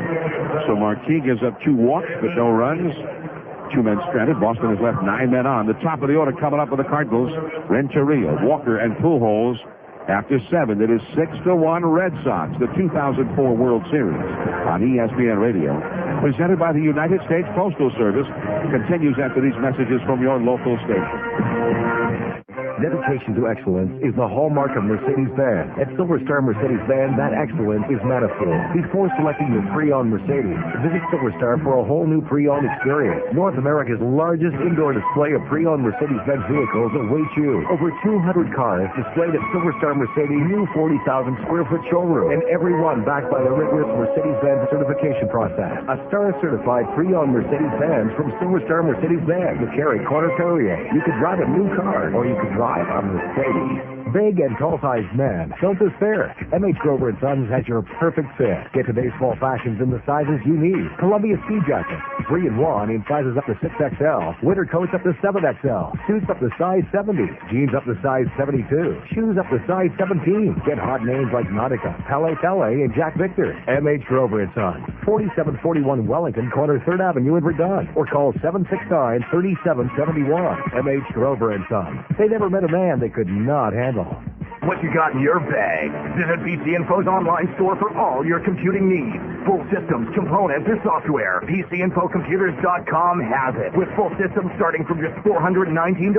Whether you're tweaking for graphics, sound, business, or kick-ass gaming, PCInfocomputers.com. And every PC Info machine comes with a 3-year warranty and tech support 7 days a week. PCInfocomputers.com. Or stop by PC Info on St. Charles and Pierrepont and on Curie LaBelle Boulevard in Laval. PCInfocomputers.com. Created by Menix Design. Want to head south this winter? Book your company party at La Scratch West Island before December 5th, and your company can win an all-inclusive trip for 2 to Cuba. Give it to your top employee, draw it as a prize at your own party, or keep it for yourself. We won't tell. Space is limited, so your odds are fabulous. Call 683-5000 for info on party packages including private rooms, generous buffets, and specials on billiards and drinks. Head south, courtesy of Cambrian Travel, 313 Dorval Avenue, and La Scratch West Island, Pierrepont Boulevard, Corner Sources. This is Montreal Sports Authority, the Team 990. Game 2 of the World Series. I'm John Miller with Joe Morgan. Baseball on the radio on ESPN Radio. And we'll be with you again on Tuesday from St. Louis this time. And a lot of things change with the move to St. Louis. Of course, Busch Stadium is a lot different than Fenway Park. Then again, every ballpark is a lot different than Fenway.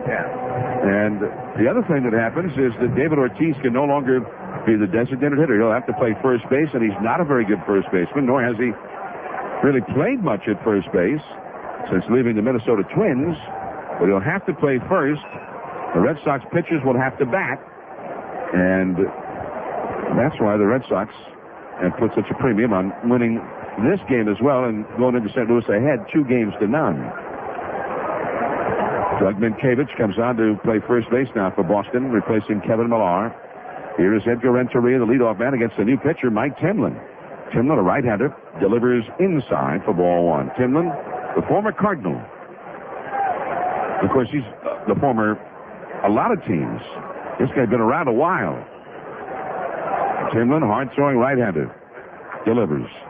And that sinking fastball is in at the knees for a strike. Timlin broke into the big leagues all the way back in 1991 with the Toronto Blue Jays. And in 92, he got a save in the final game of the World Series versus Atlanta. He was with the Blue Jays. There's a called strike. 2-1 now to Edgar Renteria. He was with the Blue Jays when they won 2 World Series in a row. Since then, he's been with Seattle, Baltimore, the Cardinals, the Phillies, and now completing his second year with the Red Sox. And he misses ball 3. He's got a 5-run lead with which to work here. So it's rather essential that he comes in throwing strikes, especially with Larry Walker, Albert Pujols, Scott Rowland, and Jim Edmonds coming up next. But he does not throw strikes. He misses up and in, ball 4. A leadoff walk to Renteria. Sometimes you wonder about moves that are made. We just saw Alan Embry strike out the side in the 7th inning, his 1 inning of work. I mean, why not stay with Embry at least through Larry Walker, who's a left-handed hitter? One of the things I'm looking at here is that, I said I'm going to give the pitcher the benefit of the doubt and say it's cold out there and whatever. But Kurkjian pitched under the most trying circumstances, and he only walked one batter. Yeah. Here's Walker, the left-handed hitter, and the slugger takes a called strike. Walker, who had 4 hits and 5 at-bats last night, including 2 doubles and a homer, tonight is flied out to right and twice struck out. All of that was against Kurkjian. First baseman McCavic on the bag, holding against Renteria. That wind is blowing in now. A little tap back toward the mound, off the mound to the right to get it as Timlin. He turns and throws a fastball to first base in time to retire Walker as Renteria moves over to second. It is definitely starting to get windier on the field. And it also is wet, that little drizzle. And I know it's wet because it's blowing, that wind is blowing some of that moisture into our booth here.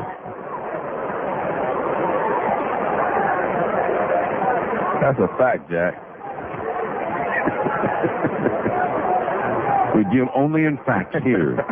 This is ESPN Radio. A runner at second, 1 out. And here is Albert Pujols. He's hit a double to left center, a double down the left field line, and he has flied out to right center. He swings it. It's a hard ground ball through the hole into left field, a base hit. Miller, the third baseman, made a dive for it, couldn't come up with it. Over to third base, Renteria. He had to hold to make sure it went through before he could run. So, Pujols with a single, and here comes Scott Rowland with 2 men on and 1 man out. The Cardinals cleanup hitter and leading RBI man. And you can't keep putting Scott Rowland in this situation and expect to continue to get him out. I mean, he is a good hitter. He's had a great year. He has not been as consistent since he hurt his knee and he had his calf injury, but he is still very dangerous, as the Astros found out, in clutch situations. The Red Sox lead 6-1 in the 8th inning. Rowland is hitless for the series. 0 for 3 tonight, 0 for 8 in the 2 games. That hit by Pujols is the first tonight by the Cardinals with a runner in scoring position. There's a slider high. 1 ball and no strikes to Rowland. And now Keith Foulke will get up in the Boston bullpen. Jim Edmonds, another slugger, is on deck. And I know he didn't want to use Foulke. Remember, Foulke pitched a lot last night. Had to go 2 innings last night almost. Inning and 2/3 and 36 pitches. Middle infield double play depth. 1 out. Runners at first and third. The pitch. Fastball sinking low on the outside. 2-0. So Timlin has come in and has not been sharp. He walked Renteria to get it started. And Pujols just hit a little bounding ball single on this very hard infield. It shot through the left side. Runners at first and third. 1 out. 2-0 to Rowland, who has lined out to third. He's flied out to shallow right. Nixon made a diving catch to Robin. And then he was safe on the error by Miller in the 6th inning. Hit the ball hard a couple of times tonight. Now a fastball in at the knees on the outside for a called strike. Scott Rowland, during the season, in these kinds of situations, had a .358 batting average with runners in scoring position. That was second best in the National League, behind only Barry Bonds of the Giants. The 2-1 pitch. Swinging and a foul off to the right, onto the rooftop, and out of play. 2 balls, 2 strikes.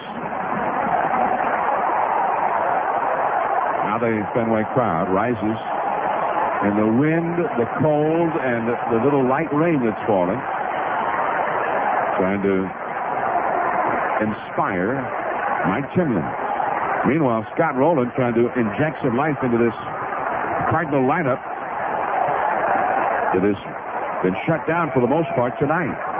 2-2 pitch, swing, and another pop foul off to the right of the plate and onto the roof. 2-2. Rowland had 34 homers and 124 runs batted in during the season. That's even though he missed a lot of games in September with an injury, and that he was not nearly as effective after the All-Star break as he was before, because of the lingering effects of the various injuries that you mentioned, Joe. Renteria down the line from third. Pujols leads away from first, and now, just as Timlin started into his motion, timeout taken at the plate by Scott Rowland. Edmonds on deck. McCavic holding on the bag at first with Pujols. Big hole on the right side of the infield. Here's the pitch. Fastball just missing on the outside. I mean, that was a pretty close pitch on 2-2, but maybe a little bit low, right on the outside edge.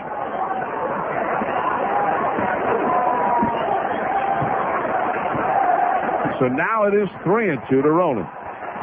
And he needs a strike. He's got a 5-run lead here. The 42 home run man is on deck, Jim Edmonds. Now there's that double fake. He kicks toward third, comes off the slab, spins and bluffs toward first, and doesn't throw the ball to either bag. Nobody was even covering at third base.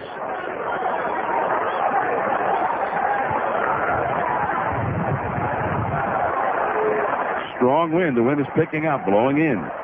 Now the stretch. There goes Pujols. The pitch swung on and fouled into the batter's box area. And he had to reach out for one that time, a 93-mile-an-hour fastball down and away, and he fought it off. And you can see the Cardinals continue to play their type of game by putting Pujols in motion.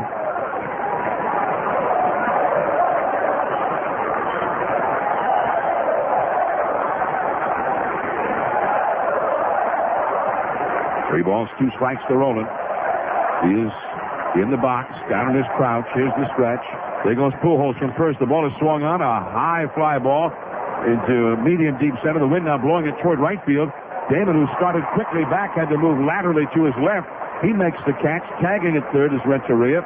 He comes in to score. Pujols will go back to first. It's a sacrifice fly by Scott Roland, and that makes it 6-2 Red Sox. Damon started. He kind of was angling back and was running back in a hurry, and then abruptly stopped going back and then moved laterally to his left. The wind is blowing in from left field right now at Fenway Park. Well, he hit the ball pretty well, I thought, but he got it so high and the wind just knocked it down and pushed it toward right. Now Varacek, the catcher, out to the mound to speak with Timlin. That leadoff walk to Renteria has turned into a run here. The batter, Jim Edmonds. That's the first RBI for Scott Roland in this series. In fact, it's the first RBI from either Pujols, Roland, or Edmonds. All three of them who had over 100 RBIs each this year. That's the first RBI from any of the three of them. Well, not Terry Francona. He's got Foulke ready in the bullpen, and with Edmonds up, he's going to make the change right now.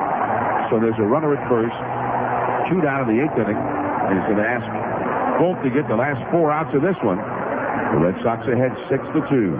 This call to the bullpen is sponsored by Valvoline Max Light. At 75,000 miles, it's time to switch to Max Light. It's Game 2 of the 2004 World Series on ESPN Radio.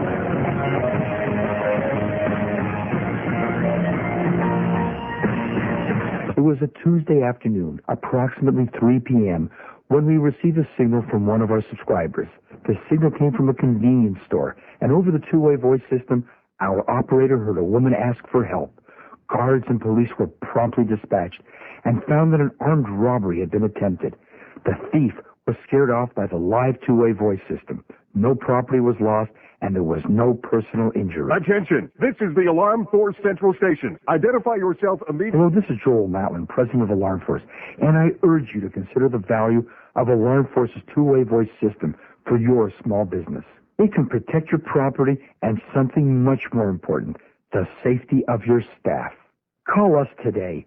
Learn more about the Alarm Force system and find out how it can be the solution for the security needs of your small business. Call 1-800-267-2001. Alarm Force. Alarm Force is listed on the TSX.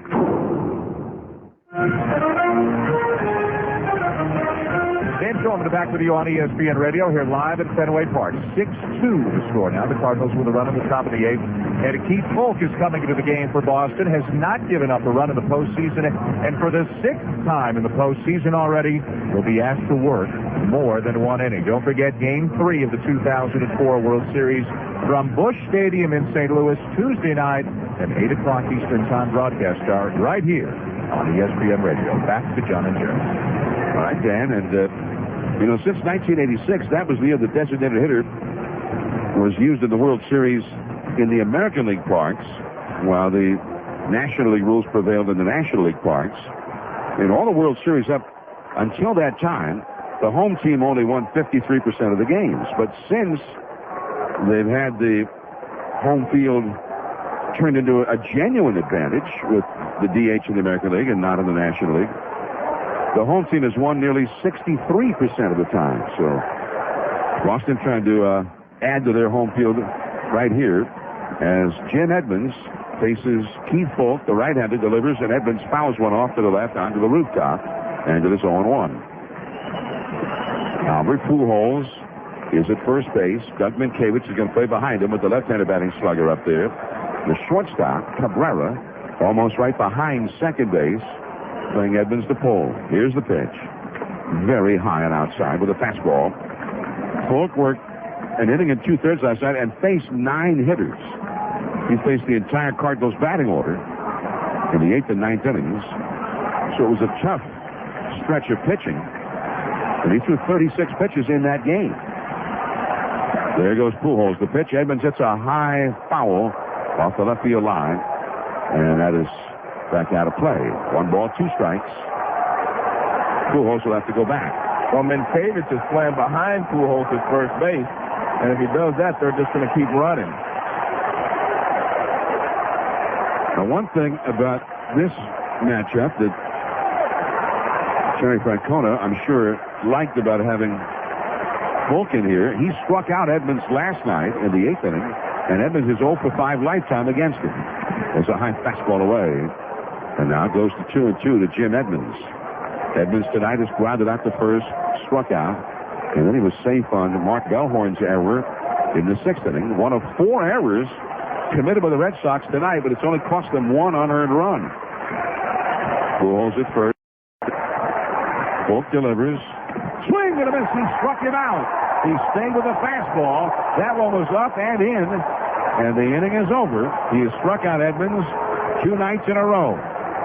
So just the 1 run for the Cardinals, and all the big hitters have come and gone. Out of the last of the 8th, Damon, Cabrera, and Manny Ramirez coming up in the middle of the 8th. It's 6-2 Red Sox. This is Game 2 of the 2004 World Series on ESPN Radio, presented by the United States Postal Service.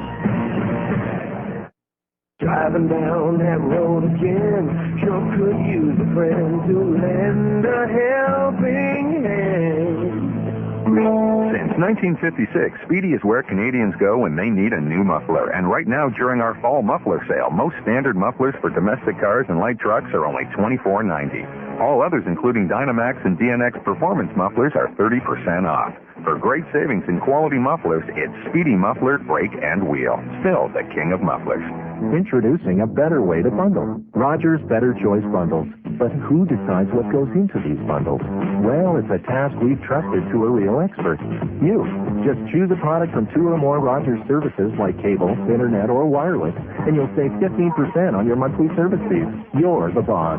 So, can I have Friday off? For more on Rogers Better Choice Bundles, plus savings on home phone long distance, visit Rogers.com. Some restrictions apply. Rogers, your world right now. Take your dream holiday.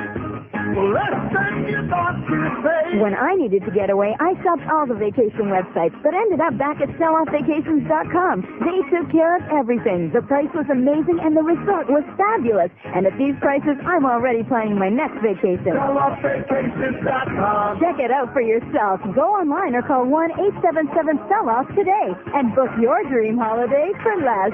Selloffvacations.com. The CFL's shining moment. Sunday, November 21st, the 92nd Grey Cup. You could be there. Join the Team 990 on a top speed run for the nation's capital for just $199. You can board the Team 990 Grey Cup Express. Get round-trip bus transportation, a lunch of delicious Dangling sandwiches and salads, a ticket to see it all go down at Ottawa's St. Clair Stadium, and straight up Team 990 style good time. Get on the Team 990 Grey Cup Express. Call 931-6053. 931-6053. Here in Boston, the Red Sox are leading late in the ball game. They like to play Neil Diamond's Sweet Caroline on the public address system, and the fans, they chant to it, they sing with it. Last of the 8th inning, Al Reyes is on the pitch now for the Cardinals, the right-handed. The top of the order is up for Boston with Johnny Damon. He swings, and it's a sharp ground ball right to Renteria at short. He's up with it. The throw to first in time, and there is one away. Here's the scoring summary. Brought to you by the National Association of Realtors. Buying a home? Ask your agent if they're a realtor, a member of the National Association of Realtors. Boston got 2 in the first, and Varitek's 2 out. Triple off the wall near the 420 marker in deep right center. They got 2 in the 4th on Mark Bellhorn's 2 out, 2-run double off the center field wall. And they got 2 in the 6th inning on Orlando Cabrera's 2 out, 2-run single high off the wall in left field. Now Reyes throws a slider for a strike to Cabrera. So all 6 of Boston runs have been driven in on 2-out base hits. Meanwhile, the Cardinals have had 1 hit in 8 at-bats tonight with runners in scoring position, and 4 hits in 22 at-bats for the series. In those clutch situations, there's a ball now to Cabrera. 1 ball, 1 strike. Cabrera's grounded to short, grounded to third, walked, and had that 2-run single off the wall in the 6th. Now a sinker, low for a ball, 2-1. 6-2, Boston is leading here in the last of the 8th. Tuesday from Busch Stadium, Jeff Suppan will be asked to be the stopper for the Cardinals, and he was a guy who stopped a lot of streaks for the Cardinals during the season. He was very reliable. And there's the ball too low. It'd be interesting because he's going up against Pedro, and Suppan came up originally with the Red Sox. There's a called strike, and it is now 3-2 to Cabrera. And Suppan was part of the trade that brought Pedro to Boston. Or was that just Carl Pavano? Wasn't both of them? Here's the pitch now to pop up. Foul off to the left of the plate. Coming over is Varitek. Now he starts, not Varitek, Matheny. He starts to backpedal into the fungo circle with Reyes right behind him and Roland nearby, but he makes the catch. So Cabrera fouls out to the catcher. It ends up being a nice play there, but very nice play. Matheny. That wind is playing havoc with the ball, and once it gets that high. Ivan Sikorsky's looked it up. Suppan was not part of the Pedro trade. He was actually taken by Arizona in the expansion draft when Arizona came into being. Well, you had me believing it. Well, it was a pretty good story. Yeah, it sounded good. Even now that I know the truth, I'm still thinking of going with it. Yeah, it sounded good to me. Here's Manny Ramirez, and he takes ball 1. Remember, Pavano and Suppan were 2 shining lights in the Boston farm system. Peter Gammon used to write about them a lot as they were making their way up through the Boston system. It was actually Carl Pavano and Tony Armas Jr. that went to Montreal in the trade for Pedro. 1-0 pitch. Manny swings and fouls one off the catcher. 1 ball, 1 strike. Manny has walked and scored a run, struck out, flied out to right center, and singled. His single really was a pop-up that nobody could manage to catch. Shallow center field back in the 6th inning. 6-2, Boston ahead. 1 ball, 1 strike. Reyes to the plate. And a changeup that's too high. 2-1 the count.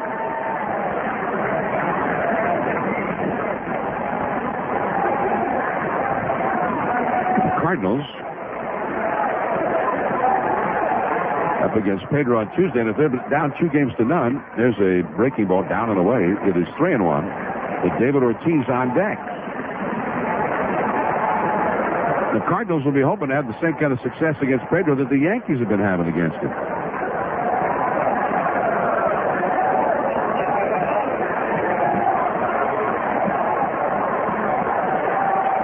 Three and 1 the count to Manny. Now Reyes to the plate. And the changeup bounced past the mound to second. Charged by Womack. Plays the high hop. Flips it over to first for the out. And it's a 3-up, 3-down, 8th inning. Now to the 9th. Sanders, Womack, and Matheny are the due-ups. against Keith Foulke. It is 6-2 Red Sox after 8. The 2004 World Series on ESPN Radio, presented by the United States Postal Service, continues after these messages from your local station. Hi, I'm Michael Franco from Michael's Used Furniture World. It's moving season, and I'd like to invite you to my showroom of high-quality used furniture and accessory pieces. New items arrive daily, so you're sure to find something to match your taste. Let someone else pay $2,500 for a sofa set. Michael has it for a fraction of the price. We have one-of-a-kind antique pieces, too. So come visit us at Michael's Used Furniture World, Jean Talon, just west of Côte-Nez, or call 344-1993. We deliver. Sure, you can spend your lunch hour driving around looking for a parking spot, or you can get lunch fast at Gallows Grill. Gallows in LaSalle gives you downtown quality without the inconvenience. Fuel the rest of the workday with homemade sandwiches, fresh pasta and salads, and of course, the grilled specialties that Gallows is known for. Choose from the quick business lunch menu with daily specials starting at $5.95. Lunch is quick and delicious at Gallows Grill. $13.95 in LaSalle. Downtown quality food for small town prices. Moors and the well-dressed man. Between the ages of 25 and 45, the average North American male puts on a pound a year. So just because you can squeeze into that favorite suit of yours doesn't mean you should. Update your look at Moores, where you'll find a great selection of suits starting at just $150. Moores, well-made, well-priced, well-dressed. When it comes to the maintenance of your car, you need someone you can trust. Since 1928, Nelson Garage has offered the same care and high standards. At Nelson, safety is their #1 priority. Let Nelson's conscientious professionals get your car ready for the first snowfall. Nelson's got a full selection of winter tires and same-day service so you can put your worries behind you. Nelson Garage, 1100 DeCary Boulevard. Call 481-0155, 481-0155. Nelson Garage, serving your needs for 76 years. A member of the Auto Pro Network. Montreal Sports Authority, the Team 990. Here come the Redbirds into the ninth inning. The St. Louis Cardinals are trailing. This is their last chance to get back into this one. Boston 6, the Cardinals 2. And the Cardinals coming up with Reggie Sanders, Tony Womack, and Mike Matheny. At least those are the three due up. The Rooster still has a couple of left-handed hitters he could go to off his bench. Reggie Sanders has walked, been safe on the Bill Miller error, and is grounded into a force play. Officially 0 for 2. Right-handed hitter, and a fastball from Foulke is high for ball one. Talking to manager Francona about the heavy workload shouldered by Foulke in that series with the Yankees, and now again here. And he says, you know, the amazing thing is, the more he's worked, here's a fastball. That is in there for a strike, the high fastball, and it is 1-1. The more he's worked, the more tired he's gotten. It seems like the better command he's had, the better success he's had. A ball on the strike. He really has been something starting in Game 4 of the League Championship Series. There's a swing. Sanders hits a high foul up through the mist and back into the crowd, out of play. Well, maybe they weren't working him enough during the regular season. These closers come in for one inning at a time. Maybe it's a new thing. Well, Foulke did pitch 83 innings in the regular season. Got into 72 games. Of course, I remember Mike Marshall, 1974. Yeah. He was in 106 games for the Dodgers and pitched over 200 innings. 1-2 pitch, a foul out of play off to the right. You know, that's the other thing, Joe. My first year broadcasting Major League Baseball, 1974 with Oakland. You know, Ronnie Fingers was the great closer. He's now in the Hall of Fame. I mean, Ronnie pitched 125 innings that year. Yeah. And Goose Gossage had years with the Yankees. He threw over 140 innings. Well, that was just the way it was in those days. Not that great a deal at the time. Now I realize it was a fantastic accomplishment. There's a fastball. That's high. 2-2 the count. But, I mean, the closer, anytime in the last 3 innings of the game, the closer could come in if they were ahead. If he went 3 or even more, he might need a day or two off. Yeah. I don't know if Mike Marshall ever needed a day off. Well, except for Mike Marshall. Yeah. There's a pop-up foul And that's going to be out of play off to the left, giving chase is Veritek, but it's well back in amongst the spectators. 2-2 to Sanders, trying to get something going for the Cardinals here in the ninth inning. I mean, Mike Marshall, he was the setup man. Yeah. He was the right-handed setup man, the left-handed setup man, and the closer. And every once in a while, he was a middleman to get to the closer. He had a screwball, and I think he had more than one screwball. Yeah, he had a lot of different, he had a variety of screwballs, and he had a good fastball, and he had good location with it. Keith Foulke into his stretch. The 2-2 pitch. Change up, but it's low in the dirt, and it's now 3-2 to Sanders. Tony Womack on deck. Boston ahead 6-2 in the ninth.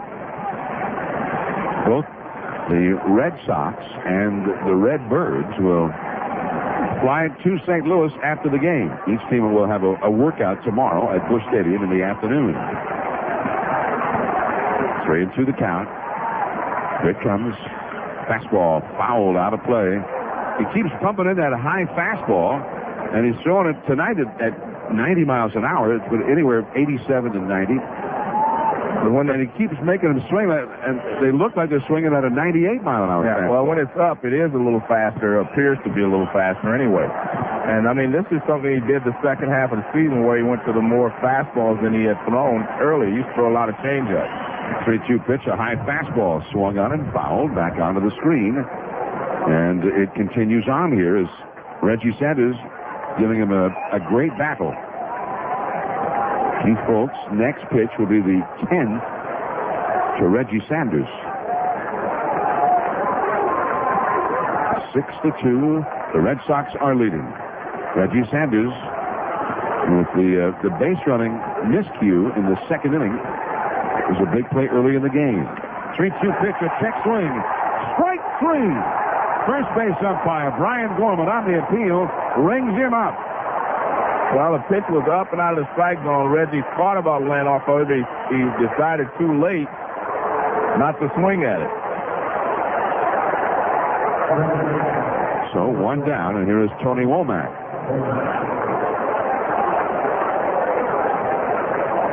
Womack has singled, hit into a force play, and struck out. Embry struck him out in the seventh inning. It's 9 strikeouts for Boston pitchers in this game. 5 out of the bullpen. 5 strikeouts in 2 1/3 innings by the bullpenners. And there's the ball too high to Tony Womack. 6-2, Boston ahead in the 9th inning.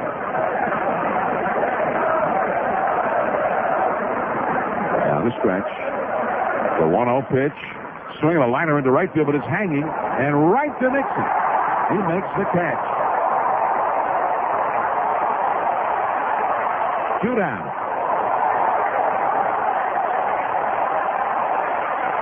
Well, these Red Sox fans who have just been beside themselves with the amazing things that have happened in this postseason.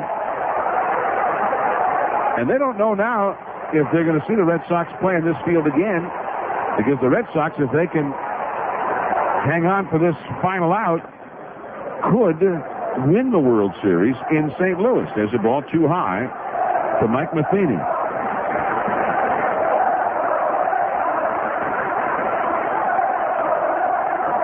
Matheny 1 for 3 in the game. Right-handed hitter. The pitch from Foulke. Fastball grounded to shortstop. Couple of hops to Cabrera. The throw to first in time. The ball game is over, and the Boston Red Sox go up in this World Series 2-0 over the Cardinals as we get ready to head back to St. Louis for games 3, 4, and 5. And Kurt Schilling, the valiant Kurt Schilling, who needs surgery on his right ankle, who is again a hero for the Sox as he was in Game 6 at Yankee Stadium in the League Championship Series, and in Game 2 here, sutured up.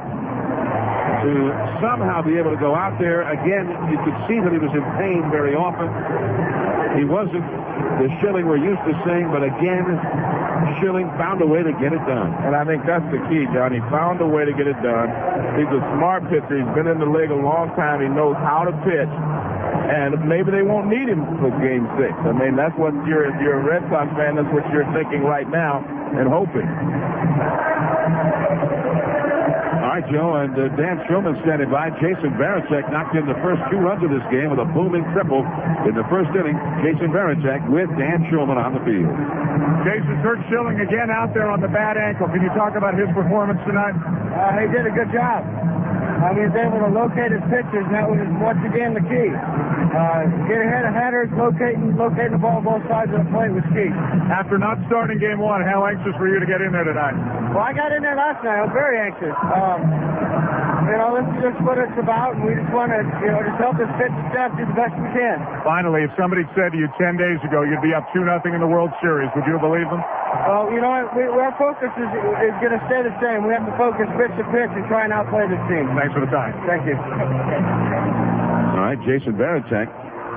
And in that first inning, things started turning against the Cardinals with 2 down and nobody on, and a 2-strike count to Manny Ramirez, and suddenly Matt Morris walked him. Then he walked Ortiz, and Varitek hit the triple.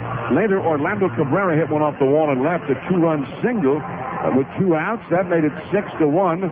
And Orlando Cabrera standing by on the field with Dan Shulman. Orlando, after spending your career in Montreal, how exciting is all of this? It's unbelievable. It's a great feeling. So happy to be part of this team. And it's a great run that I made all the way from Montreal. And I just feel home right now. Varitek triples with 2 outs. Bellhorn doubles with 2 outs. You single with 2 outs. How big are those hits? Big. We always try to keep the rally going, no matter how many outs we got, and we know that's important for our team just to score and just to get big hits. How about Kurt Schilling? Unbelievable, like the whole season over. Good luck, thank you. Thank you. Back to you. All right, Dan, and Orlando Cabrera, big hit here tonight against the St. Louis Cardinals. Kurt Schilling again. Almost a mystical thing around Schilling now, having been sewn up. You can see the bleeding through his sock. You can see him limping around out there. The reverse times, Joe, when you mentioned that he was particularly looking hurt and he did not have the good stuff and would likely not be out again for the next inning, and yet he came out for the 6th inning and somehow got through it, even though they made 2 errors behind him. The Sox played very poorly back at Schilling, and he still shut down the St. Louis Cardinals, the powerful Cardinals, with all of those sluggers. Well, I think Varitek said it best. He said he located really well, and that's what got him through. He didn't have the great stuff. As I said earlier in the ballgame, he was doing it with his head, not his arm. I mean, he was outsmarting the hitters. He was thinking out there, throwing them pitches they hadn't seen him throw before, changing speeds, moving the ball around. I mean, that was pitching. That's what you call pitching at its best. Meanwhile, the Cardinals, who had 5 guys who pitched in that fashion all year long, that was the backbone of the team, the foundation of this ball club. And it's not been here, not in this series, and not for most of the postseason. They've had only 3 really what you'd call strong starts out of their 13 postseason games, and now they are up against it. They need to get a strong one from Jeff Suppan against Pedro Tuesday in St. Louis. Well, again, I think too much information is just as bad as not having it at all.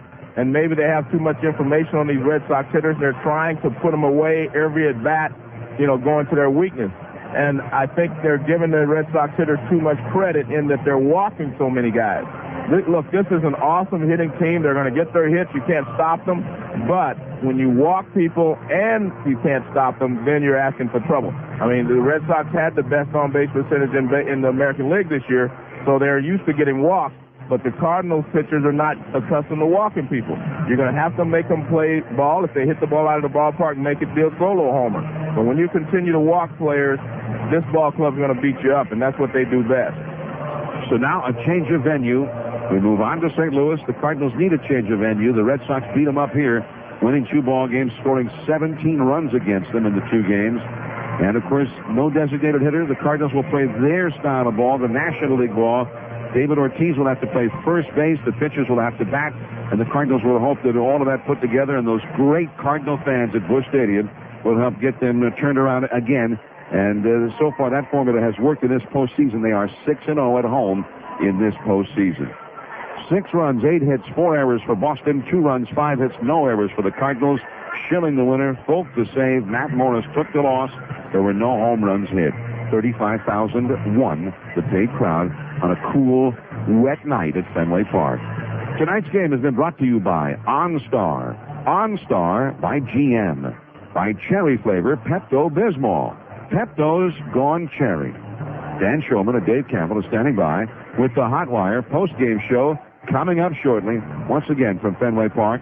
The final score, 6-2, Boston beating St. Louis.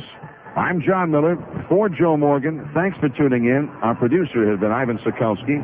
Our remote engineer, Craig Davidson. Peter Pasquarelli has done research for us and provided statistics. And Jeff Supan updates. And John Martin is the executive producer of our baseball coverage on ESPN Radio. And this has been Game 2 of the 2004 World Series on ESPN Radio, presented by the United States Postal Service. Howdy, are you craving some home-cooked food? Well, why not the original, the Barbie Barn, home of the world's greatest spare ribs and chicken. Just think of this. Long, succulent, meaty, fall-off-the-bone spare ribs and big, plump, roasted, grain-fed chicken. Our cozy atmosphere and supreme service is second to none. So come on home to the Barbie Barn on Guy Street downtown and Sources Boulevard on the West Island. Just tell them Manny sent you. Vacations are over, and it's time to get back to business. Mick Copier offers you the lowest prices on top-quality new Sharp and Canon remanufactured office digital copiers, printers, and fax machines, color black and white. And all Mick Copier equipment is protected by the Mick Copier exclusive 3-year warranty, so you can focus your attentions on getting the job done. Mick Copier, Canada's #1 seller of office solutions. Mick Copy down this number, 344-1515, 344-1515, or online at mickcopier.com. Without proper installation, your garage door will lose you heat and money.